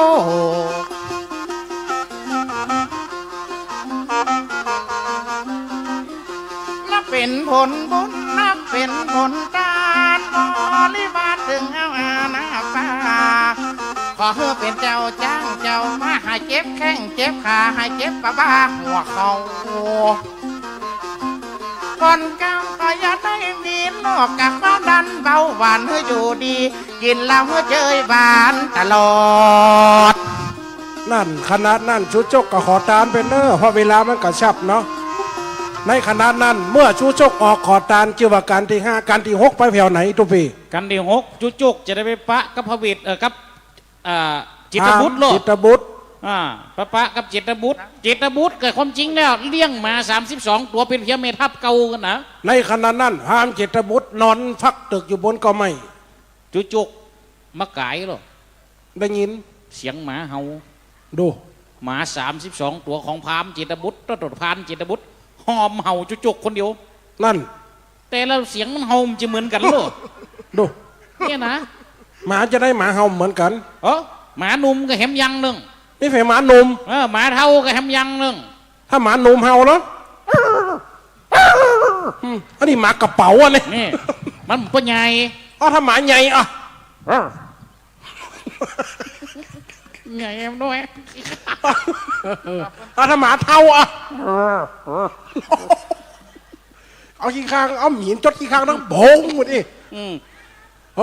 หมา32ตัวนี่หอมเห่าพามว่าคุณไปในพามเจตบุตรก็ลุกขึ้นนะกะในขณะนั้นเสียงหมาเห่าเงืองเสียงผู้พามก็ให้อยู่บนต้นไม้ช่วยเติมมันเป็นเสียงไฟเป็นหมาไผ่เลี้ยงใบเลี้ยงเงาเลยมันอยู่แพะอยู่ป่าเข้าเนี่ยมันเกียดได้เกียว่าจีได้ให้กับพระโรเสียงเข้าวันไหนก็ไป30ถ่ายทั้งถังวัวกับจีได้ให้กับต้องเลี้ยงหมาต้องได้กินอย่างสักอย่างมันเป็นไผ่มาจมมาให้จมให้ว่าพามเจตบุตรสะดุ้งตื่นทั้งขี้หูขี้ตากระใจมาล่นไปหาตามเสียงหมาในขณะนั้นหันคนเท่าอยู่บนงาไม้ลุงเป็นไผ่แล้วมึงเป็นไผ่กูจะมาถามย้อนกูอย่างกูคือนายรักษาประตูป่าชื่อข้ามีน้ำว่าพามเจตบุตรบอกมีบริวารคือหมา32ตัวแล้วลุงมาอย่างนี้ในเขตแห่งข้าเพิ่งกับเฮ้ยหมามึงฝอมหมดได้ยังมึงตุยคนเดียวปะมาเกี่ยวกับโกลูหมากินดีของหมาไปกินมังสะมึงมาอย่างลุงเท่าหมามาห้อมเห่ากูว่าไว้เนี่ยเรามาอย่างเดี๋ยวนี้ออกมาอย่างแล้วมึงหูกับกูเป็นไผ่เนี่ยเขาเป็นไผ่กับคนเท่ากับป้ายไตเด้อกูเนี่ยเป็นคนใจของปัญญาสนใจบนใจเอากูหลัดจะสารไปยืนหือเวสนอนนี่มนเวสนอนซิกไปขึ้นของบ้านของเมืองอย่างเก่านะปัญญาสนใจคือไผ่กับปัญญาบ่อของเวสนอนนั่นเจ้าเมืองเกตุตระนครกับเมือง4 ปีมาเดียวนี่นะมันจะปิกมาสักเดียจุกเอ้ยไหลเก็บขับมดเลยจุกเนอะจุกยังตัวเจ้าทั้งหลายบวกกับมีอยู่เนอะจุกไหลเก็บทั้งหลายบนจุกเนอะในขณะนั้นพามเจตบุตรก็เลยเฉลยการหนกโอ้ถ้าว่าเป็นอย่างอันกับเป็นทหารของพระเจ้าสนใจครับแม่นแล้วจะไปหาพระเวสสันดรไปอย่างขออย่างก็เปิ่นไปขอเปิ่นซึกเพราะว่าข้านี่เป็นโหนมาจากในวังไปขอพระเวสสันดรซึกจะเป็นพระฤาษีลำเดียวท่านมีอย่างเป็นหลักฐานจกเอามือจกเข้าไปในถุงยามปะใส่บอกไม่ไผ่ใส่เกลืออยู่อันหนึ่งจกขึ้นมาแล้วก็ว่าอันนี้อะไรเป็นราชสารพญาสนใจเขียนนำใส่บอกไม่นี่ครับไปยืนหือแล้วไผ่จะไปกาเตอ่านจดหมายเจ้าฟ้าโลพามเจตบุตรหลงก้นกันนั่นทกเอาผ้าเขียนหัวปูขึ้นนั่งโลโอ้เชิญท่านลงมากินก่อนขาฟานและขากวางมีมดจีกวางจีดวงจีแมงจะกินยังนอไม่แม่นหัวมันชุดท้ายข้างที่ห้าปากกับพญาเจตุตระนครหรือว่าห้าปากกับพญาเจตุตระนครห้าปากแล้วนะครับว่าจำฮือบอกสุดท้ายโดนจุกหลงก้นจุกครับปะอุ้ยตัวนี้ไปเตอะถ้าปะลูกปะอุ้ยตื่นมานะครับออกไปเกิดรถนานี่ดูรถเกาะขาจะมาไกลเส้นนี่แล้วไปทางไหนแหมปูน่ะเขายังไปลงขนส่งกันได้จะไปไหนปัญหาวิสนอนกับไปหันเตอะขนาดนั้นเป็นการที่6 ฟันไปการที่7จุกตัวเอติพระเจตบุตรบอกเลยไปปะใส่คนเท่าปัจจัยคนหนึ่งชื่อว่าอาจุตะละสีนั่งภาวนาดูฤาษีเท่านั่งเฝ้าภาวนากันที่7ชื่อว่าป่าใหญ่ขนาดนั้นทำจิตพามจุจกก็เข้าไปหันใส่ฤาษีเท่าก็เลยห้องว่าไว้สาพ่อฤาษีเจียงจีนักบวชไว้สาพ่อฤาษีเจียงจีนักบวช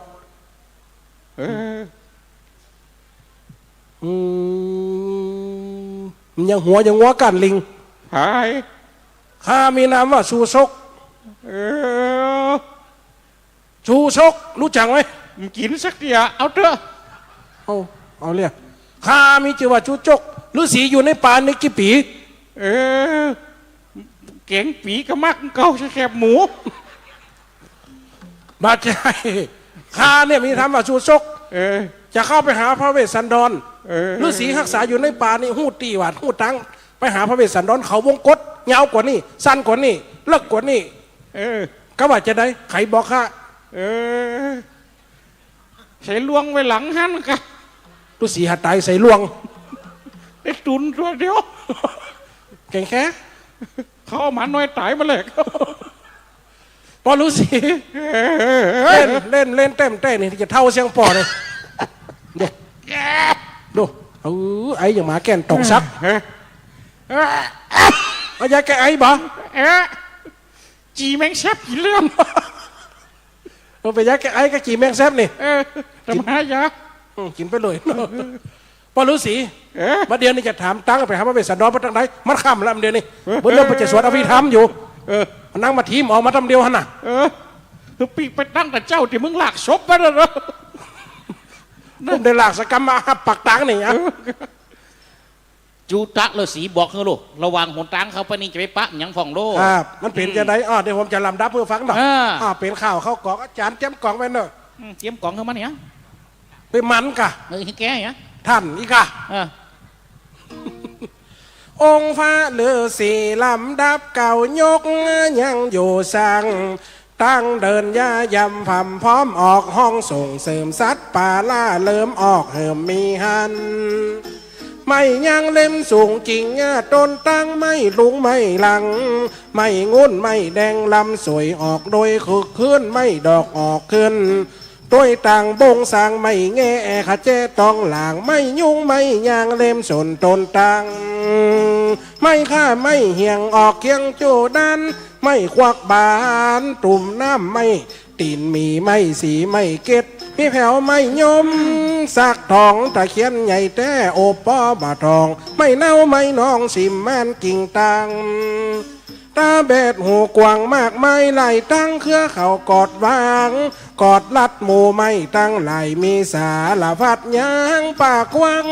ดงขาล้วนแต่นกวีหกปักสาฝูงสากูนาบินผ้าสอดซอย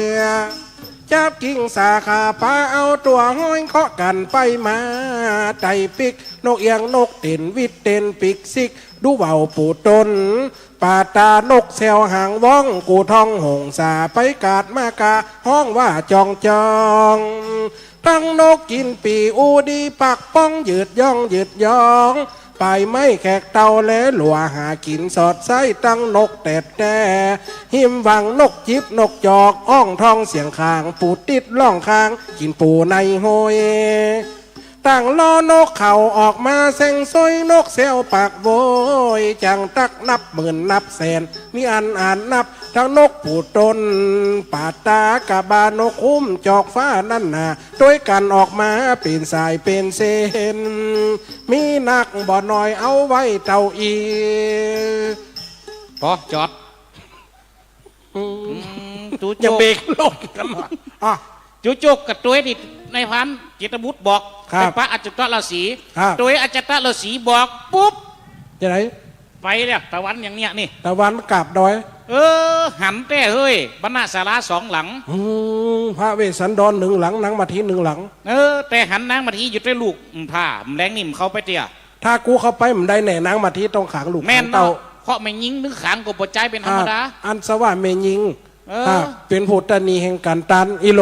มันไปแจ้งยังปูฟ้านี่เกิดว่าอันจริงๆไม่ยิงทั้งนั้นนะตานหันก็กันนี่ก็แม่นเห็นทั้งนั้นรถนี่ไม่ยิงนี่นั่นฮะในถามมันว่าอันโมปูฟ้าชูจกพกอยู่ที่ทำบนดอยสุดท้ายตัดสินใจมันเข้าไปแต่นอนอยู่ในถ้ำเนี่ยคืนมันพวกนางมาที่ตรงหนีลาลูกในนอนเผื่อไปเอาหัวมันหลุกไม่กูจะเข้าไปหาจนใดในวันนี้แม่นละถ้าว่ามันไปปุ๊บเสร็จกูแน่ละอ่อนสองคนนี่นางมาทีกันที่แปดเนอมีทางใดมาทีเลยพระเวสสันดรเนอนางมาทีโลสถาบรรดาพ่อแม่พี่น้องนอนอยู่ในบรรณาศาลาปุ่นลัดติญะปุรีลาตีนั่นไกลุงนางพญาสัมมะคุงผันหันโลฝันจะดีสักหน่อยหรอฝันว่าจะได้ใจเต้นตึกตัวพันใจผู้หนึ่งตัวดำเนื้อกำยังหมีเข้ามาสู่กุฏิแห่งนางปากประจักมวยผมกีดเกาพนังตากไงลงงอนซับดินบึกดูขึ้นยำหัวอกมีดจกหัวใจโลนั่น เจ้านางรับอยู่กับลูกกับเต้าในบรรณศาลาป้นในขณะนั้นชื่อว่าการที่8ลำรับลำดามาถึงนางมัตตีกับลูกเต้าชื่อว่าการกุมารละบันจะเป็นการเศร้ากันโศกอีพออีแม่เนิ่นในอันนั้นอยู่ในบรรณศาลาชื่อว่าพระจันทร์ผ่าเดือนเพ็งเล็งสองฟ้านั่งบัดทีนอนอยู่ในบรรณศาลากับตูบน้อยค่อยรับไปเหมือนฝันว่ามีชายผู้หนึ่งตัวดำเนื้อกำเหมือนหมีเข้ามาในบรรณศาลาจักกีดเกามวยผมพนางตกลงปุ๊บควักเอาแขนตาตั้งสองข้างสองหมอนตัดเอาแขนตั้งสองข้างของนางและก็ข่วงเข้าป่าไปในขณะนั้นพนางก็สะดุ้งตื่นขึ้นมาทันทีอย่างมาสีฝันบดีอีลำไห้ลำเหลือ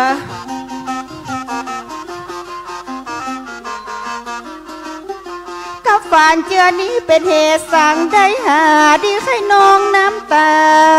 แต่ไทยโอ้ยลูกน้อยเฮาจะเป็นเหตุดีก็ว่าเป็นเหตุร้ายอยู่กลางป่าไม้ใจแม่วิตวามสะดุ้งตื่นขึ้นหน้าอกไวใจสั่นให้กิ้งให้ปั่นนะฟังลูกคืนมาเฮ้ยเจ้าแม่น่าจะมีลางสั่งจะมาฝันเป็นตลาด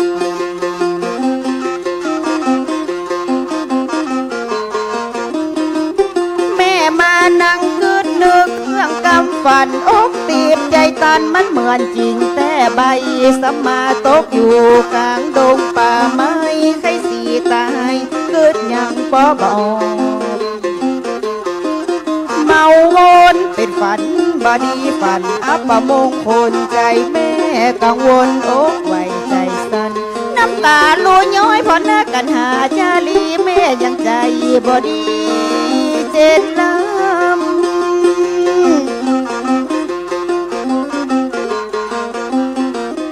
ยังมาตุกใจแม่แต่เจ้าลูกจานจะมีไผ่นั้นมาช่วยแก้กำฝันหัวอกแม่โจรประสันตัดนักฝันมีใจมั่งยักกับมันมาตัดมาฝันนาเอ้ยเจ้าแม่นาฝันมันควักแก้นตาสองข้างโจรปอบด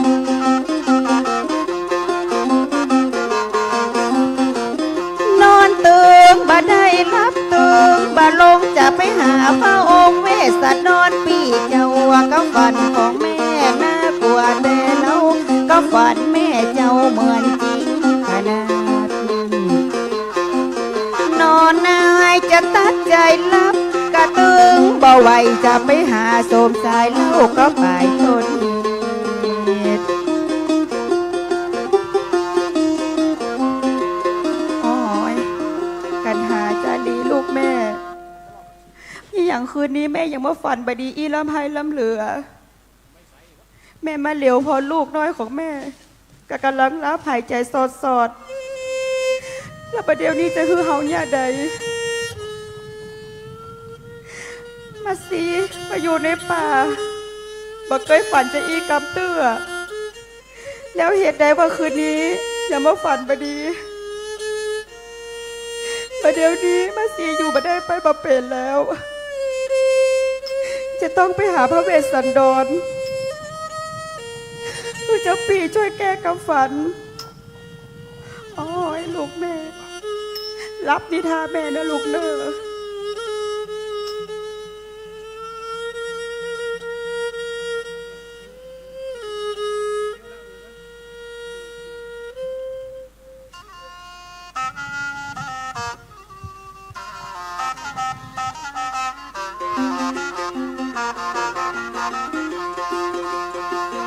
ตาเวสสันดรออกจากนค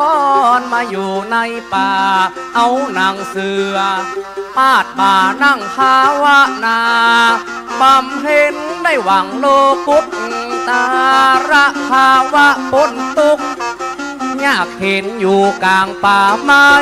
ดอยดินมันยังเยือกเย็นสาว่าง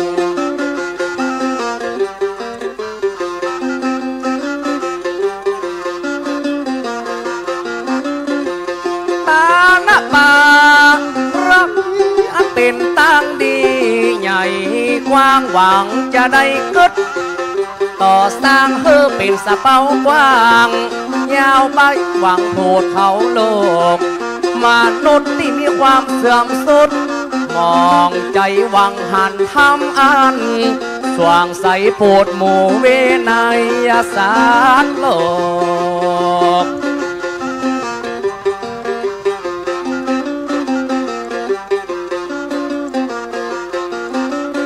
ตัณหากิเลสเมาจะปาเฮตัวเศร้า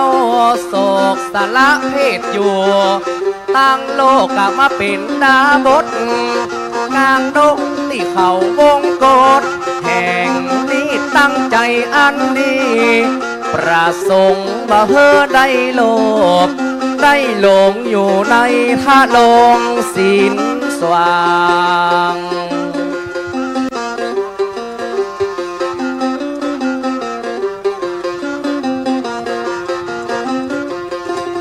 มาถึงอาสมศาลาเจ้าห้องเรียกหา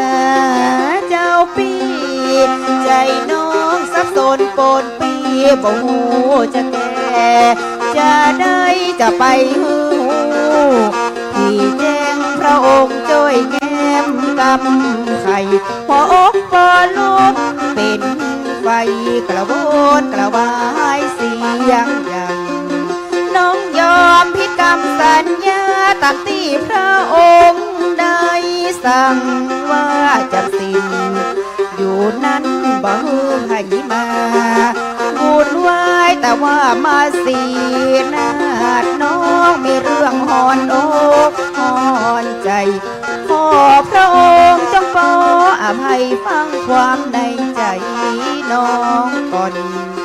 ยามเมื่อว่าน้องมาสีน้องได้ลาพักผ่อนกับกันจะลีลูกน้องฝันว่ามีพ่อใจหางดำมันมาโกกมือสองข้างเราคว้างเข้าป่าดงกำไปบ่พอพ่อใจหางดำเอามีดมาผ่าอกยกเอาใจน้องอ่อนเจ้าพี่เจ้าพระเวสสันดรเจ้าเจ้าพี่เจ้าพี่ บัดนี้เป็นกาละเด็กคอนข้าได้ยินสัทธะเสียงสำเนียงตามโบราณเปิ้นว่าผีต่อยบนคนต่อยท่ามกลางสัตว์เดรัจฉานต่อยไปต่ำอันนี้เป็นสัทธะสำเนียงของคนไทยอยู่ตั้งนอกมัดสีเจ้าปีดูรานางราชมาทีเฮาตั้งสองเกยเฮอกรรมกติกาก่อนที่เฮาจะผนวดบวชเป็นดาบทแล้วปัจจัยกะว่าเฮาจะมาหากันเมื่อยามวันยามเมื่อเมืองนางตักน้ำสวยหน้าแล้วมาหากันยามเมื่อค่ำล่ายามเมื่อเมืองนางตักน้ำสวยตีนบัดนี้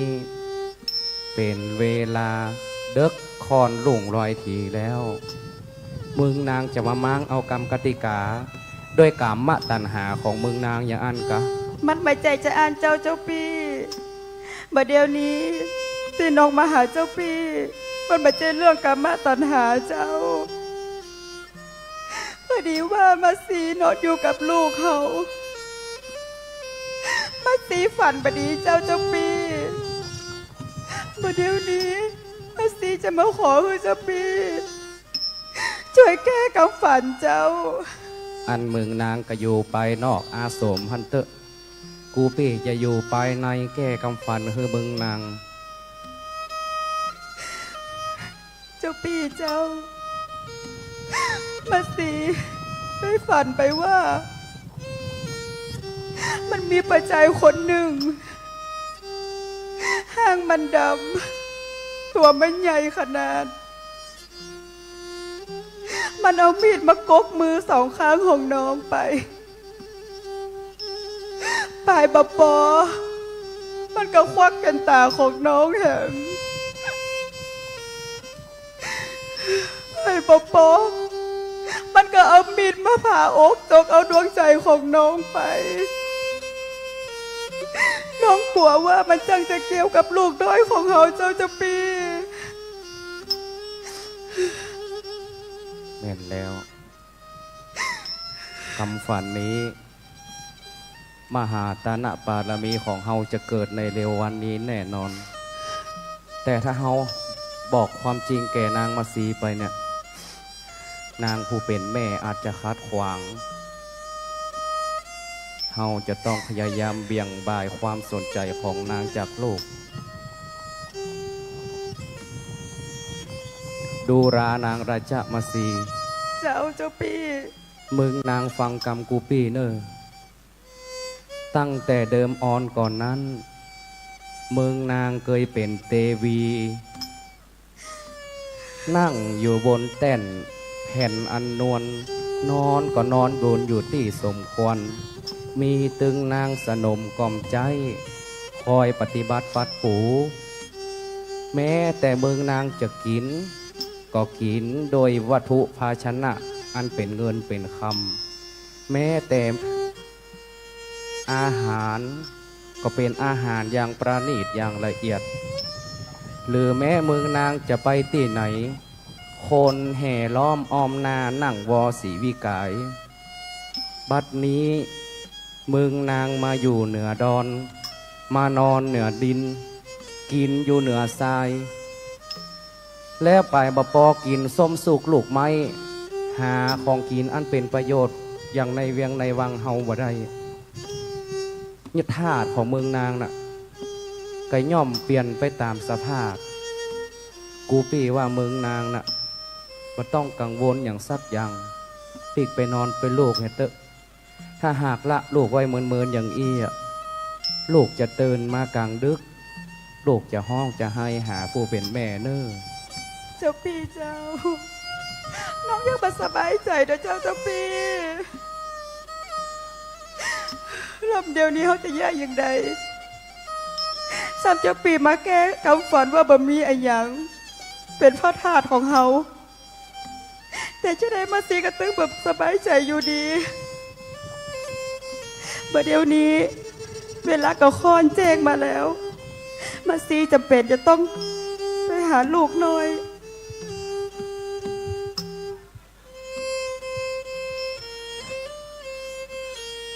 กันหาจารีลูก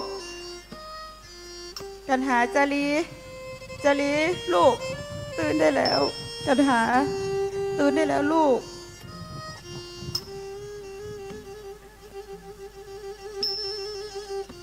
ตื่นได้แล้วบัดเดี๋ยวนี้แม่ฝันบดีแม่ซ้ำว่าแม่จะออกเดินทางไปหาผลไม้รากไม้มาให้ลูกทั้งสองกับป่อของเจ้าแม่จะไปในป่ากะแม่จะไปป่าแม่ขอสร้างสุขลูกน้อยของแม่สองคนไว้ก่อนนะลูกเนอะแม่บ่ไปบ่ได้กับเจ้าว่าสองบุตรตามานีลูกน้อยแม่ขอสั่งถ้อยลูกก้อยฟังกรรมแม่จะออกเดินทางกะเข้าดงป่ากว้างคือสองลูกจันจุงอยู่ตัวป่อนายแม่บ่ไปบ่ได้ก็ข้าวน้ำตาแม่ไหลมาดันใจลูกน้อยแม่มาสั่งห้อยเป็นกรรมให้ในความเหตุมีภัยนั้นมาถูกต้องลูกอยู่ในห้องบรรณศาลาลูกขอไปตัวแม่บอลูกไปตัวบ่ได้ครับจะฟังไปฟังมานะลูกนะโอ้ยเจ้าแม่เฮ้ยโอ้ยเจ้าแม่ค่ะเอ็นดูลูกลาน้ำตาป้อปังลูกจะฟังกำตึงบะดือบ่ดันขอฮือแม่จันให้ปิกมาโวยโวแม่จะฟังไปฟังมา เป็นห่วงกันหาจะลีลูกเก่าความจริงมาสีแม่เจ้าบ่อยากเข้าป่าดงดอนแม่มีลางสั่งหอนว่าจะเกิดเหตุร้ายแต่ว่าหัวมันหน่วยไม้อันใดก็เสียงแล้วนะ ลูกมากินก็ได้ครับเจ้าแม่ บอกไปเนาะ ลูกจะไปน้อยแม่กะหัวกามดึงบ่ได้ล่วงข้ามกรรมที่แม่สั่งมาลูกจะอยู่ศาลาล้อแม่ว่าขอแม่จะรีบมาโอยโบยแม่มาไปบ่ได้ก็ครับ น้ำตาแม่ไหลปังลงสองหน้าเอ็นดูแม่ข้าบ่จะเป็นได้จ้ามาพอน้ำตาปังลงอาบหน้าสั่งเสียลูกลาซ้ำเป็นกรรมใน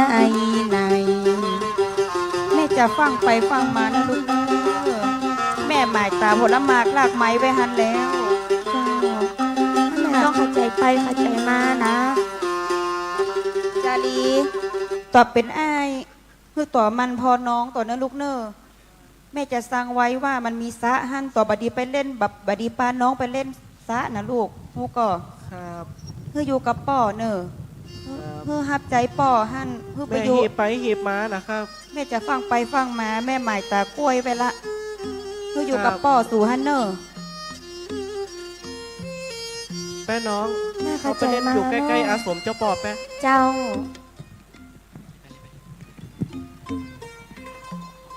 ในขณะเดียวกันเมื่อ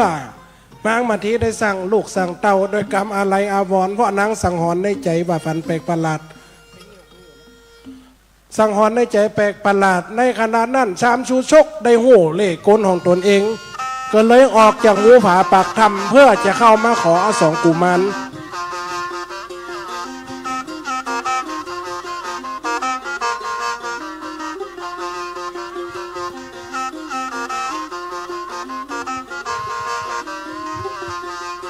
จารีการหาลูกบ่ได้ที่ป่อหันคนเฮาบนมาหันเนอลูกไปตอนหับเปิ้นเอาลูกเนอลูกไปตอนหับโอ้โหไปเตอะลูกไปตอนหับเปิ้นเตอะ เอาว่ามันแก่ละก็เฮามันเฮาสอบหาเป็นลูกเป็นหลานช่วยญาการญาติจองทางบ้านผู้พามได้เดินตามกำแม่กำมาพอโหนตาเขามันก็ไกลขนาด เอาไม้มากำเด้อ กันให้ละมาพอแหมกำโหนตาโหนตางอย่ามาไก่นอ มันดูเหมือนที่เขาหามันนะ ว่ามีหลัดตึงจ้างตึงมาใหม่จะขอตานสอกกุมารแต่เนอคนกำนับมาถึงอาสมไก่แต่แถมกำโหนตางกับมันไก่ขนา ป้อ ด ให้ก็บอก ลูก ว่า ตัวนี้ก่อน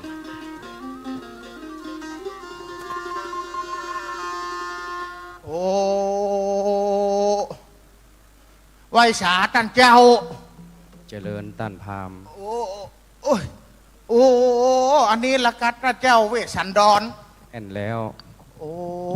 เป็นบุญปู่พามแต๊ะหน่อเนื้อนาบุญงามแต๊ะ ขอเจริญท่านพามตั้งแต่ข้ามาอยู่เขาวงกฏไข่7 เดือนนี้แล้วข้าไก่บยะบ่เคยหันบุคคลใดมาลอดมาถึงกำเตื้อท่านนี้ถือว่าเป็นคนแรกที่มาสู่เขาวงกฏท่านมีกิจจะอันใด ข้านี่เดินทางไก่มาข้านี่หวังว่าจะมาขอทานท่านเจ้า เพราะว่าข้าลุกจากเมืองของข้ามากายแม่น้ำหนทางมา ได้ยินเปิ้นเล่าอู้กันว่าท่านเจ้าพระเวสสันดรเนี่ยมีใจบุญใจสูนตานแม่เป็นจ้างเป็นม้าจ้างเผือกกู้บุญบารมีของท่านกว่าทานเป็นเข้าเป็นป่าท่านได้ตาทั้งหมดข้ามน้ำข้ามป่ามา ข้าได้ยินเปิ้นเล่ามาอย่างอีใจข้านี่ก็ถึงให้มาขอทานกับท่านเจ้า แม่นแล้ว ชาตุ ตั้งแต่ข้าหูคิงได้อายุ7 ขวบสิ่งใดที่เป็นของข้าก็ย่อมฮือเตตานได้เสมอ ถ้าหากมีผู้ใดผู้หนึ่งปรารถนา แม้แต่ดวงตา แม้แต่เนื้อหนังมังสัง หากมีคนใดเอ่ยแล้วเฮาเวสสันดรก็ยินดียกตอดเตตาน ชาตุข้านี่ข้าจะมาขอทานนี่เนื้อหนังบางสาของท่านเจ้าเนี่ยข้าดึงบอกให้ได้ของข้าได้มีนักเหรือท่านเจ้าลูกเนื้อหนังบางสานี่เบาบะเดียวนี่ข้าที่ข้าแค่ได้นี่ข้าแค่ได้2 กุมารหน่อน้อย จะเอาไปเป็นข้าห้องมือไปช่วยตักน้ำนึ่งเข้าไปช่วยยักเข้ายักกิน ไปช่วยโบะไม้ฟันหลัวข้ามันเท่าละลูกบ่มีไผ่ที่จะมาดูแลข้าในใจอันต้านกับใจตานละเห็นดูดูลาตันพามมัวท่านกาเอ่ยแล้วเป็นสันใดเลยเฮาเวสสันดรจะบัดยอมตานฮือสาธุ 2 กุมารนี้เป็นของข้าก็ยินดีอย่าตานฮือแก่ท่านไอ้ป่อจะตามเขาตึงก็ดีละแม่น้องเขาไปแอบอยู่ซะบัวดีกว่าข้ากระตึงจะเอาอะโหมีอะไรเฮียเนี่ยโหเมื่อกี้นั่งนี่อยู่แล้วเนี่ยโหเดินไปทางใดเห็นเนี่ยท่านเจ้ามีไหนเฮีย2 กุมารเนี่ยตะกี้ท่านเจ้าได้เอ่ยปากบอกคือข้าแล้วว่าจะตามคือข้าแล้วประเดี๋ยวนี้มีไหนมือเป็นบาปปากเป็นธรรมแล้วเนี่ยหาว่าจะตานให้รับตาเพื่อลูกทรงซิกเพื่อลูกหนีจะได้ว่าท่านเป็นใจอีไอ้น้องกลัวตันพาม น้องบ่ต้องกลัวขอเฮือตันระงับโมโหโตโซก่อนนับได้อย่างไรมันยังมามีนี่ข้านี้เป็นนอเนื้อเครือเจือขัดติยะลูกเต้าสนใจยราชเมื่อข้าว่ากรรมใดกรรมนั้นย่อมเป็นสัตว์ขอเฮือตันน่ะจุงอยู่นี่ท่ารอข้าก่อนเตอะจารีการหา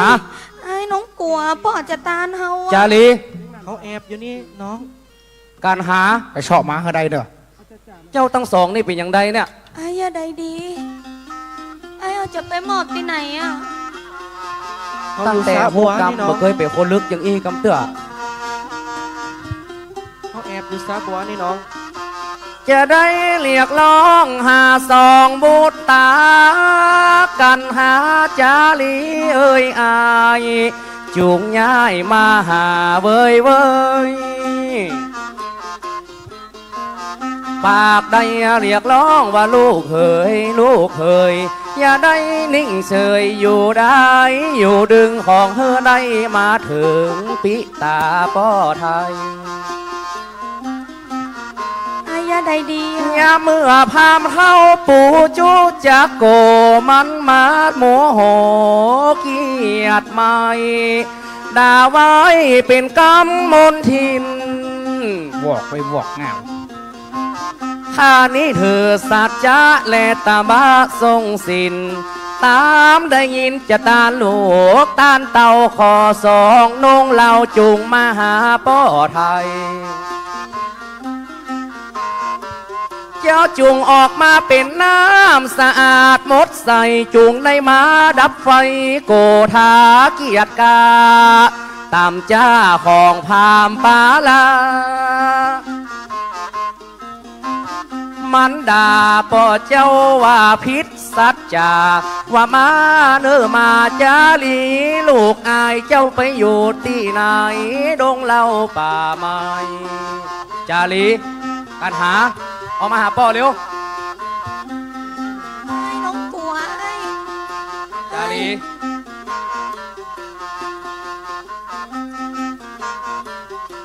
จะย่าอย่างใดเจ้าน้องกันหาป่อเฮาซ้ำมาห้องอยู่จ้องตัวน้องจะย่าจะใดออกมาหาป่อก็เร็วลูกมันมาถูกอกมันมาถูกใจของตัวจาลีปี อายจะอย่างใดกับการหาน้องนี่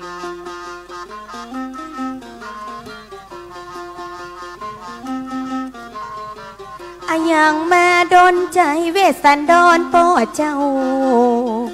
จะตานลูกตานเต้าจะยะจะใดกึดไปกึดมาน้ำตาปอไหลจะยะจะได้นอตัวพี่เจ้าบ่เอ็นดูสงสารลูกเขาแต่เล่าพ่อเจ้าจะมาทานลูกเต่า จารีกันหา ออกมาหาป่อเตอะป่อโห ว่าตัวปอด ว่าเจ้าอยู่ นี่ นี่ ห้องลูกมา มีเรื่องอย่างจะยังตัวปอดเจ้า ลูกเต่ากันมา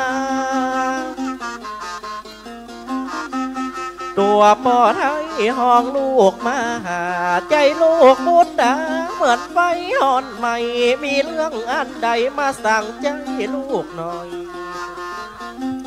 โปครณียังบ่สะหลวงเจ้าจีขยอมปวงป่อหันตีน้อยน้อยจุงก้อยขึ้นหาเลี้ยวปันจะมีหรือเจ้าตีป่อพอบ่หันว่าสองแปลงปันเงือลูกลาหนอเจ้ากันหามาเลี้ยวลูกน้อย ป่อหันห้อยตีนเฮาอ่ะ ป่อหูแล้วว่าเจ้าทั้งสองน่ะลบอยู่ในสระโปคารณี ออกมาเถอะ ออกมาเป็นน้ำใส ไม่น้องมายาวออกไป โหดไฟโกธาติพามบรรดาป่อว่าป่อนี่เป็นคนไร้สัจจะหน้าไวหลังหลอก จารีกันหา เจ้า เจ้าก็ได้ยินที่ป่ออูแล้วแม่นก็ พ่อจะตานลูกแป๊กฮะ แม่นแล้ว ลูกบ่ไปมาได้กับพ่อ กันหา เจ้า มีกับที่เจ้าตึงสองน่ะ จะเบาหูแก่ใจป่อตั้งแต่เจ้าเกิดมาเจ้าก็หันป่อแล้ว ว่าป่อน่ะ ได้ตอดเตตานสิ่งตั้งหลายเพื่อแก่คน รอแม่มาก่อนมาได้กับพ่อ หากแม่เจ้ามาการตานของพ่อนี้อาจประสำเร็จ จารี พ่อบ่ฮักลูกแล้วกะ บัดใจว่าพ่อว่าฮักลูก เจ้าน่ะ คือแก้วแก่นตาของพ่อ เมื่อเจ้าได้ภาคออกจากอกพ่อนั้น ก็เปรียบเหมือนหนึ่งดวงตาของพ่อได้ดับบอดลง แต่ตาในพ่อนั้นพ่อจะได้หูจะได้หันอย่างพระโพธิญาณแก้ว เจ้ากันหาลูก ไม่อยากไปอะพ่อบัดตา ลูกนั้นคือดวงใจของพ่อ เมื่อพ่อขาดเจ้าไปก็เหมือนกับพ่อได้ขาดใจแล้วพ่อหักเจ้าตึงสอง แต่พ่อก็หักพระโพธิญาณไปเตอะลูก รอแม่มาก่อนมาได้กับพ่อ น้ำตาเจ้าจารีตกใส่ตีนป่อปังขวา น้ำตาเจ้ากันหาตกใส่ตีนป่อปังซ้าย น้ำนี้กว้างใหญ่ยิ่งกว่าน้ำมหาสมุทรใดในโลก ลูก เจ้า ไม่อยากไป เจ้าจงจำกรรมไว้เลย ถ้าวันใดวันหนึ่งมีคนยศนักซักหนา คนที่เปิ่นมีทรัพย์พอที่จะไทยเจ้าทั้งสองได้ เจ้าจารีเจ้ามีกล้า ตั้งจ้างร้อยมาร้อย ตาสีและตาสา เงินคำกำแก้ว พร้อมกับวัตถุตั้งหลายคำแหม100กะหาปณะจารีลูกกันหา ลูกบ่อยาก เจ้าอย่าได้เศร้าโศกเลย กันหากาไทยตัวนั้น เจ้ามีกาปันขหาปณะเนอะลูกเนอะถ้าหากว่ามีคนใดตั้งใจจะไทยเจ้าแล้ว เจ้าจะปิกมาเป็นไทยในวันนั้น ไปเถอะลูกพ่อขอเจ้าน่ะเจ้าทั้งสอง จุงหักพามนั้น ดังหักป่อปฏิบัติพามนั้น ดังเจ้าหักป่อเนอะลูกเนอะป้าลูก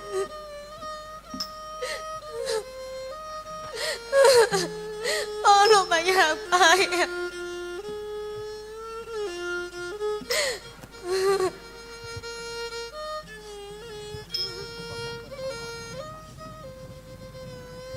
พามบัดนี้ จารีและกันหา จะเป็นของท่านแล้ว ขอท่านจงหับไปเถอะ พ่อพากลูกเขา สุ กา ตินังวะตะเมตานัง ตานนี้ ประเสริฐแล้วเนาะ พ่อหนูไม่อยากไปอะ ตานนี้ประเสริฐแล้วเนาะ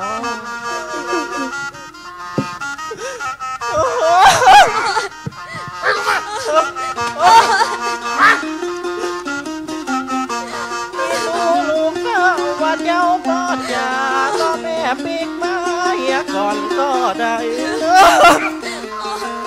พ่อจะไปย่าน้องของ เจ้าก า พ่อเฮ้ยว่าเจ้าพ่ออยากทำได้ยกลูกเป็นตาพ่อมาหักลูกยังเอาเมียนหลังยกขึ้นผูกพักยังมาใจลูกเขาเอ็นดูสองเอาเดินเจ้าบ่ไร ผู้พามชั่วร้ายแสนตียาโจกมันยังซกกะกะปกก็เป็นคนใจเศร้า มาบุกตีด่าลูกบุตรตาต่อหน้าข้านี่เราใจข้ามาเอาด้วยไฟอาคี แสนตีเกียรติกาบูพามหน้าผีมาบุกป่ามาตีบุตรตาลูกเต้าสองหน้าปิตาอย่างไรกันเรา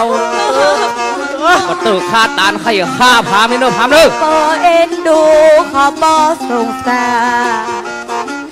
กันหาจาลีทั้งสองลูกเต้าบ่เวสันโดนตานของตานเขาตานลูกตานเต้าบ่อะไร เจ้าใจ ลูกเจ้า กูพามใจยักปุ๊บปีลูกใส่ใจ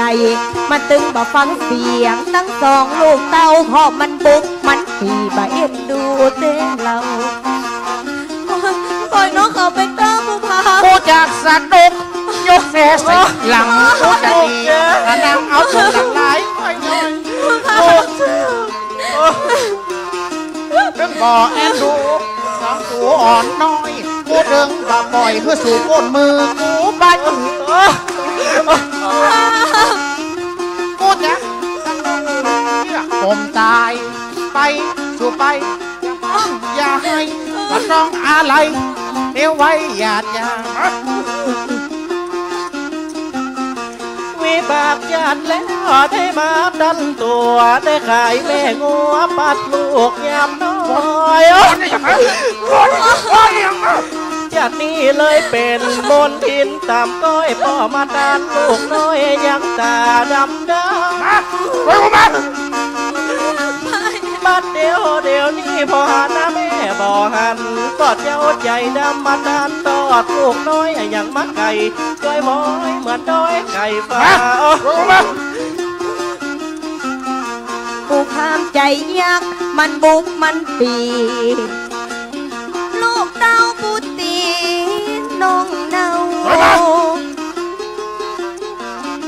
มันเขียนมันพาแต่เราตัวลูกเต้ายังมาลายยังมาก็ตึงหาแม่เจ้าใส่ใจก่อนว่าจะไปรอแม่มาก่อนก็ได้ขอปอเอ็นเดอร์เตอตัวป้อไทย ไปมาไปเดี๋ยวนี้ โอ้ย ต่อยกูมาเดี๋ยวนี้ต่อยมาเดี๋ยวนี้ต่อยกูมาเมื่อสองลูกเต่าปัดจากแม่เจ้าเอาหัวอกหัวใจมาที่นายก็มาหลงป่าเวสสันดรก็มานั่งภาวนาใจของพระองค์เต่าว่าบาขาดกันยังอยู่แหมเต่าใส่ใยบัวเพราะว่ากลัวเขาทำลายลูกเต่า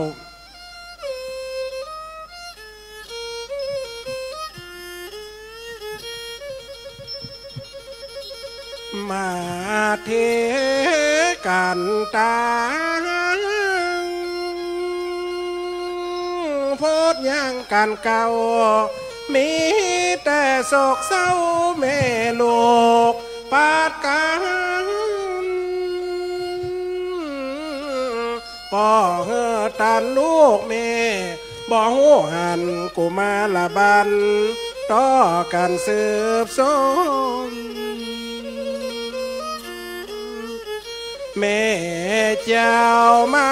ทิ้งแม่แพ้เนื้อโยนกะไว้กะบนตองเต้าเข้าป่าดงนาไปเมื่อตาเจ้าละสองนอนเอาน้องขานใจนางแม่จันตึดหากำฟ้านน้ำตาน้องนานหวานใจตีนห้อยเข้าป่าโด่งดังใจวามตีนห้อยไปเก็บผ้าลาหน่อยไม้แม่ได้สอหาเรียบดาสอใสสางแปลกแต่ใบนี้จ้าแต่ว่าเมื่อเจ้าเก็บเอาไม้ตาฮอดวันนี้มาแม่หาบ่ได้แม่หาบ่ได้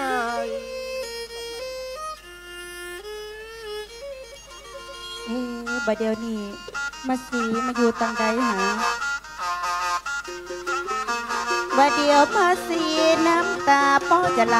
บัญญาสันใดมาโลกในป่ากว้างยังมาสับสนเป็นสะเลสะลังหาหนทางที่ไหนก็บ่มีบัดเดียวมาสีเจ้าตื้อใครดีใจตึงบัดดีอะไรหาลูกน้อยน้ำตาปาลาหลังย้อยบ่หัวทิศใต้บ่หัวทิศเหนืออยากกีล้ำเรือเหมือนยังเปิ้นมาปีนมันมาถูกใส่ดินแล้วก็ดินสุดที่จะสิ้นหาก็หนทางบัดเดียวจะยะยังได้กันอะไรหากันหาชาลีลูกเต้าจะยะกันสั่งใดนั้นเราบัดเดียวนี้มันยังมาอั้นล้ำเหลือเขาออกเดินตาเดินตามตั้งแต่8 โมงแล้วบัดเดียวนี้จดตะวันมันพอค่ำนี่อย่างเขาบาหันผลไม้รากไม้ที่เขาหมายตาไว้แล้วหนทางปีกอาสมเฮามันจะไปตังใดกับบ่ฮู้เฮาจะย่าอย่างใดดีแม่เจ้าแม่ปอมีผลไม้รากไม้คือมาสีพ่อก่อเจ้าขอบคุณเจ้าขอบคุณเจ้า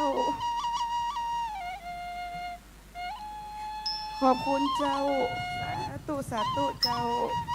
สาธุเจ้าแม่ส สาธุขอบคุณเจ้า สาธุวันนี้มาได้ผลมากลากไม้สักอย่าง สาธุแต่ก็ยังดีที่มาปะเทวบุตรเทวดาบ้านเฮาได้ปั่นปัจจัยเพื่อมาซีไปซื้อขนมให้ลูกน้อย ขอบคุณเจ้าสาธุเจ้า ขอบคุณเจ้า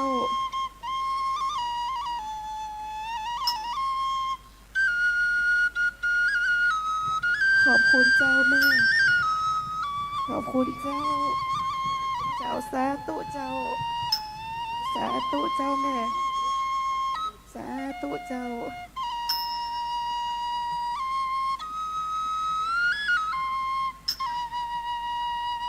สาธุเจ้า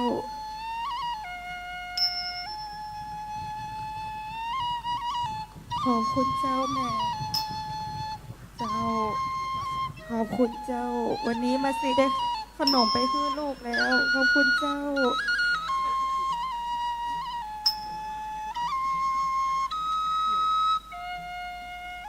เจ้า ขอบคุณเจ้าสาธุเจ้า สาธุสาธุขอบคุณเจ้า เจ้า สาธุเจ้าแม่ขอบคุณเจ้า ขอบคุณเจ้าสมมาตรเจ้าขอบคุณนักนะเจ้าเนอขอบคุณเจ้าโอ้ได้ขนมหวานเตอขอบคุณเจ้าสาธุสาธุเจ้าขอบคุณเจ้าจะขอบคุณเทวบุตรวดาบันน้ำใจเข้ามาสีพี่น้องสาธุเจ้าคณะสัทธาร่วมกินหวานตาลต้มมาเอาปัจจัยมาบันเอาขนมนี่ก็มาฝากขอบคุณเจ้าขอบคุณรักวิรังวันเฮ้ยเจ้าแม่นาคณะสัทธาการลำปางถูกท่านขอบคุณเจ้าสาธุสาธุในเจ้าขอบคุณรางวัลน้ำใจคือตัวกรรมสีดังอันน้ำใจตึงนักเต้นลำขอบคุณตัวคุณแม่ขอบคุณเจ้าแหมกำลังท้องปั้นก็ได้มาโป่งมาปั่นข้าวหนมหวานเฮือมันสีนองหน้าขอบคุณยังปานาต่างลานยาว่าปัทวีปันปืน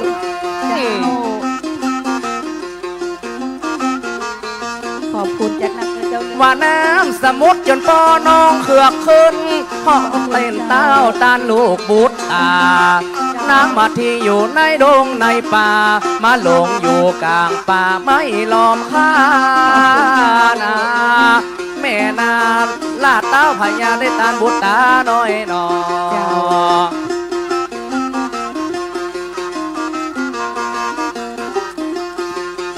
ว่ามัดนาสี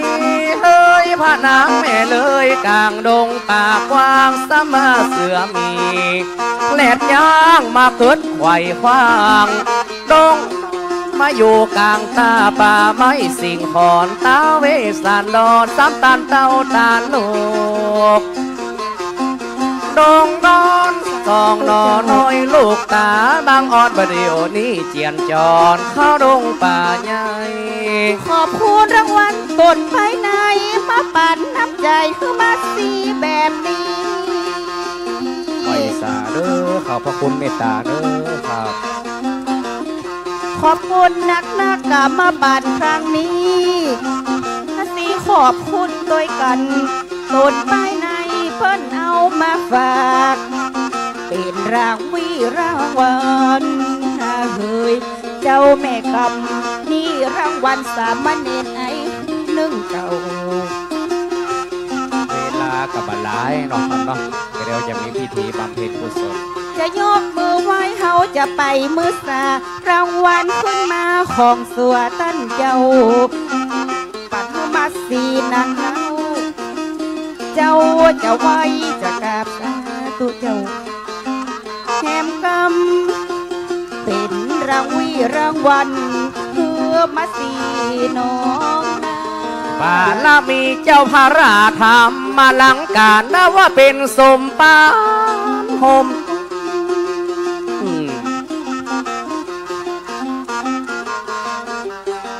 มาเตะทำมาทรงเครื่องได้เป็นเรื่องโอบอุ้มยังเย็นจุ่มในหัวอกหัวใจบารมีหลวงปู่ตั้นเจ้าเป็นห่มเป็นเงาหมู่เฮาเงาใบนายแม่นายคุณพระธรรมวินัยนี่เหมือนผ้าสีแจงประเดี๋ยวนี้คนต่างอาโศมเขามาอยู่ต่างใดหาบัดนี้เวลาตะวันเจียนจรที่กลางดงนอนบ่ส่องแจ้งว่านางมาทีตกแหล่งที่เป็นกลางป่าดงมาพอคำแล้วนกห้องวอยวอยจะปิกคืนสู่ก้อนตีนอนเมื่อสู่แต่ว่าบัดเดี๋ยวนี้แสงสุริยาโจรปอเลียบเขาเล่ามอนโอ้มาซีอย่ามาลงป่าลงแต่ลงว่าสาธุเจ้าสาธุเจ้าสาธุเจ้าเวลากับบันหนักบันลายอย่าลงแต่ลงว่าเด้อใจเนอมาซีเนอเจ้าก็เดี๋ยวเปิ่นจะทำพิธีกันอยู่โอ้บัดเดี๋ยวนี้หนตางอาสมเฮามันมีตั้งไหนเหียบัดเดี๋ยวนี้เป็นผลไม้ลากไม้เฮาก็ได้แล้วมีตึงกล้วยสีเขียวมีตึงแอปเปิ้ลสีแดงมีแถวหน่วยบลูเบอร์รี่สีฟ้าสีม่วงก็ยังมีแอปเปิ้ลสีม่วงเมียงของเฮาเนี่ยใดดีบัดเดี๋ยวเนี่ยหนตางเฮามีตั้งใด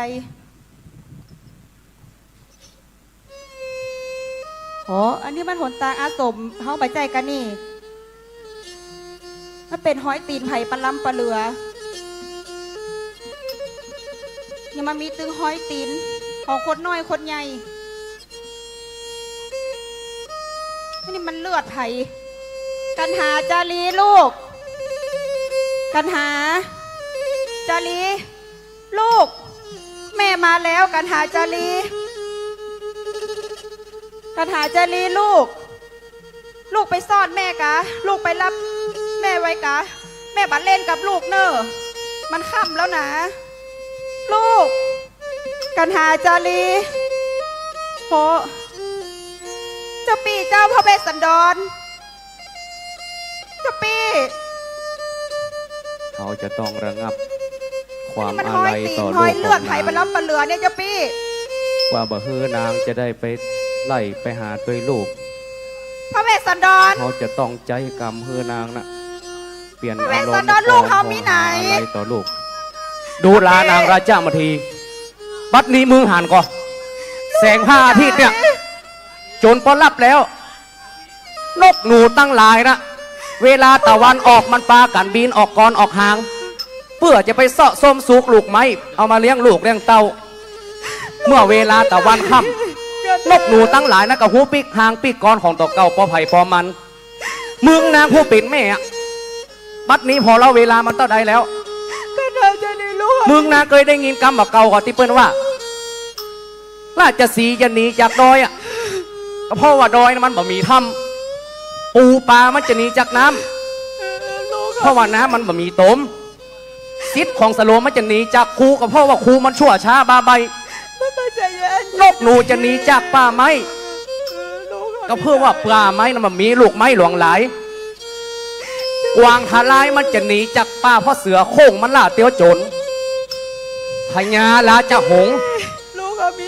มันจะหนีจากสะก็เพื่อว่าสะมันบ่มีใบบัวไม่ยิงอ่ะ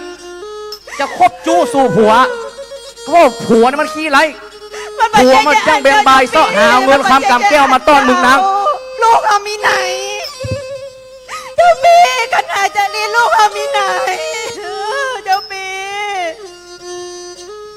กันหาจารีลูกน้องมีไหนเจ้าปีมัน ไม่ใช่ยานเจ้าเจ้าพี่กันไหนแต่นี่ลูกอาไม่ได้เจ้าพี่ลูกอาไม่ได้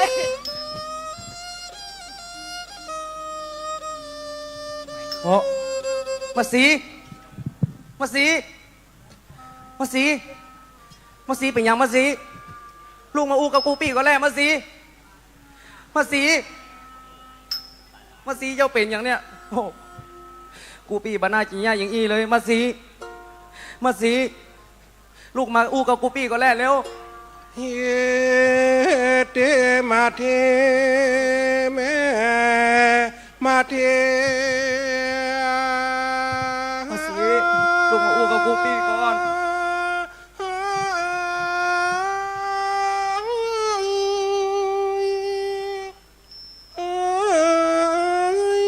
ยามเมื่อแม่มาที่หนอเต้ามาตากง่ายเงยเริ่มสติเลยกลางป่าหญ้านางแก้วกำพร้าโลดขาดลง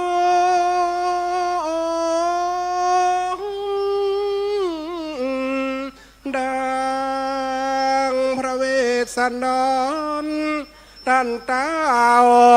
ก็มาโศกเศร้าโศกา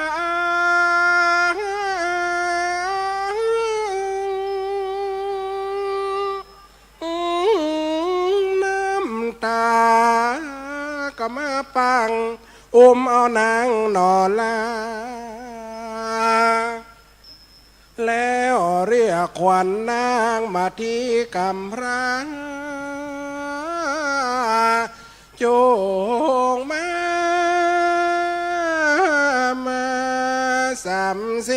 32ขวัญนางไปเก็บดอกไม้มาลายโบพังรถกันทาหอมขีบแก้วบุญยงไข่ฟ้าสาลาพีดงสลิดสลักสะเลงบานกาลงบานสอนเกตเก่าขวัญนางอย่าไปเตียวต้องไก่แต่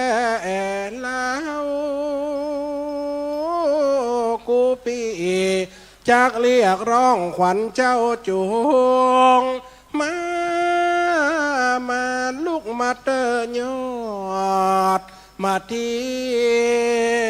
สลี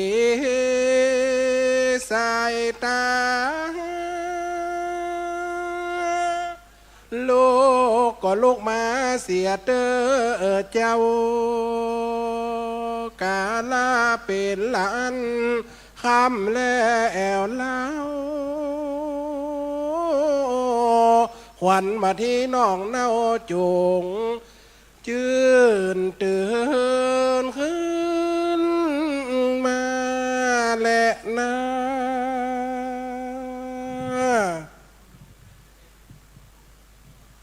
โอ้สุมาเธอเจ้าปีมาสีเป็นอย่างไปเจ้า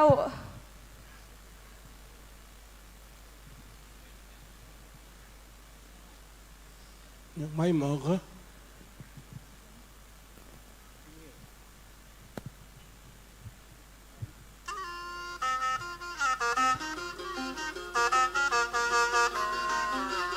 เรียกร้องเอาเข้าขวัญมาทีบัดเดียวครบมาอินซี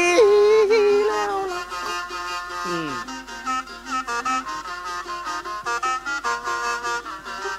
หมายปีจะบอกกับเฮือนางหน่อเน่าได้ตานหน่อเจ้าบุตรหน้าตาบัดเดียวนี้กูปีก็จะได้เฮือนางโมตนาแม่นา บอดได้โศกาหลายสักสิ่ง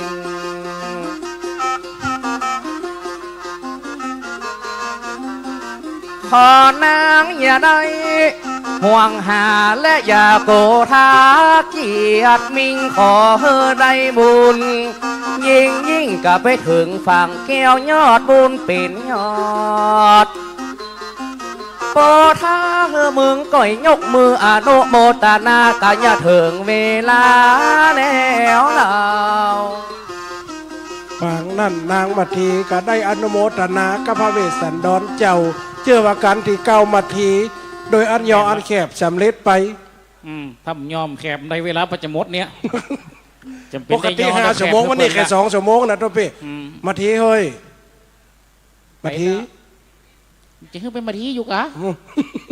กระถามกับอนุโมทนาหลกกันที่เก้ามัทีเมื่อนางอนุโมทนาตอนนั้นปะโตเฟียนอยากนางโมทนาแล้วปุ๊บยังว่าเลยนะทุกพี่เฮ้ยครับอันยังครับแผ่นดินด้านอันหนาสังขยาได้240,000 โยชนะกะหนาโลครับล่องวันกองก็คือแผ่นดินไหวเต้าขนาดหู้แล้วปุ๊บดังไปถึงยังหัวยังอินบนในขณะนั้นพระเวสสันดรคือตานลูกแล้วยังหนึ่งได้ตามพระอินอยู่บนสวรรค์จันทร์ฟ้าเป็นตะกันนี่เนี่ยที่ว่าซักกะบันเนี่ยครับเพราะว่าอย่างถ้าว่าพระอินทร์มาขอนางมัทีไว้ถ้ามีคนมาขอพระเวสสันดรคงยกฮือแน่นอนแม่นนะพระอินทร์ก็เลยตัดสินใจแถลงเปล่งปิดลงมาครับในขณะนั้นเป็นพราหมณ์จารย์เหมือนกันแต่ลักษณะงามเพราะเป็นอินเปล่งหรอเข้ามาหาพระเวสสันดรก็มาขอแหละขอนางมัทีนี่ไปได้ก็พญาจะยกคือข้าก็เมื่อว่าท่านมาต้องการขอท่านออกปากแล้วว่าใครใดข้านอไทยโพธิสัตว์ในจะหื้มใดจะขออันยังก็ขอพระนางมัทีเฮ้ยจงไปอยู่กับเปิ่นเตออันพรามเปิ่นตุกไล่มาขอนางมัทียกมือย้อใส่เกาไปอยู่ด้วยไปอยู่ด้วยพรามแถลงมาแต่สุดท้ายมาปุ๊บเพียพระผู้พรามถอยออกจากประตูบรรณศาลาได้บึดเดียวนะครับคืนกลางกับกลายเป็นพระอินทร์นังเก่าแล้วก็บอกว่าข้าเขาฝากนางมัทีแม่เจ้าไว้ฮือพญานี่เนอคือดูแลกันนี่พ่อข้าขออะไรเป็นของข้าแต่ข้าฝากไว้เหมือนได้ครับเมื่ออ่านปุ๊บก็เลยกลายเป็นกับคืนมาปันป้อนดีแหม8 ข้อเฮือหน่อยครับไว้หน่อยตัวเป็นหน่อยแม่นปันป้อนเฮือ8 ข้อเก่าย่อๆแล้วฮือตานแล้วจ้างปัจจัยนาเคลื่อนทรัพย์สินเงินทองแล้วก็ฮือลูกเป็นตานภรรยาเป็นตานครับตอนนั้นไปเมื่อคืนฮือปุ๊บไปถึงกันที่11ชื่อว่ากันที่11นี่มหาราชเหรอมหาราชนี่อย่างที่ว่ากันมหาราชมหาราชเพราะว่ากันนี่เกี่ยวกับของพญาสลีสนใจปุ่นพญาสนใจขนาดอยู่ในปราสาทลาดปุรีลาตีนั่นไกลลุงพญาคุงฟันหันตีฟันหันเพราะอย่างเทวดาเพราะว่าจุจกเอาละอ่อน2 คนตะกี้ไปน่ะสถานตี2 หน้าป่อเปิ้นแหมกำพระเวสสันดรอดจำได้นะเพราะจะถอดดับฟันนะบุ๊บ2 หน้าป่อเปิ้นแหมกำสุดท้ายมาแล้วปุ๊บเอาลูกคนไปก็ไปมัดไปปืนก็ไม่ปุ่นตัวเก่ากวดตายเกลียนเนื้อขึ้นนอนอยู่งาไม่สุมกันมัดเปหอยละหลอนไม่ต้องลุ่มลองเกิดมาเดแต่นาบุญเทววุฒิกัดลงมาเป็นพระเวสสันดรเทวดากระแถลงแปลงกายมาเป็นพระนางมัทีมาบีบมากั้นมาหนวดมาเป่ามาหาตีละอ่อน2 คนที่เจ็บที่โดนบุ๊บตีน่ะหายเหี้ยกล่อมคือรับลูกกล่อมมือรับเฝ้าเต้าแจงก็เอาบ่วงเขี้ยเขาซุปไปยังเก่าผู้พามจุจกลูกมักหันละอ่อนมัดอยู่กับป้าไปต่อละในขณะนั้นตีจุจกก็หลากไปหลายวันหลายคืนครับเดินทางไปได้กึ่งเดือนแล้วกำนันปอจะถึงเมืองเกงลิงขลัดนะโดยเทวดาดนมาดานเฮจุจกหลงตังครับเมื่อวันเมืองสีปีปุ่นเมื่อวันตีหลงนั่นเป็นราตรีกลางคืนเปิดว่าสิ่งคนเฮาเนี่ยเทวดาสังหรณ์หรือว่าสิ่งนี้มิดมาในกำฝันว่าคนเฮาคนธรรมดาฝ่าราชาจันหลักฝันนั่นจะเกิดเป็นไปในความดีหรือไม่ก็เป็นข่าวดีหรือไม่ฝันไกลแจงโลขนาดนั้นพญาสนใจกับนอนบรรทมอยู่ในหอปราสาทตามธรรมดาคนเฮารับมาดึงมีหน่อยยังไงโน่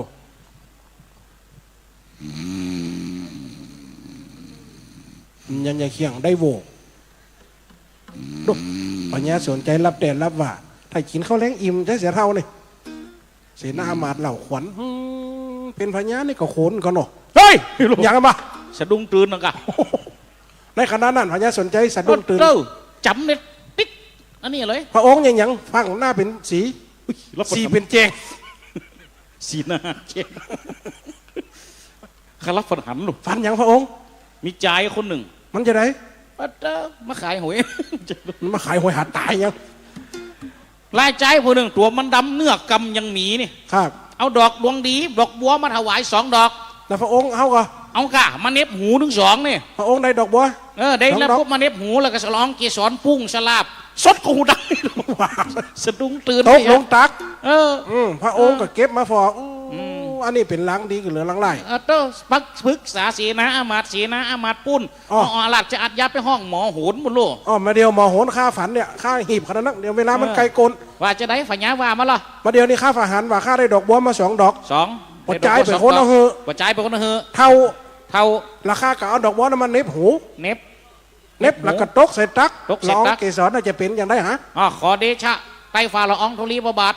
ปกเก่าปกกระหม่อมดอกบัว2 ดอกอันนี้เป็น2เน็บหูนี่ทำ6 กว่า5ดูตกลงเป็น6งวดหน้าทำ275กับ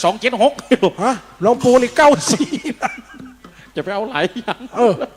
นี่ว่าเล่นโลพายหมอโหนก็เล่นทางทุนบอกหรอ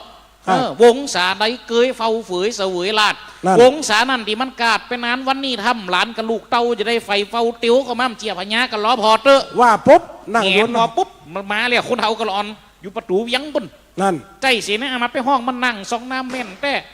ต้องทีเดียวถึงจะหนีเนี่ยห้องมานั่ง2 น้าโอ้จะได้กันหาจารีลูกตั้งใดมาลูกมาด้วยไฟนี่ปูเท่านี่เป็นไฟอุ้ยปนป๋ามาอุ้ยไหนคนเนี้ยเราเนี่ยแล้วปูเท่าเราไปเอาหลานข้ามาได้จะได้ไปขอมาอู้ไงอย่าขอหมาน้อยแม่นแล้วลำเดียวนี่ฮู้ก็เป็นลูกหลานกษัตริย์จะเอาไปยังข้าจะเอาไปเป็นข้าทาสข้าใจบอหลีหวานบังอาจพระใดจะได้กับลูกหนีกับมาบังอย่างนี้พระใดนี่พอจะขึ้นของหลาดวันนานี่เจ้าจารีเป็นลูกพ่อใจหลานกษัตริย์ข้าขอมาแล้วพญาถึงจะเป็นพญากระจังแต่พระเวสสันดรผงเงือข้าจะไทยขึ้นมีแต่เหือกาว่ามาเราอ่อนปวดใจนี่โอ้โวยขนาดนักเป็นเหือจ้างร้อยมาร้อยงัวร้อยควายร้อยปลากระป๋องร้อยกระป๋องนมกองร้อยกองหอนเลี้ยวแกนเอาหมดถ้าจะเอาแต่ข้าจะไทยขึ้นเราอ่อนไม่ยิงนี่คำปันเดียวอะนี่อย่างมันมีกาลูกไม่ยิงว่ามันจะยังว่ามันได้ของบ้านของเมืองด้วยทีนี้ข้าก็เอาเลยข้าจะแถมมีปราสาทด้วยแถมหลังนี่ปราสาทหลังนี่นะแปะขึ้นอยู่สูง7 จั่นไหนมีคนใจ100 คนแน่นอนมีมดขนสุมาด้วยคนเก่าหลังมีคนซักผ้ามีคนบีบมีคนอยากกินเฮือมีเอาเลยกูโยกเฮือหมดเลยจันละร้อยบีบกูถึง100 คนเนี่ยไปคือมันบีบไปเลยนะอย่างบีบไปจับใส่ยำหูตะเลียกตะฟื้นนี่นะมึงเลยมันกระจ่างบีบก็กล้าจูซกขจายมามึงตายไปกำจบเลยขจายมาเห็นไหมจูจกเนื้อเพลงละไม่จูจกมันจะมาตายกับทำผูกเนี่ยสถานทั้งหลายเมื่อเอาอย่างมากินจูซกไม่ออกไม่มาเติมอย่างที่เขาไปด้วยกัน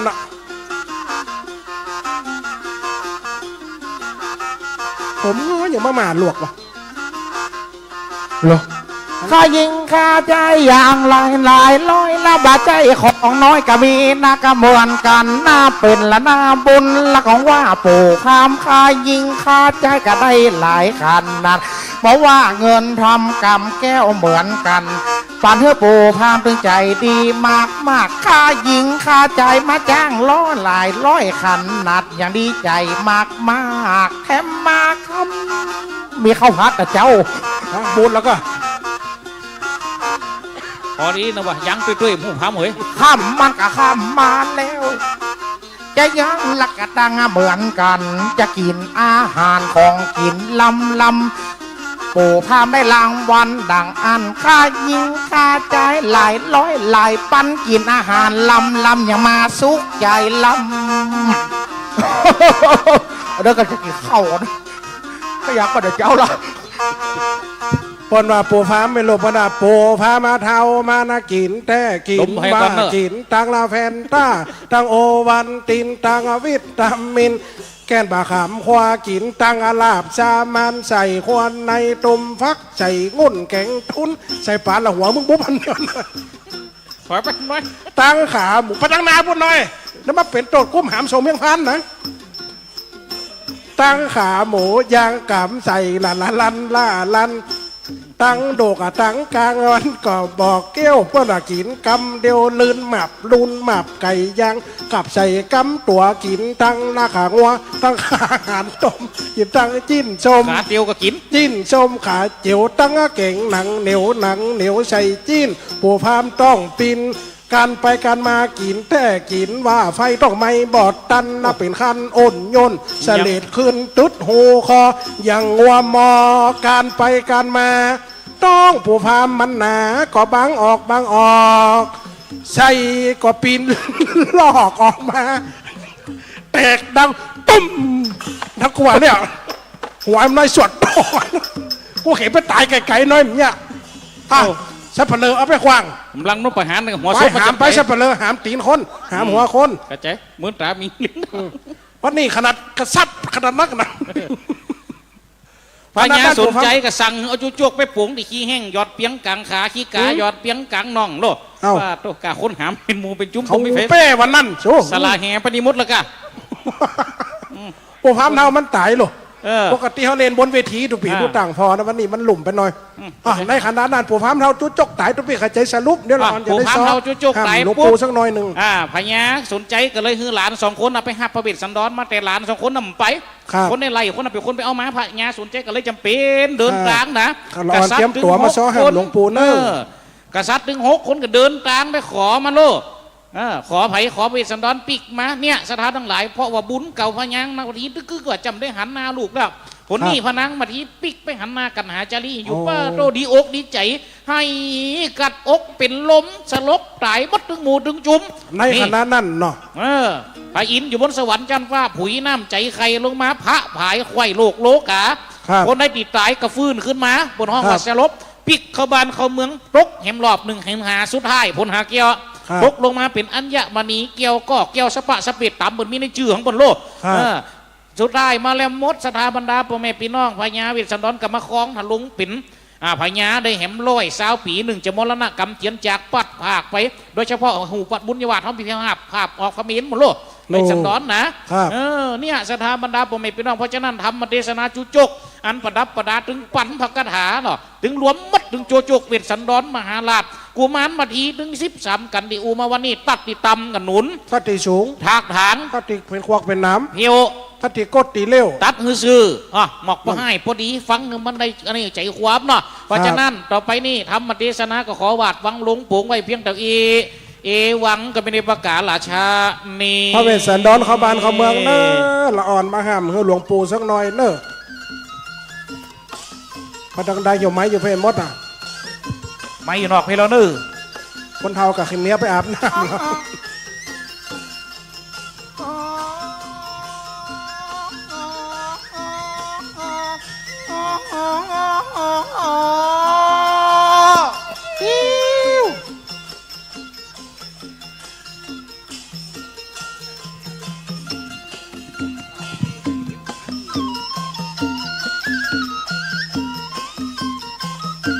สำเร็จเรียบร้อยทำพระเวสสันดรถึงการละก่อนสุดท้าย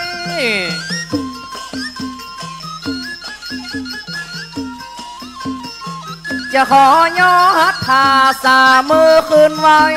นมัสการเทระพระสงฆ์เมื่อมีงานวันนี้ขอเป็นชัดแก้วขี้สัพพมิงมงคลจมต้านจมเพื่อได้เป็นกุศลถวายหลวงปู่สาธุพระเดชพระคุณพระราชธรรมอลังการขอเพื่อเป็นสมปานจื่นสู่เพื่อได้ผลตานส่งโยและผงสาขาวน้อยใหญ่คนฟังพี่น้องที่อยู่ที่จังหวัดลำปางพ่องกระเงียงหูฟังวิทยุเสียงออกฝนหาแก้วกระตั้งเจ็ดประกาศจะได้ตกลงห้ามสู่วงมานพี่น้อง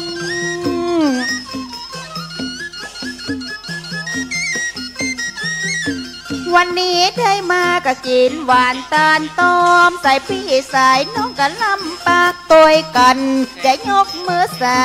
จะยกมือกราบที่เปิ้นกลับมาปั่นร่างวานนาเฮ้ยเจ้าแม่นาจะไว้จะสาตนไปในเปิ้นก่อน ขอบพระคุณเมตตาทุกรูปทุกตัวเนอครับผม ตั้นเอาน้ำจิตตั้งเอาน้ำใจปั่นจังซอยยิ่งใจหมู่เฮาเราอ่อนจะยกมือสากราบตั้นเหียก่อนเอาน้ำใจนี้ก็มาฝากแต่กาเปิ้นเป็นตนบุญนักหนาสัวเจ้าคู่บาเปิ้นก็เอามาแจก พี่น้องฟังคำจบถึง13กันเป็นบุญสมปานแต่แล้วโอ้แต่ก็ผู้พามแต่ก็ขอเอาปากลามีนั้นเป็นสะพานเจ้าขึ้นสู่แล้วสู่สวงสวรรค์ป่า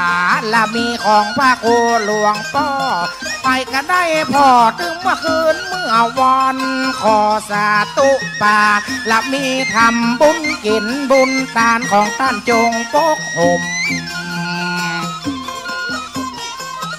ผู้พามนี่เป็นตัวโกงว่าดีก็จะได้แต่ จะขอไว้ศาสตร์ท่านเจ้าไปในน้ำจิตน้ำใจปัดกับมากเหลือนล้นขอปาละมีท่านได้ปกห่มหมู่จ้างซอมาซอวันนี้ตัวเนอบุญตานก้อนบะหมี่บุญกินของคำหมีเมืองผ่านก้อนบะหมี่บุญตานบะได้มาสอดช่วยนับเป็นหน้าบุญจุงได้มาหานับเป็นวาสนาของจ้างซอจ้างจอแต่กะบะหมี่บุญจะมาได้มาแต่หรอกโอ้แต่ละ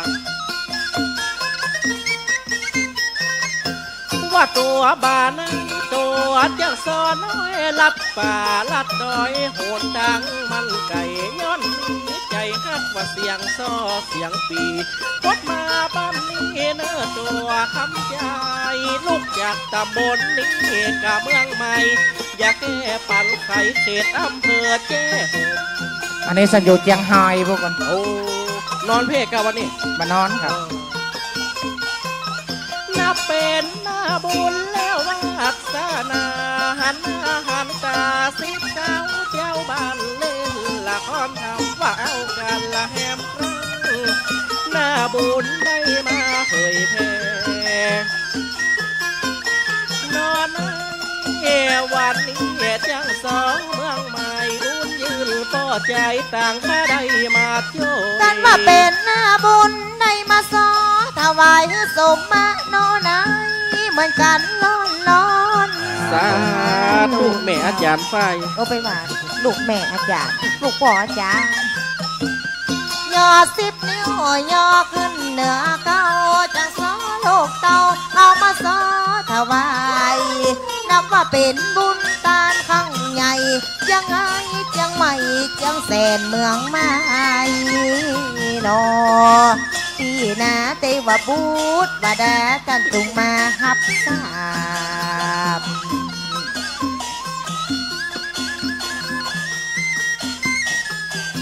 ผู้รักผู้ใหญ่ได้บุญกินบุญตานเขาก็ได้ย่อมือกราบก้อนบุญบาลายก้อนบุญปะป้าจึงบาได้หาบุญมาปะนอกปะปีแม่ละครับแถมกำว่าขอต้อนรับตั้งผู้ใหญ่ในงานได้จัดการจัดงานเคล้างเมืองเก่าจะขอไว้แต่หลวงปู่จันทร์ดวงจิตวิญญาณขึ้นสวรรค์จันทร์ฟ้าสาธุทับส่วนบุญกศลในโลกหน้าอยู่บนจันทร์ฟ้าบนสวงสวรรค์พอเป็นลูกหาลูกศิษย์จะได้ไว้ตั้งดวงจิตวิญญาณนาเจ้าแม่นำสรีระสังขารของหลวงปู่ตัวน้อย ขอ อต้อนรับคณะท่านผู้ว่าด้วยเนอะครับ สวั วัน สดี นี้ จ้า เข้ามาเป็นเกียรติได้ถวายหลวงปู่เนาะ 10 นิ้วจะน้องวันตาน่าเป็นจังโซก้อยเบิงก้อยเงือท่านผู้ว่ามาร่วมงานแต่เนื้อจังโซจะยอมมือกลาแหมกำยินดีต้อนรับมาในการในงานท่านผู้ว่าลำปางน้องจะยกมือกลา ท่านผู้ว่าการราชวัตรลำปางได้มาช่วยเป็นกลางในการครั้งนี้ สวัสดีเจ้า การในการบำเพ็ญกุศลที่นีบุญป่ารมีจูงได้หักษาท่านผู้ว่าชัดชยานชัดชาวานชายาบุตรตั้งใจบริสุทธิ์มาร่วมกินร่วมตานหวานต้านหวานได้มาเป็นประธานฝ่ายคาราวาส ก็เดี๋ยวจะได้มีพิธีนะเจ้าเนาะ และบารมีท่านพ่อครูอนุสารวรธรรมเจ้าคณะอำเภอเมืองวัดบุญญาวาสที่ได้มาสร้างกุศลอันสะอาดถวายคือแก่พระเดชพระคุณหลวงปู่แต่หน้าและขึ้นวิทยุสีขาวเพื่อชาวประชาแห่สถานีออกทั่วประเทศ ผู้ว่าชาติชาวานเปิ้นมาการมางานตัวกันครั้งนี้ ขึ้นสถานีวิทยุ 106.50 ตัวเนอร์ครับ นับว่าเป็นหน้าบุญของเฮาวันนี้ มาหันผู้ว่าตัวกันชาติชาวานของเฮาแต่เล่าเป็นป่อเมืองนครแหนมกำเปิ้นว่าขี่ลางรถมาตัวกัน เป็นป่อเมืองละของเฮานึ่งเก่า โอ้เป็นงานที่ยิ่งใหญ่เนาะสมเกียรติสมบารมีของหลวงปู่ฮอกแท้นะครับ วันนี้มีการวันนี้มีงานจังซ้อนนั่งพามเขาไว้สาแต่เจ้า ท่านพระครูของเฮาแต่เล่าที่เป็นละตัวเจ้าอาวาสแหมกำพระครูอนุสารวรธรรมจ้างสอนนั่งพามจะไว้สารน้อมกราบ สิบนิ้วข้ามเมียค่ะอยู่เมืองพานจะยกมือไหว้สามใส่แต่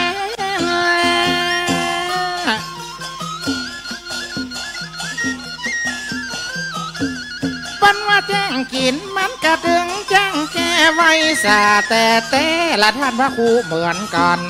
เจ้าคณะเปิ้นว่าอำเภอเมือง เจ้าอาวาสวัดบุญวาดแถมกามเฮ้ยกะเจ้าแม่กามจังสอนลูกจังสอนหลานเอาเสียงซอมาฝาก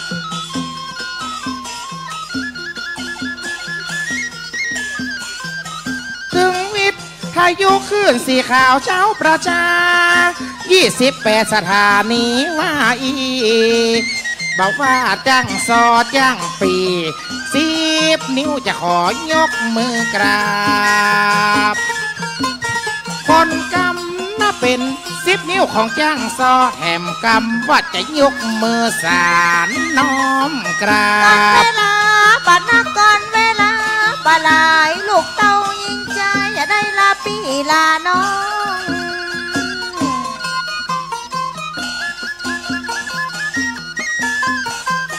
เปิ้นว่าบุญยิงใจไหลเปื้อนมาตอมเป็นหน้าดอกซอมอย่าไว้ยกไว้สาขอขอบคุณตังผู้รักผู้ใหญ่ที่เอาใจใส่มาช่วยกันตกแต่งหน้าโนปีนาที่เอาหีดละนาเป็นทำเป็นข้าว เดี๋ยวจะได้มีพิธีนะครับเนาะ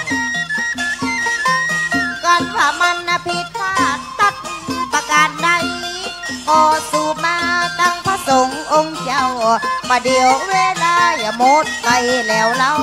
จังซ้อหนุ่มเนาเฮาขอก้มลงกราบวางลง บาเดียวได้เจ้าเฮาบาเดียวได้จงอย่างซอผู้คนจากได้ลาไปก่อน วางทำ ไวสาเด้อครับไวสาครับ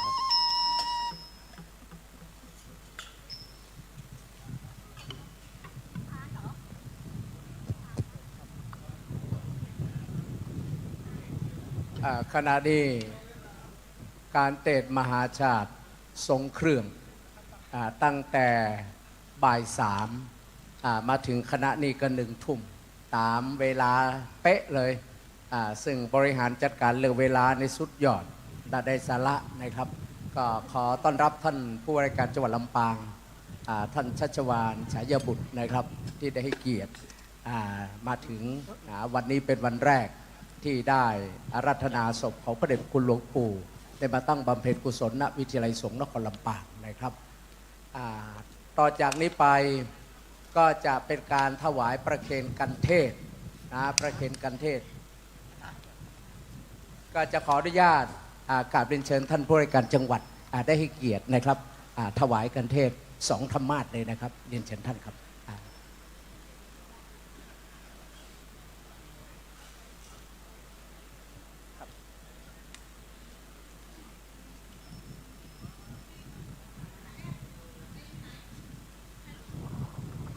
ได้รับเกียรติจากท่านพ่อเมืองลำปางคือท่านผู้ว่าราชการจังหวัดท่านวันนี้ท่านไปราชการที่อำเภอวังเหนือท่านยังไม่ได้แวะเข้าจวนเลยนะครับก็มาที่นี่เลยและอีกสักครู่ประเดี๋ยวท่านนายกเหล่ากาชาติจังหวัดลำปางก็จะมาสมทบนะครับมากับพลขัน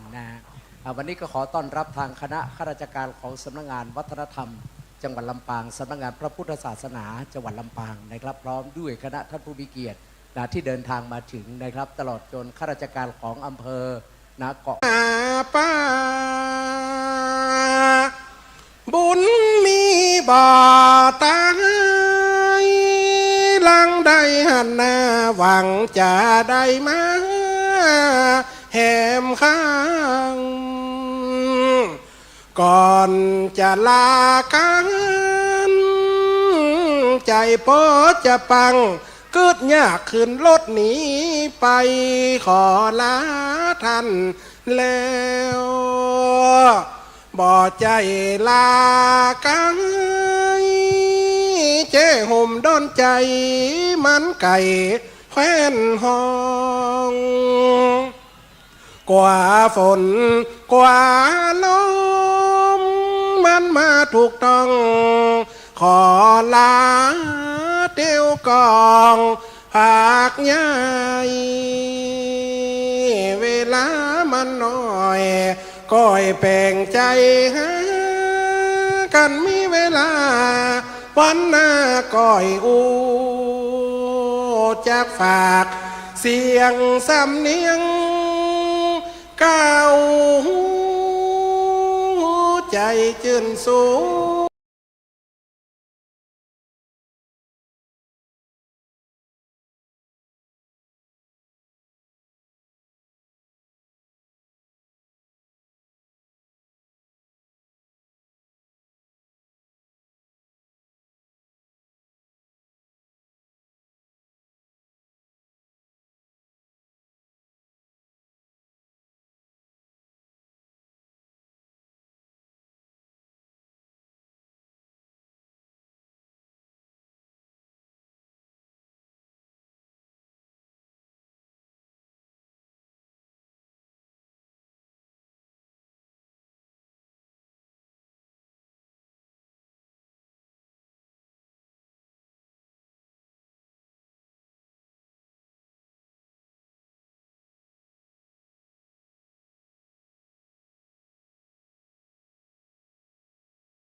โอยะถามณิโจติละโสญาถาสปิติโยวิวัชชัน ตุสัพพโลกโควินาสันตุมาเตภวาวันทรายโยสุขีทีกายุโกภวะอภิวาทนาสีริสนิจจา ตาปัจจา อิ ยิ โน โน จตารโรธรรมาวา ธรรมานุภาเวนัสธาโสติภวันตุเตภวันตุสาพมังคลังลาคันตุสาพเทวตาสาพสังฆานุภาเวนัสธาโสติภาวันตุเต สาธุวันนี้หลังจากที่ได้อาราธนาสรีระสังขารพระเดชพระคุณหลวงปู่ได้ขึ้นบนปราสาทนกหัสดิลิงเรียบร้อยเวลา 15 นาฬิกาโดยประมาณเป็นต้นมาก็เริ่มมีการเทศน์สองธรรมาสน์เป็นการเทศน์มหาชาติ 13 กันประยุกต์นะครับซึ่งเป็นการแสดงละครนะตามบทนะของในเนื้อหาของแต่ละกันนะครับก็ผ่านพ้นไปโดยมีพระดนุดลมุนิวังโสในเนื้อหาของแต่ละกันนะครับก็ผ่านพ้นไปโดยมีพระดนุดลมุนิวังโสหรือมีชื่อเล่นนามแฝงว่าพระเก๋ซึ่งเป็นพระนักเทศน์นะที่มุขปาฐะแบบตลกวชิโลหรือท่านเสน่ห์กาหลงนะมีชื่อเล่นวัดดอนชัยบ้านกิ่วเจ้าโหมทั้งสองรูปเป็นที่ชื่นชอบนะบางบทก็ตลกปกฮาบางบทก็เศร้าโดยเฉพาะกันที่8นะกันกุมารนะที่พระเวสสันดรนะได้บริจาคกันหาชาลีให้แก่พราหมณ์ชูชกนะและในขณะเดียวกันที่9พระนางมัตสีนะไปป่านะหาหัวมันลูกไม้มากลับไม่เห็นลูกน้อยทั้งสองปรากฏว่าพระเวสสันดรได้ทานลูกนะให้ทานแก่พราหมณ์ชูชกนะครับก็ผ่านไปเป็นที่เรียบร้อยขอบคุณปนันสอนเนอร์เดี๋ยวเคลียร์พื้นที่นิดหนึ่งนะครับเนื่องจากว่าวันนี้เป็นคืนแรกนะครับก็คณะที่ทางจังหวัดโดยมีท่านผู้ว่าการจังหวัดได้เชิญชวนนะในแต่ละคืนนะครับในคืนวันที่ 27นะวันนี้ก็มีสำนักงานจังหวัดลำปางสำนักงานวัฒนธรรมจังหวัดลำปางสำนักงานสาธารณสุขจังหวัดลำปางโรงพยาบาลลำปางสำนักงานส่งเสริมการปกครองท้องถิ่นจังหวัดลำปางสำนักงานอุตสาหกรรมจังหวัดลำปางสำนักงานพัฒนาสังคมและความมั่นคงของมนุษย์จังหวัดลำปางสำนักงานแรงงานจังหวัดลำปาง